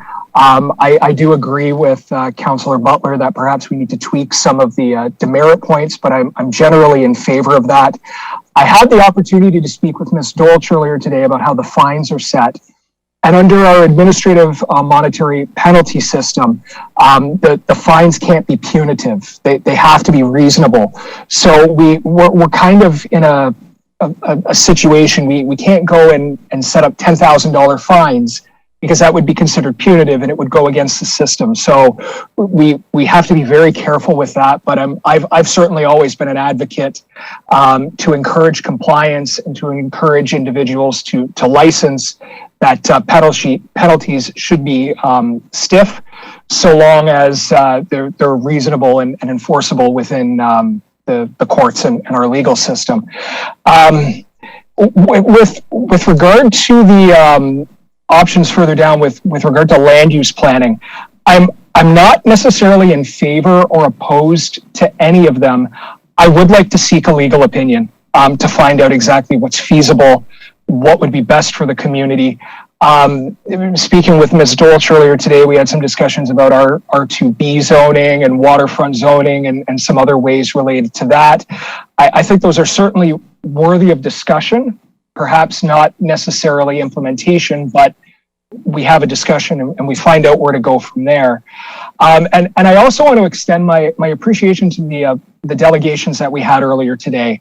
They raised a lot of good points. I think there was perhaps even some agreement between the two sides about where we go and how we move forward. I can appreciate where Councillor Butler's coming from with regard to needing to do something this evening. And back when we dealt with this during the early portion of the term of council, I was really gung-ho and wanted to move forward. And I after hearing the presenters this evening and looking at some options, I don't know. Perhaps we can move on some of these items. I don't know if the licensing structure, I'm a little concerned with that. I don't know if the fees, if that we deal with this evening, perhaps defer that to look at a tiered system. I know it probably looks a little odd that I was so gung-ho to do something before, and now that we've had time to move through this, hear from individuals, I don't know, maybe just have that opportunity. We had postponed it so many times previously. I don't know if one postponement at this time is necessarily a bad idea, but I know I've spoken quite a bit, and Mr. Chair, I appreciate the opportunity to have had the opportunity to speak as much as I have. Again, my appreciation to staff and all of the delegates who came out, and I look forward to hearing what the rest of council has to say, because this is an important issue, and I think it's important that we move forward in a positive direction and do our best to get it right. Again, Mr. Chair, thank you very much. Councillor Lubberts? Yes, thank you very much, Mr. Chair. With listening to the delegates, I heard a lot about economic recovery and economic benefits and stuff, but I really didn't hear too much about what they were proposing that we do. Maybe I missed some of it because we couldn't hear all that well, but we need to make a decision on what we're going to do with short-term rentals, and I'd like to hear a little bit more from especially the delegates, especially the lady with the association. She says she has like 100 members.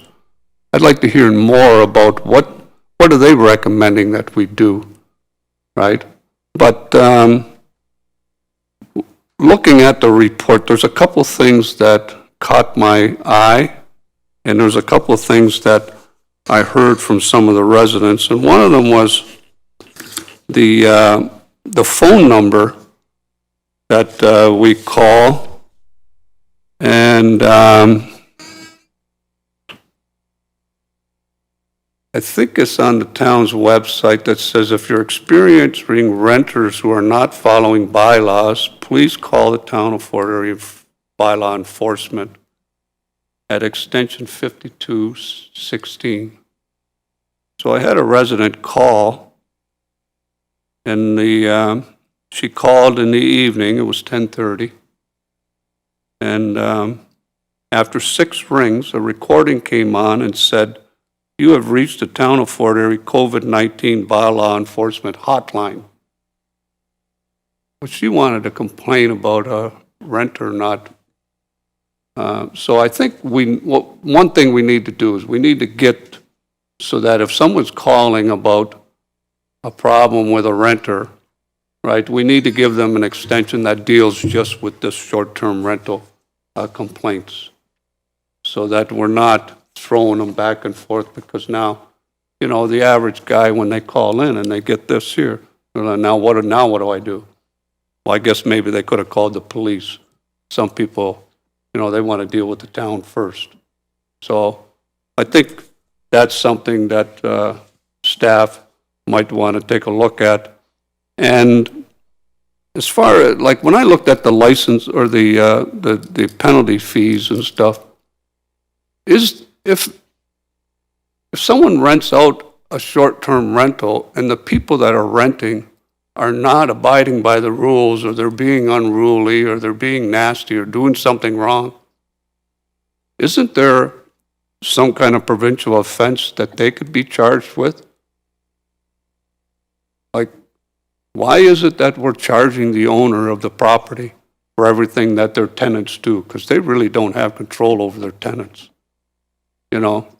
So I'm just wondering if we can take a look at that. I don't know if we need to talk with our legal department to see if something like that can happen. And one of the fees for operating without a license, I think it was on page 18 of 25, operating without a license. They're changing that to a $1,000 fine and 10 demerit points. But here's my problem. 10 demerit points on what? You don't have a license. So I think this needs to be a fine of $1,000. I'm not going to argue there, right? But then you need to charge the guy $1,000 for the license, because we need a license to put the 10 demerit points on. So now his fee isn't a $1,000 fine, it's a $2,000 fine. $1,000 fine, $1,000 for the license, and you also get 10 demerit points. Because where are we putting the demerit points if there's no license? Someone can answer that maybe.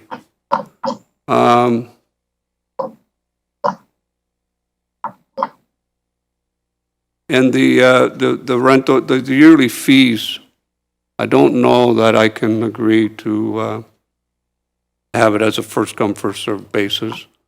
I read some emails this afternoon from some people that sent in, and there's people that came into Fort Erie and rented for vacation, and they liked it, so they booked for next year.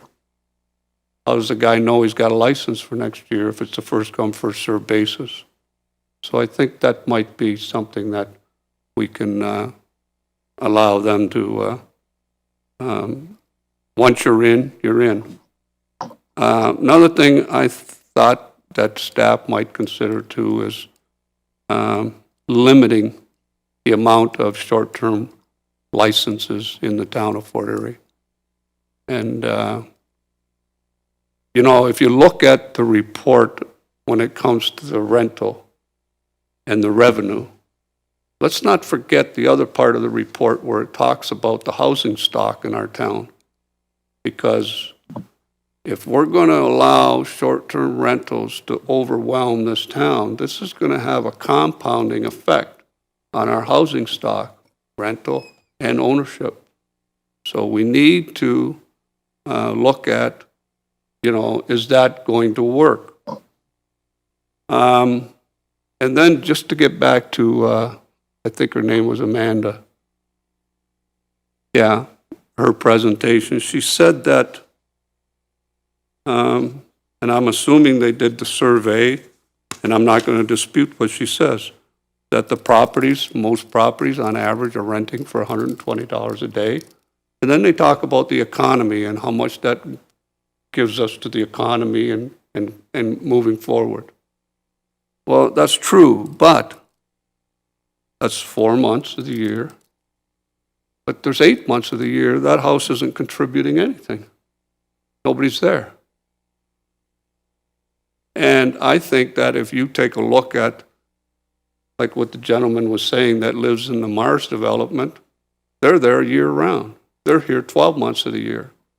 So in those 8 months that those people are here, oh, they might not be at the restaurant every day, but they're contributing enough to that restaurant to add up to the 4 months that this house is rented out for. So I'm not saying that that's not a good thing, that they're renting out for 120 days. What I'm saying is, I don't know that that there is a bigger benefit than somebody living here year round. And then that takes us back to our housing stock. And when we look at the other part of the report, there's an impact on that. And it says it's a negative impact. So we need to balance all this stuff out and come up with a solution for everybody. And I know Mayor Redekop gave me earlier a list of things that he would like to go over and things that I agree with. But those things, I hope staff takes note. And when they bring their report back, those are some of the things I'd like to see in there, and especially limiting the amount of short-term rental licenses that we issue. Thank you, Mr. Chair. So before I go to you, Your Worship. Can I move that we extend this to 11 to at least try to get this dealt with? That's what I was just going to say. Thanks. Can we vote on it? You go ahead. All in favor? Did we go to 11? Thank you. Yeah, thank you very much, Chair. And I do want to compliment anyone who had a hand in preparing this report, because this is very comprehensive and it's been very helpful. I anticipated that the delegations would be providing us with some additional food for thought. I think some of us, maybe all of us, have had contact with some or all of them, or others with similar views from one side or the other. And the challenge here is that this is an issue that this may be the most or among the most complex issues we've had to deal with as a council. It's complex because we've got the collision of two interests. And one is the interests of full-time residents who are living in neighborhoods with homes, not anticipating that there would be commercial incursion into their neighborhoods. And then on the other hand, we've got the business owners who are able to benefit from the visitors who come to this community and have to have a place to stay. And they're quite interested in making sure that their investments in their businesses are successful. Many of them are also homeowners, so they're living in the neighborhoods that are being affected by this phenomenon called short-term rentals. And I think Councillor Lubberts touched on some of the aspects of this phenomenon that are really quite troublesome as they affect the market. And I know at one point we've been told that there was no impact on the market. Intuitively, you can't possibly believe that. If there are houses being taken out of the market, that will have that will have an impact on the residential market. The other challenge is that many of these houses are being purchased by people from out of town. Some of them are being purchased by people who live here or have moved here. And I'm glad that they're residents of the town of Fort Erie. But there are many that are owned by people from out of town, and some of them are clear commercial operations. The prices that are being paid, if we look at what's been happening over the last 2 years, you can't help but note that the prices that are being paid for some of these properties could only be justified if it's a business operation. You couldn't possibly otherwise afford to purchase the property unless you're going to be generating revenue. And that is not the classic definition of residential zoning or residential neighborhoods. So we're faced with that prospect. One of the some of the chilling data that came out of this report had to do with how many licenses we had last year and how many licenses we have this year. Not so much that part was chilling. What was chilling was the number of renewals of last year's licenses plus the number of new applications. So we had 146 licenses last year. We know that there were more than that number operating in town. But for 2021, we had 215, which means there was a gross increase in numbers from 146 to 215, so almost 69. But the chilling aspect is that of that 146 from last year, only 99 renewed. That means there were 47 property owners that didn't bother for one reason or the other. Maybe they sold the property, maybe they didn't feel it was worth the trouble, maybe they didn't like the process, maybe they're renting without a license. But there were 116 new applications, which means there's 116 either conversions from what were homes for people to now rental accommodations, or these were brand new builds, which when we approved the subdivision, I believe we think we were approving homes for people to live in. That's not quite half the number of housing units that we approved last year, but it's close. So that's not a sustainable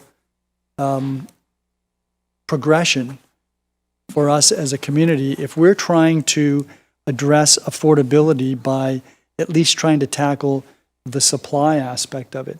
We'll get there in double the time if this were to continue. I asked staff some questions and they were very good to respond to them. And I had an opportunity to chat with some of you with respect to all of this. The one question I had was, and Ms. Dolch can probably respond to this, Chair, if we were to limit short-term rentals to 3 bedrooms, which is what virtually every comparator municipality that's referred to in this report has done. They're all limited to 3 bedrooms. And beyond that, you'd have to get a zoning amendment. If we were to do that, would we simply stick with houses with 3 bedrooms or less? Or would we contemplate houses that have more bedrooms than 3, but we would license them only for 3? And Ms. Dolch had an interesting observation on that. We could get her to respond, Chair. Ms. Dolch? Thank you, Chair, through you to His Worship. So the intent of the 3-bedroom policy is to limit those 3-bedroom houses to be permitted for short-term rentals. To have a 5-bedroom house all of a sudden turn into a 3-bedroom rental unit could cause some enforcement issues for us. Obviously, they could indicate that it's a yoga room or something else. In that case, we would have to definitely rely on inspections to make sure they wouldn't rent out those additional bedrooms. So I do have some concerns with that from an enforcement perspective, because we do need to, if you're going to control the amount of bedrooms, the only way to do that is to make sure that it's limited in the dwelling itself. Right. So the preference would be, if it's going to be a maximum of 3 bedrooms, that the house not have more than 3 bedrooms. The other question that I asked was, and it related to indemnity, and that had to do with, we do require life insurance. I had a discussion with the lawyer at one point about indemnity in terms of liabilities that might arise for a short-term rental that's been licensed. Something might occur, and without an indemnity, there could be some liability on the town of Fort Erie. So I asked about that because I see that in the report, there's a recommendation that the indemnity be included in the agreement, in the license agreement, which I agree with. But does that mean that we'll have both the indemnity and a continuation of life insurance? I think Ms. Dolch can respond to that. Yeah, Ms. Dolch? I'll put that over to Ms. Grummett. That was her section. I didn't catch that. Thank you. over to Through who? the chair to his worship. Yes, that's Ms. Graham. correct. Well, Okay, we will Caroline. require proof of Can you insurance. speak up? That's correct. We will require proof of insurance plus the indemnity agreement. We will require both going forward. Okay. And then to Ms. Dolch, is she aware of any subdivision agreement that we have entered into as a municipality with a developer for a subdivision that has a restriction for short-term rentals? Ms. Dolch? Due to his worship, I'm not aware of any, but I will be looking into the South Coast Village subdivision agreement, and I'll have to report back to council on that. But I wasn't aware that it was in a subdivision agreement. I thought it was just more in the agreements of purchase and sale, but I will review that. Right. And if we're going to be getting a legal opinion, I'd like to get an opinion as to whether that type of prohibition could be included in a subdivision agreement or as part of a zoning amendment when we approve a draft plan of subdivision. The other question that I had is when we do the application process, do we require a copy of the owner's transfer or agreement of purchase and sale? Ms. Grummett? Through you to his worship, we don't require the agreement of purchase and sale, but we do require the land transfer or deed. Okay, so that if there was a restrictive covenant in the deed, we would be aware of that. So Chair, I've come to this point on this issue with my thoughts on the various aspects referred to in the report after an interesting weekend. Let me just leave it at that. And I'm thinking that in order to accommodate this notion that one size shouldn't fit all for the fees, that we could tier that so that in my view, I'm thinking maybe for 1 and 2 bedrooms, they pay $750 for the license fee. For 3 bedrooms, $1,250. If you had more than 3 bedrooms because you had a zoning approval, that would be a similar type fee. Maximum number of bedrooms, I think, should be 3. I don't see why we should be any different than any other municipality. There's nothing that would distinguish us to the point where we need to have something larger than that. So I would favor a maximum number of bedrooms for a short-term rental facility to 3 bedrooms. And anything over that would be classified as either an inn or a boutique hotel or something that would require proper zoning. There would be a maximum occupancy, and that maximum occupancy would be similar to what's outlined in the report. So the larger the more bedrooms, the larger the capacity. Essentially, the maximum then for 3 bedrooms would be up to 8 people. The curfew, I don't have a problem with the curfew that's recommended in the report, although I think it's going to be difficult to manage. But 11 p.m. as a curfew for guests seems to me to be appropriate. With respect to the inspections and renewal, I do agree that there should be annual fire and building inspections. I also agree with the concept that a current license holder should be provided the opportunity to renew by March 31st of the following year, providing they have complied with all rules during the previous year. If there's a blemish on your record for the previous year, you don't get the right automatically to apply. In terms of the demerit points, I outlined in material that I've circulated. I don't know if I sent anything to Ms. Dolch. Did I send a copy of my notes to you, Ms. Dolch? No, sorry about that. I agree with some of these penalties should be increased, certainly some of the demerit points. As an example, obstruct officer, I think that should be $300. in line with some of the other penalties. In terms of operating without a license, I do agree with 15 demerit points, but I think it should be a $1,500 penalty.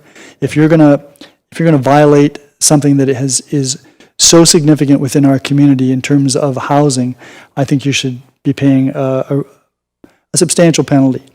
Operating without conforming with applicable laws, whether they're federal, provincial, municipal, again, I think that should be 15 demerit points and also $1,500. You're operating outside the law. Failure to comply with the safety plan, I agree with Councillor Butler. That should be 10 demerit points and it should be $500 because we're talking about ensuring that people who are visiting this community in rental facilities are safe. Assignment of license, to me, that's trying to sneak a license to somebody else. I think 5 demerit points and $300. And sleeping outside, I think that should be $300. That makes somewhat more consistency with respect to the level of fines. And then the big one,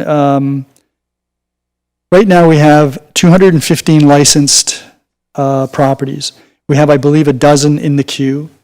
We have another 33, I believe, that, or 31, that aren't licensed that we're aware of. There may very well be more, but it seems to me that that's around 250, and 250 seems to me to be more than adequate.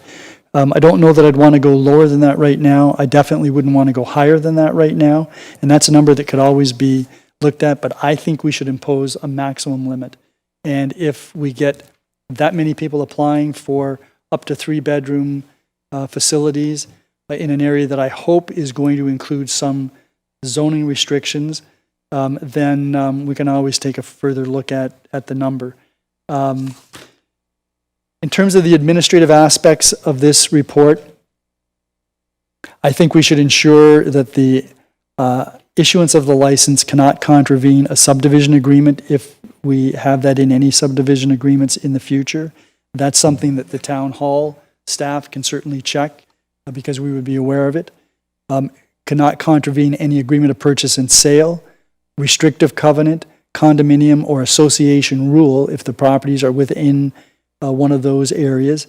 And we should require the applicant to provide proof. How do they do that? Well, they can provide proof that they don't belong to a condominium or a property owners association. They can establish that there's no restrictive covenant in their deed, or they could provide us with a copy of the agreement of purchase and sale. Second administrative thing, I agree with the license to indemnify the town against liability, the licensee. There should be a contact person on site or within 30 minutes. This idea that an hour is adequate, it's not adequate. Somebody could be living in Grimsby for crying out loud, and that's not terribly responsive. If it takes you an hour to get here, I think it should be 30 minutes. And I think we should be very vigilant on that because, as Councillor Lubberts has pointed out, some of these contact people may be much further than an hour away. And I do like Ms. Marshall's recommendation that the owner be required to display their license number on all advertising. So when they go on the web, they should have their license number clearly visible, Town of Fort Erie short-term rental license number. And so people that are looking on the web, they can determine whether or not this is a licensed facility or not a licensed facility. In terms of the land use, I would really like to emulate most of our neighboring municipalities who limit these to core mixed use areas, commercial areas, or some specific historic tourist areas. So when we look at, if we look at the land use aspect and get a legal opinion, I'd like that to be looked at. And I'd also like there to be clarity on whether we can prohibit short-term rentals from all new subdivisions or newly created residential lots. And then the second last item, I think that in terms of processing and enforcement, we should ensure that there is adequate staff to process the applications. I don't know whether we need $200,000 to do that, but we should be looking at adequate staff to process applications, monitor rental activity, both online and what's happening in the community, and enforce the bylaws, and that we ensure that there is alignment between our by law enforcement people and the region and the police. And then finally, Chair, an add-on. I don't think that while we're waiting for the bylaws to be passed to approve all of these things, while we're waiting for the advice about the zoning, and the other thing about the zoning I wanted to know is whether it's a legal non-conforming use. If it's not permitted in the zoning bylaw, we restrict the use, and regardless of whether there's a license been issued or not. So perhaps we could look into that. While we're waiting for all of that, I think we should put a hold on issuing any new licenses. So we have 215 that have been issued. We have a dozen in the queue. I think they're far enough down the process that they shouldn't be penalized at this stage. But I think pending that further report, there should be no further licenses issued so that we can at least be standing still where we are before we make any further decisions. Chair, those are my thoughts on this after having heard what all of you have had to say, having had a chance to speak to some of you, having listened to many individuals on this, including the delegations tonight, having received, as all of us have, a plethora of emails. This is what I think best responds to the expectations in the community in terms of the people that live here, in terms of the people that are trying to maintain businesses and rely upon visitors to come here. So when we get to the point where we go through this report, recommendation by recommendation, you've got a bit of an idea of where I'm thinking we should be going, and I'll be moving to amend some of these. Councillor Lubberts? Yes, thank you very much, Mr. Chair. Just to bring some couple more things forward. The mayor mentioned the curfew for 11 p.m. and I think that if there's a problem with a unit and bylaw gets called out, or if there's more people at the home than is to be allowed, I think that we can talk to the homeowner, and that they would give to their guests the rental agreement, and that rental agreement will have the names of the people that should be in that home in case is over occupancy. Then we know what people who can stay and who has to leave the premises after 11 o'clock. Not something that they would give to the town, but when our bylaw officer shows up to the house, he can ask for the license agreement, and then he knows who stays, who leaves after 11 o'clock.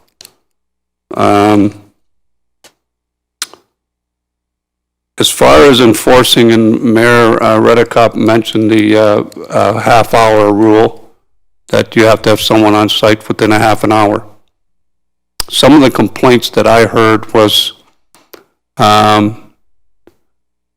when people were calling the agent that was supposed to be watching over the house, either the agent didn't come or the agent wouldn't answer the phone.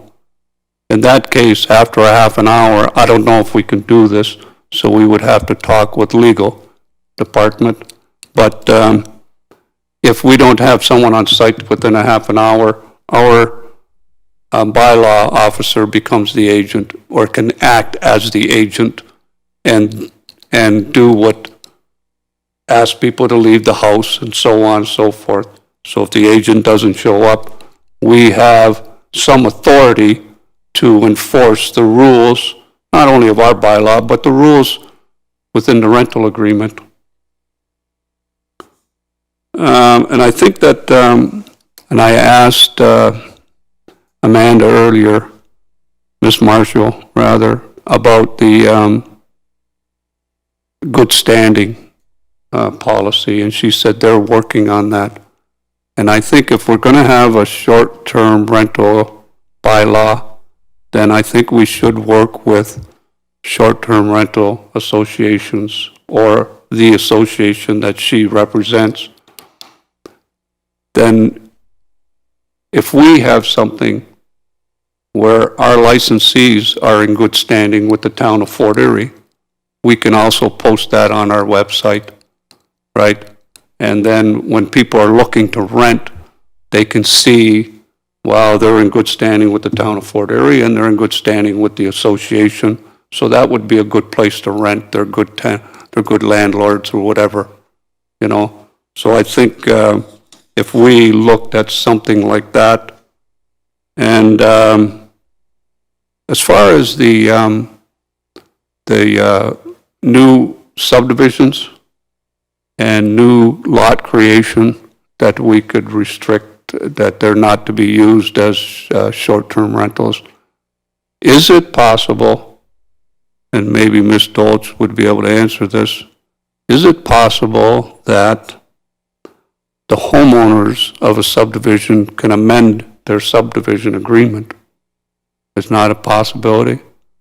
Mayor Redekop, he answered that question pretty quick. Did he? Yeah, so I guess I'm out. Can't do that, right? Kira, you agree?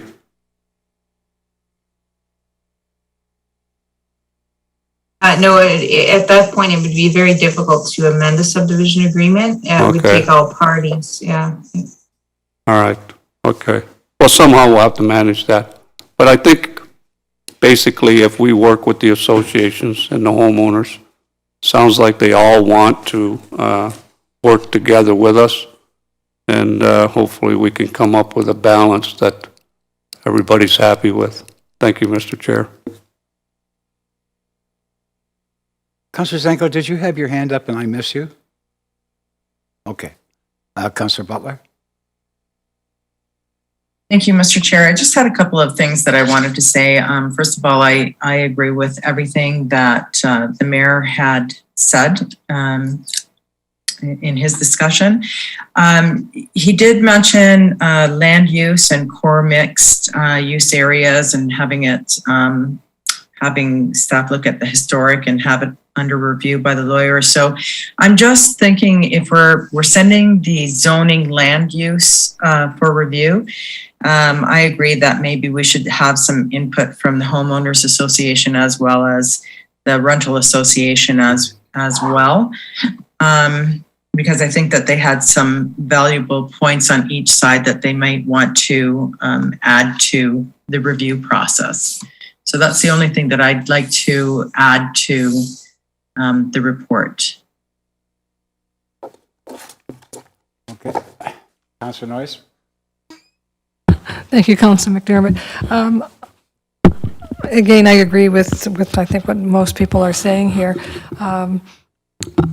And I am very concerned about the proliferation of short-term rentals, and I do think we have to jump on this, and we have to jump on this quickly, or else we're going to find that we're going to have a lot of applications unless we, I don't know if we have to direct staff tonight, if we can, in a council and committee meeting to put a halt on any new applications, or whether we need a motion to do that. I know we're not in council, but we can waive the rules, or whether it's just an understanding that we can do at this point, that the staff have heard us and we're expecting them to comply. Motion. So, having heard that, do we need to waive the rules of? No. Can we make a motion in a council and committee to do that? It's a We're motion. going to get there if we ever get to our list. Yeah, it'd be I see down, if you look at F, this is where, it shouldn't say page 13 either, it should say page 12, where one of the options is to limit the amount of short-term rentals. The only difference between the 300 in there and the 250 that the mayor recommends is 50. So There is the opportunity right there to do that. Um, Okay, maybe I'm reading this a bit differently. Right now, we have 215, and we have 12 in the queue, if I understood the mayor. So that brings us to 230. The report says we can limit the number. Granted, they're suggesting 300, but we can say 230. But this, again, can we pass this tonight, or this has to then go to come back to council before it becomes enforceable? Well, from what I understood, we were going to run through A through F. And then if there were other ideas that were going to come forward, we would put them under, G and H. So we're trying to get through A through F right now. And then if there's anything extra, we'd go under just another ladder. And then after we get done doing that, then we go to the second half of the option, which is whether or not we're ready to entertain a legal opinion. And I can, and I appreciate all that. I understand all that. But again, this report is for information purposes. And if we want to put a halt on any new applications as of tonight, do we have to do something today? Or it's just an understanding? Your worship? Yeah, so this is a report. It's subject to being amended, and we could amend it by adding a provision, G as an example, that there be a limitation on any new licenses issued pending our receipt of an opinion with respect to the zoning aspect. And at that point, that could be further amended. The alternative would be to simply stick it where it is right now, which is 215 plus the possibility of 12, which would be 227. So we can easily amend this report, and but we know that something's going to be coming back to us in terms of zoning. I just want to make sure that we are where we are, and we're not moving from where we are pending us getting all of that information. But I do believe we need to deal with as much of this as we can tonight, because I agree with Councillor Butler. I don't know if that assists Councillor Noyes or not. It does, because I think the staff are getting a good understanding that we're not going to be accepting new applications as of if this report passes. So I guess we can move on. Okay, so before we get into the meat of the act, is there any more comments or questions? Okay, so it's 10:58. We're good till 11. We have a motion to go until, well, it'd probably take us till 11:30 to get done.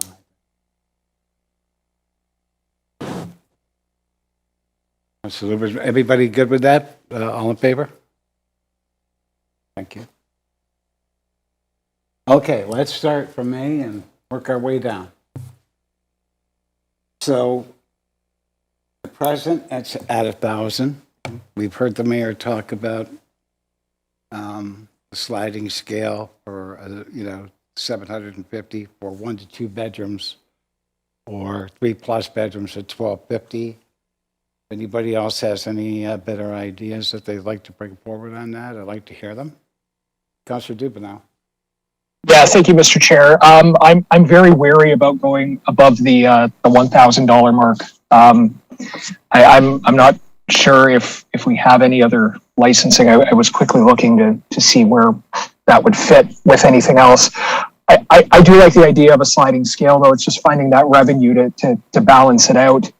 I don't know if 750 and 1,250 is appropriate, especially when the majority of the units that we have in town are 3-bedroom. We'd be saddling them with a 1,250 fee, which would be higher than the 1,000.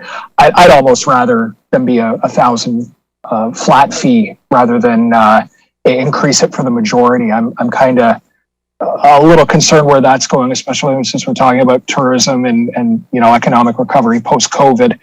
I don't. I understand the need for the revenue to handle the enforcement aspect. I don't know how much more we can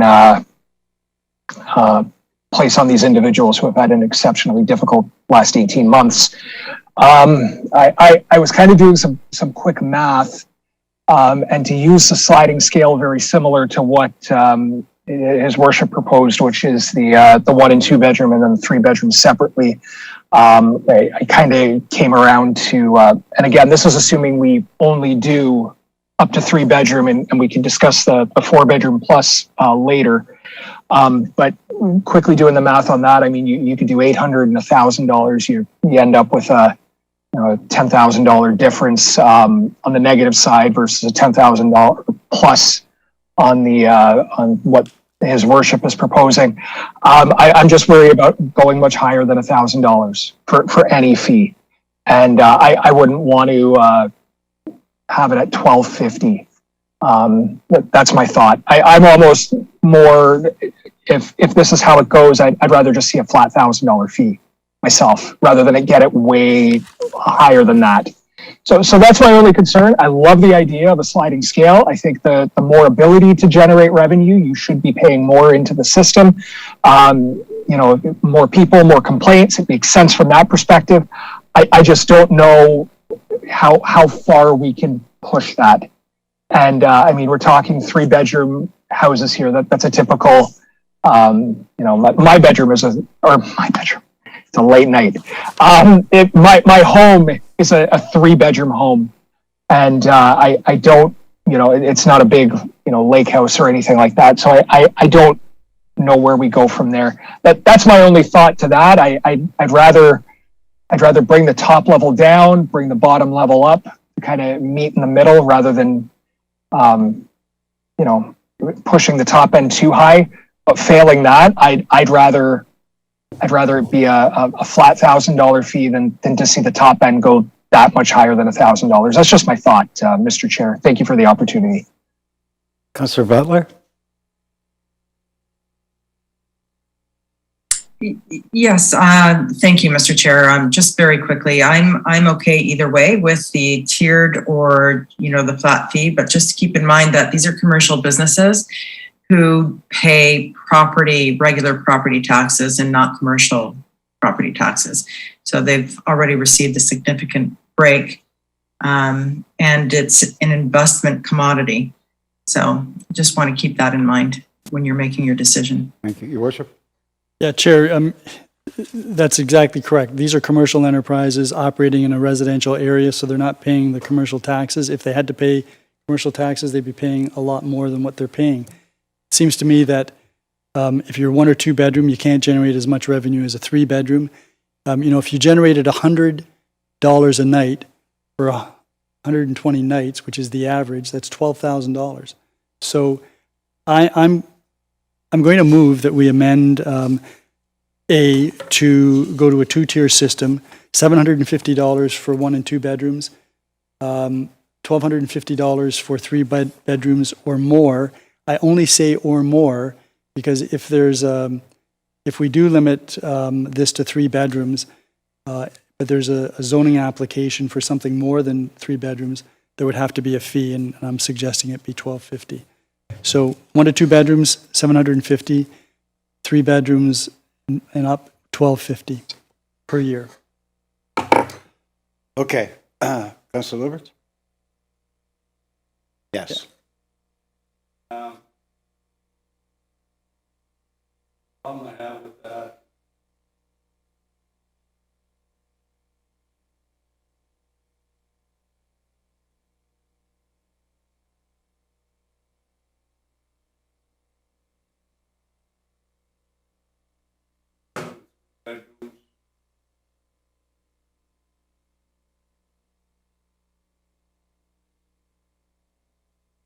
Mr. Chair, we can't hear anything.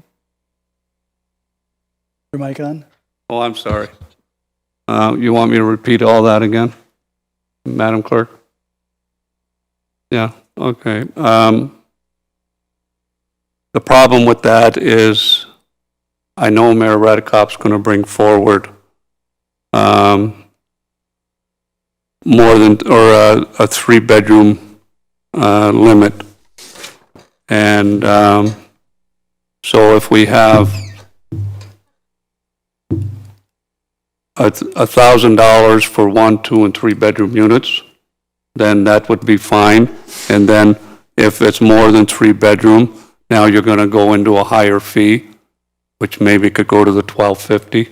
And then but you require the zoning, and you would have to be zoned as an inn or whatever. I've seen that, and I don't have a problem with that either. I would probably support something like that. So I would prefer that we just leave the license fees up to 3 bedrooms for $1,000. That's my opinion. Okay, thank you. Anyone else on this? All in favor of the, I'm in favor. okay, I just all want in to vote early and favor? often. Sorry. It's okay, it's tough enough. All in favor of the amendment? Carried.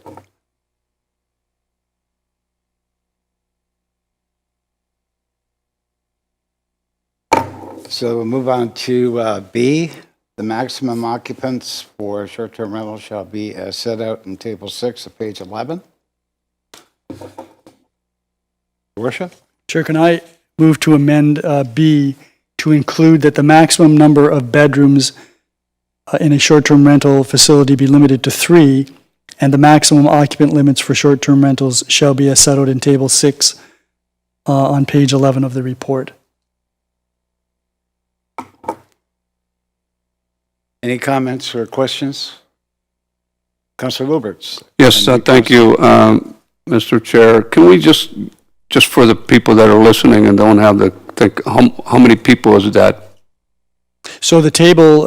Table 6, yeah, 3 Table bedrooms? 6, yep. Table 6 provides that if it's 1 bedroom, the maximum occupant load is 4 people. If it's 2 bedrooms, it's 6 people. If it's 3 bedrooms, it's 8 people. So for the purposes of this, the maximum occupant load would be 8 with 3 bedrooms.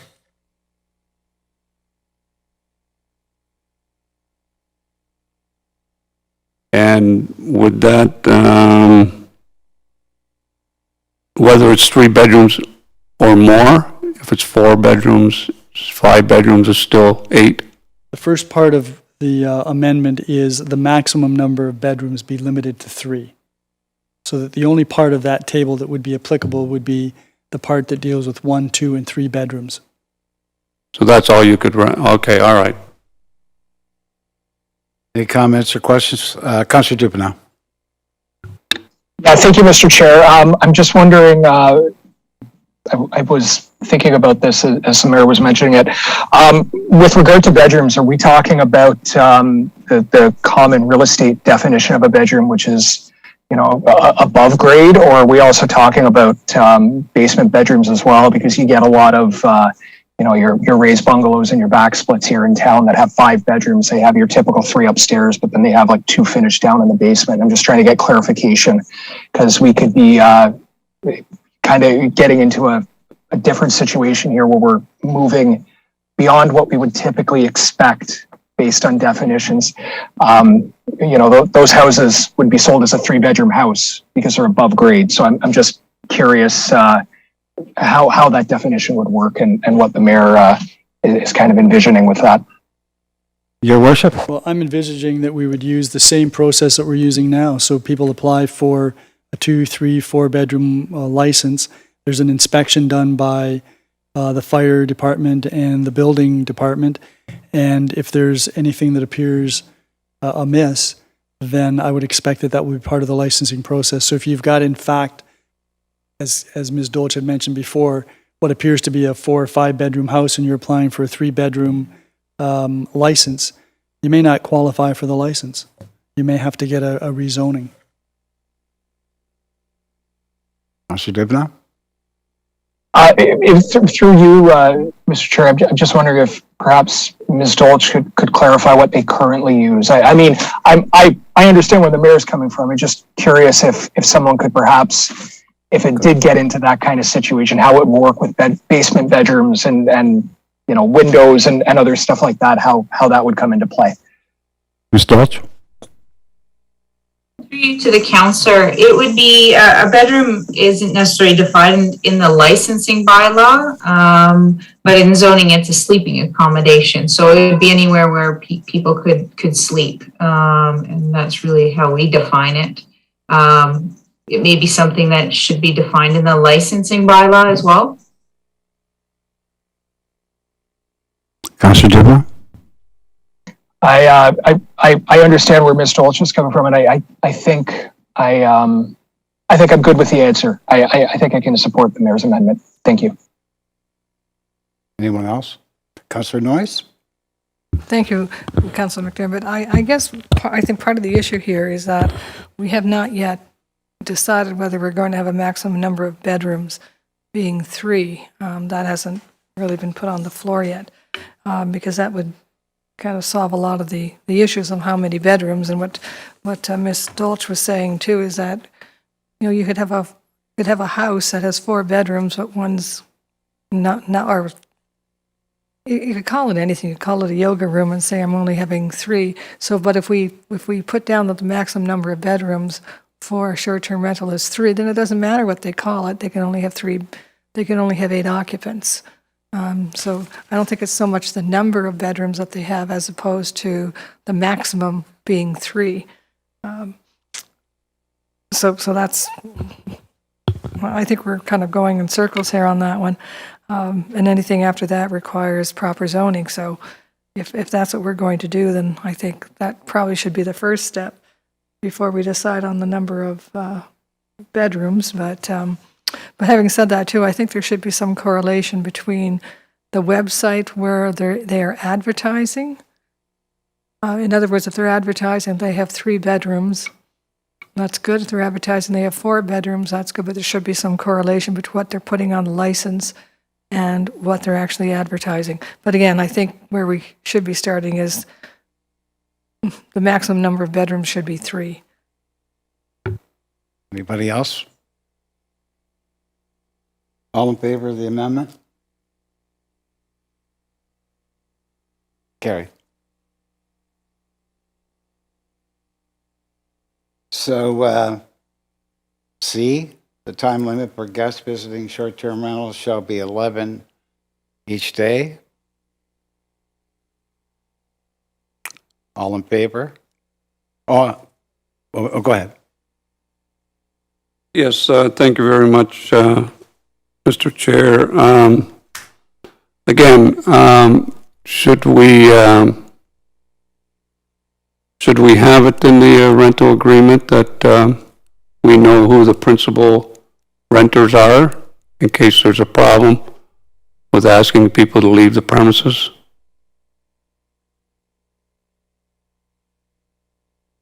Well, I believe, just from a couple of the appeals that we've taken part in, that bylaw is right on the ball when it comes to that.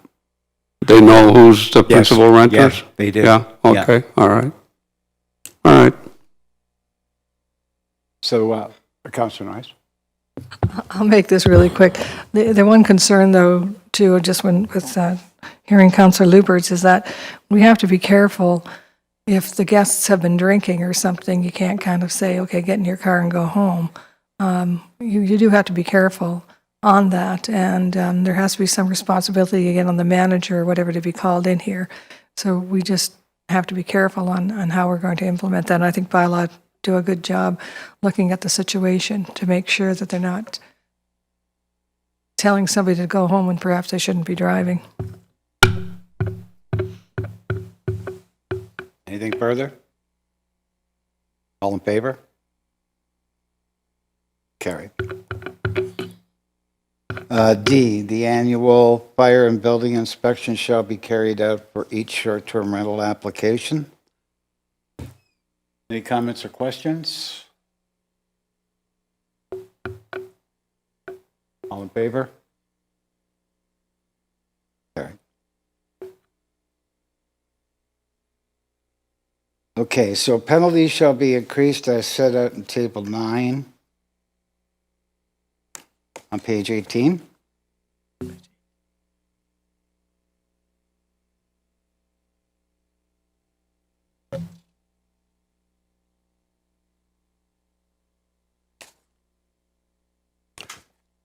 Any amendments to this? Table 9, let me see.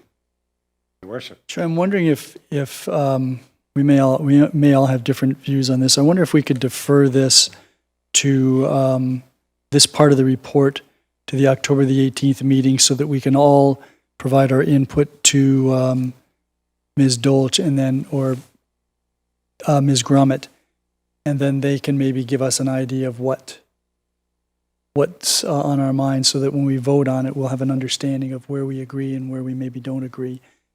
So I would move that we defer this part of the report to October the 18th. All in favor? Carry. So we'll go to F. The number of short-term rental license shall be issued in accordance with option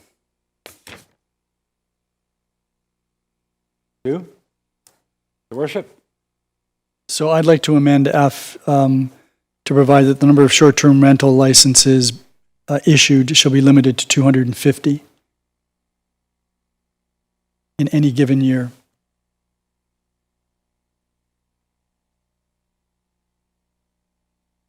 So who would like to speak to the amendment? Councillor Dubanow? Yeah, thank you, Mr. Chair. I'm agreeable to this. I think it's a good idea to limit.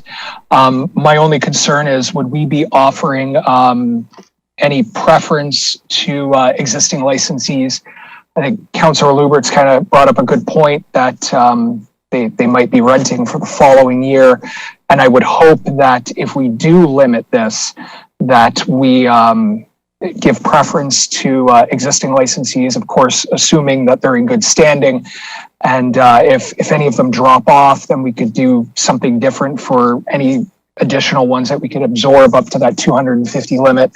I just don't want to find us have a mad frenzy here in January where, it becomes dog eat dog to, whoever gets their application in first at town hall when we have existing operators. That's my only concern. Otherwise, I appreciate where his worship is coming from. I think it is a good idea to limit the number of units in the community. Thank you. Okay. Have a comment? That could be a friendly amendment. I was going to amend it further on, but we could simply add on to the end that current license holders be provided the first opportunity to renew by March 31st of the following year, provided they have complied with all rules during the previous year.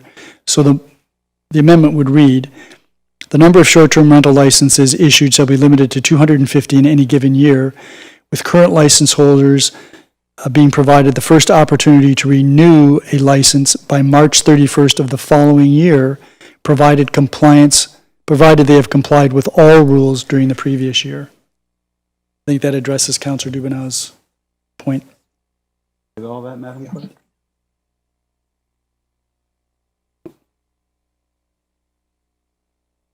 Yes. Councillor Lubberts?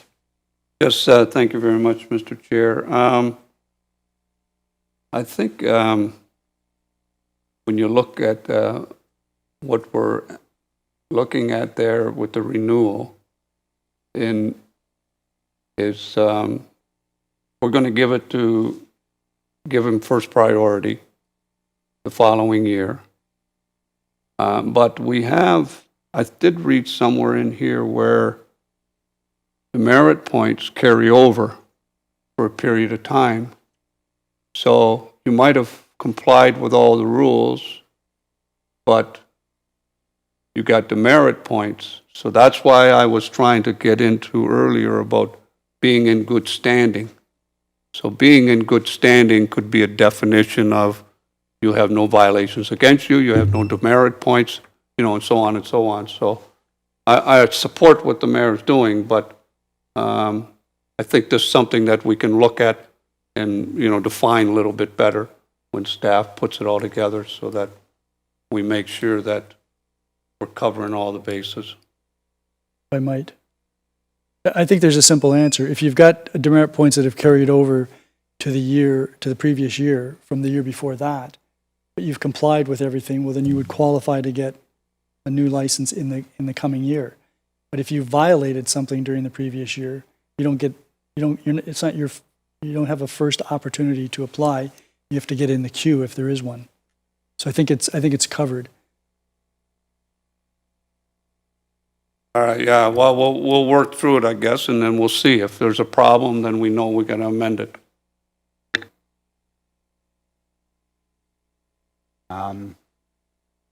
Any further comments or questions? All in favor? Carried. Okay, so if anybody has a G or an H or, well, where's your worship? You're a busy guy tonight. Yeah, Chair, I just wanted to, we still have the pending request with respect to rezoning, which if it passes, we're going to be getting further information from staff. So I'd like to move a G that no further short-term licenses be issued beyond the current issued licenses and applications being processed if approved, pending the receipt of the land use control report from staff. Maybe that should come after we deal with the land use. Maybe we should deal with land use provisions first. Sorry. I'll hold my powder. Okay. So we'll come back to that then? Just 1 second, I get to my page.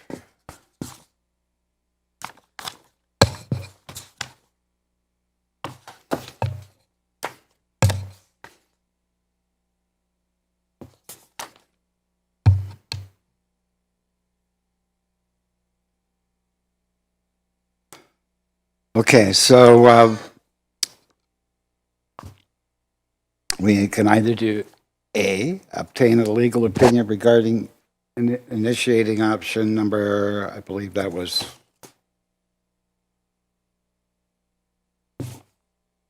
when was that?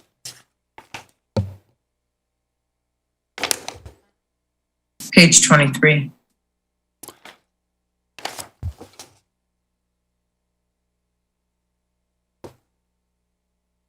What option was it, though? It doesn't, am I missing it? Your worship? Yeah, I'd like to move number 1, and then I'd like to move to amend number 1. 1, okay. So I'd like to move number 1 and then amend it so that it reads, the council directs staff to obtain a legal opinion regarding initiating land use controls for short-term rentals in core mixed-use, commercial, and specific historic residential areas, such other zones as staff might consider, and any incidental issues regarding zoning. And so that's the amendment. And the incidental issues would relate to zoning prohibitions in all new subdivisions, et cetera. Comments or questions? Councillor Butler. Thank you, Mr. Chair. I just need some clarification. So the zoning land use in its completeness for the town of Fort Erie is going to go under review. And it's going to allow for the associations on both sides of the fence to add in some input. Is that where we're going with this? I think we had discussed that, and I'm not averse to that, so that while the legal opinion is being obtained, there can be some consultation with the community, such as we had a couple of years ago. Okay, that would be, in my opinion, that would be the best way to go about it. So, okay, cool. Any other further questions on that? I just have one, if I could, Your Worship. Ms. Strolch, what is the time frame for such a task? Thank you, Councillor. By the task, you mean getting the legal opinion or the task coming back with the report? or consulting with the groups? I can provide answers to all three if you wish. Yeah. The whole ball of Okay. wax, yeah. Okay. In terms of the legal opinion, I would have to clarify with Ms. Sturton on timing on that. I would expect it will be a little bit of time, at least a month or so, to get that opinion. It does take some work to do that. In terms of consulting with the public, obviously, if we did a full public consultation campaign on this, it would take some time. I would suggest a few months. If we are just talking about communicating and consulting with Ms. Marshall and Mr. Swift on either side of the issue, that can happen a bit sooner. In terms of coming back with some recommendations, obviously would be dependent on that public consultation and some more information, obviously, from legal staff. So I would suggest it wouldn't be coming forward back until the new year, if that was what you were anticipating, and maybe longer depending on your public consultation program you want to kind of initiate with this. Thank you. Councillor Butler?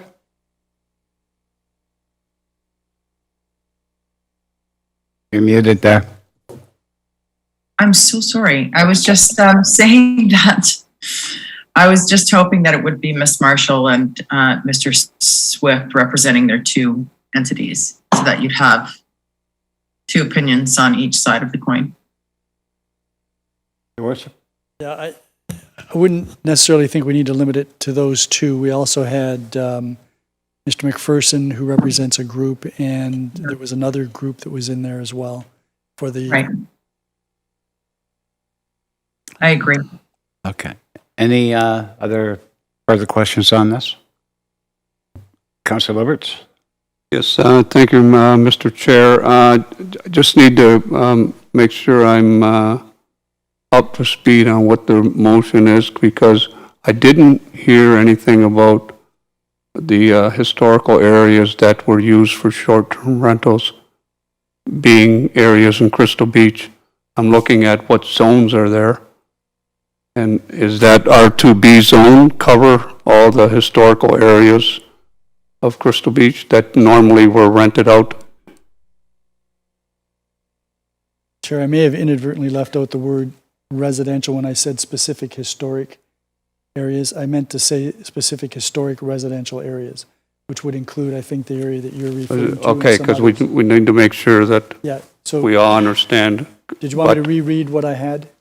Yeah, in that, can we find out what the names of the streets would be too, right?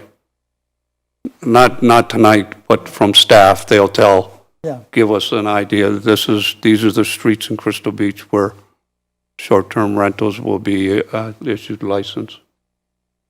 Thank you. You need the motion, the amendment read? Okay. Well, you can read if you like, but I get it now. Okay.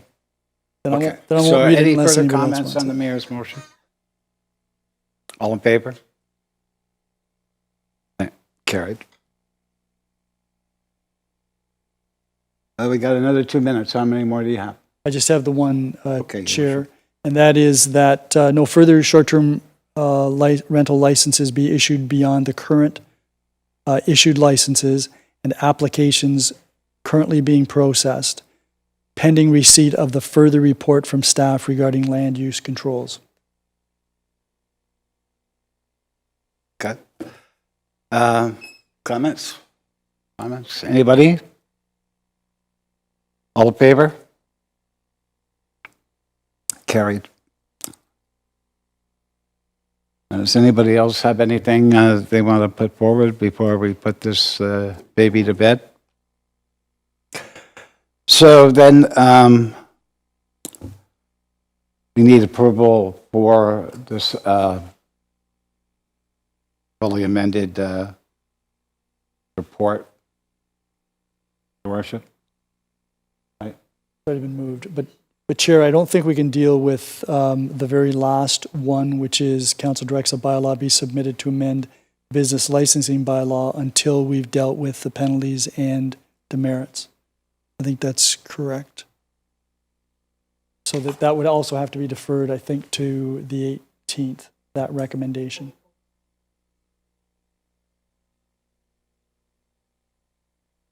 And then we can vote on the amended motion except for those two items. The two that's at the end, eh? Okay. Yes, please. Comments, questions? All in favor? Carried. And I need one for the second that as well? Beg pardon? Or am I done there? Sorry? I said, am I done now with that? Or do I have to move down to the last I think we're done with that, but I Okay. don't think we voted on receiving the report for information. Okay, so it As will be amended. as amended, yeah, okay, so I do need a mover for that. Worship, all in favor, the amended version of it? Thank you. All in favor? Just the Receiving the amended report version for of the information. report. Yeah. No, I don't. Okay, so Chair, there's still the new business inquiries, business status report, the balance of the report. It's now 11:31. I think what we need to do is adjourn this meeting and permit staff to determine when we can convene a special, or when we can convene to continue this meeting. Our next committee meeting isn't until the 18th. Some of this we should deal with before then, I think. So can we leave that, Madam Clerk, with you?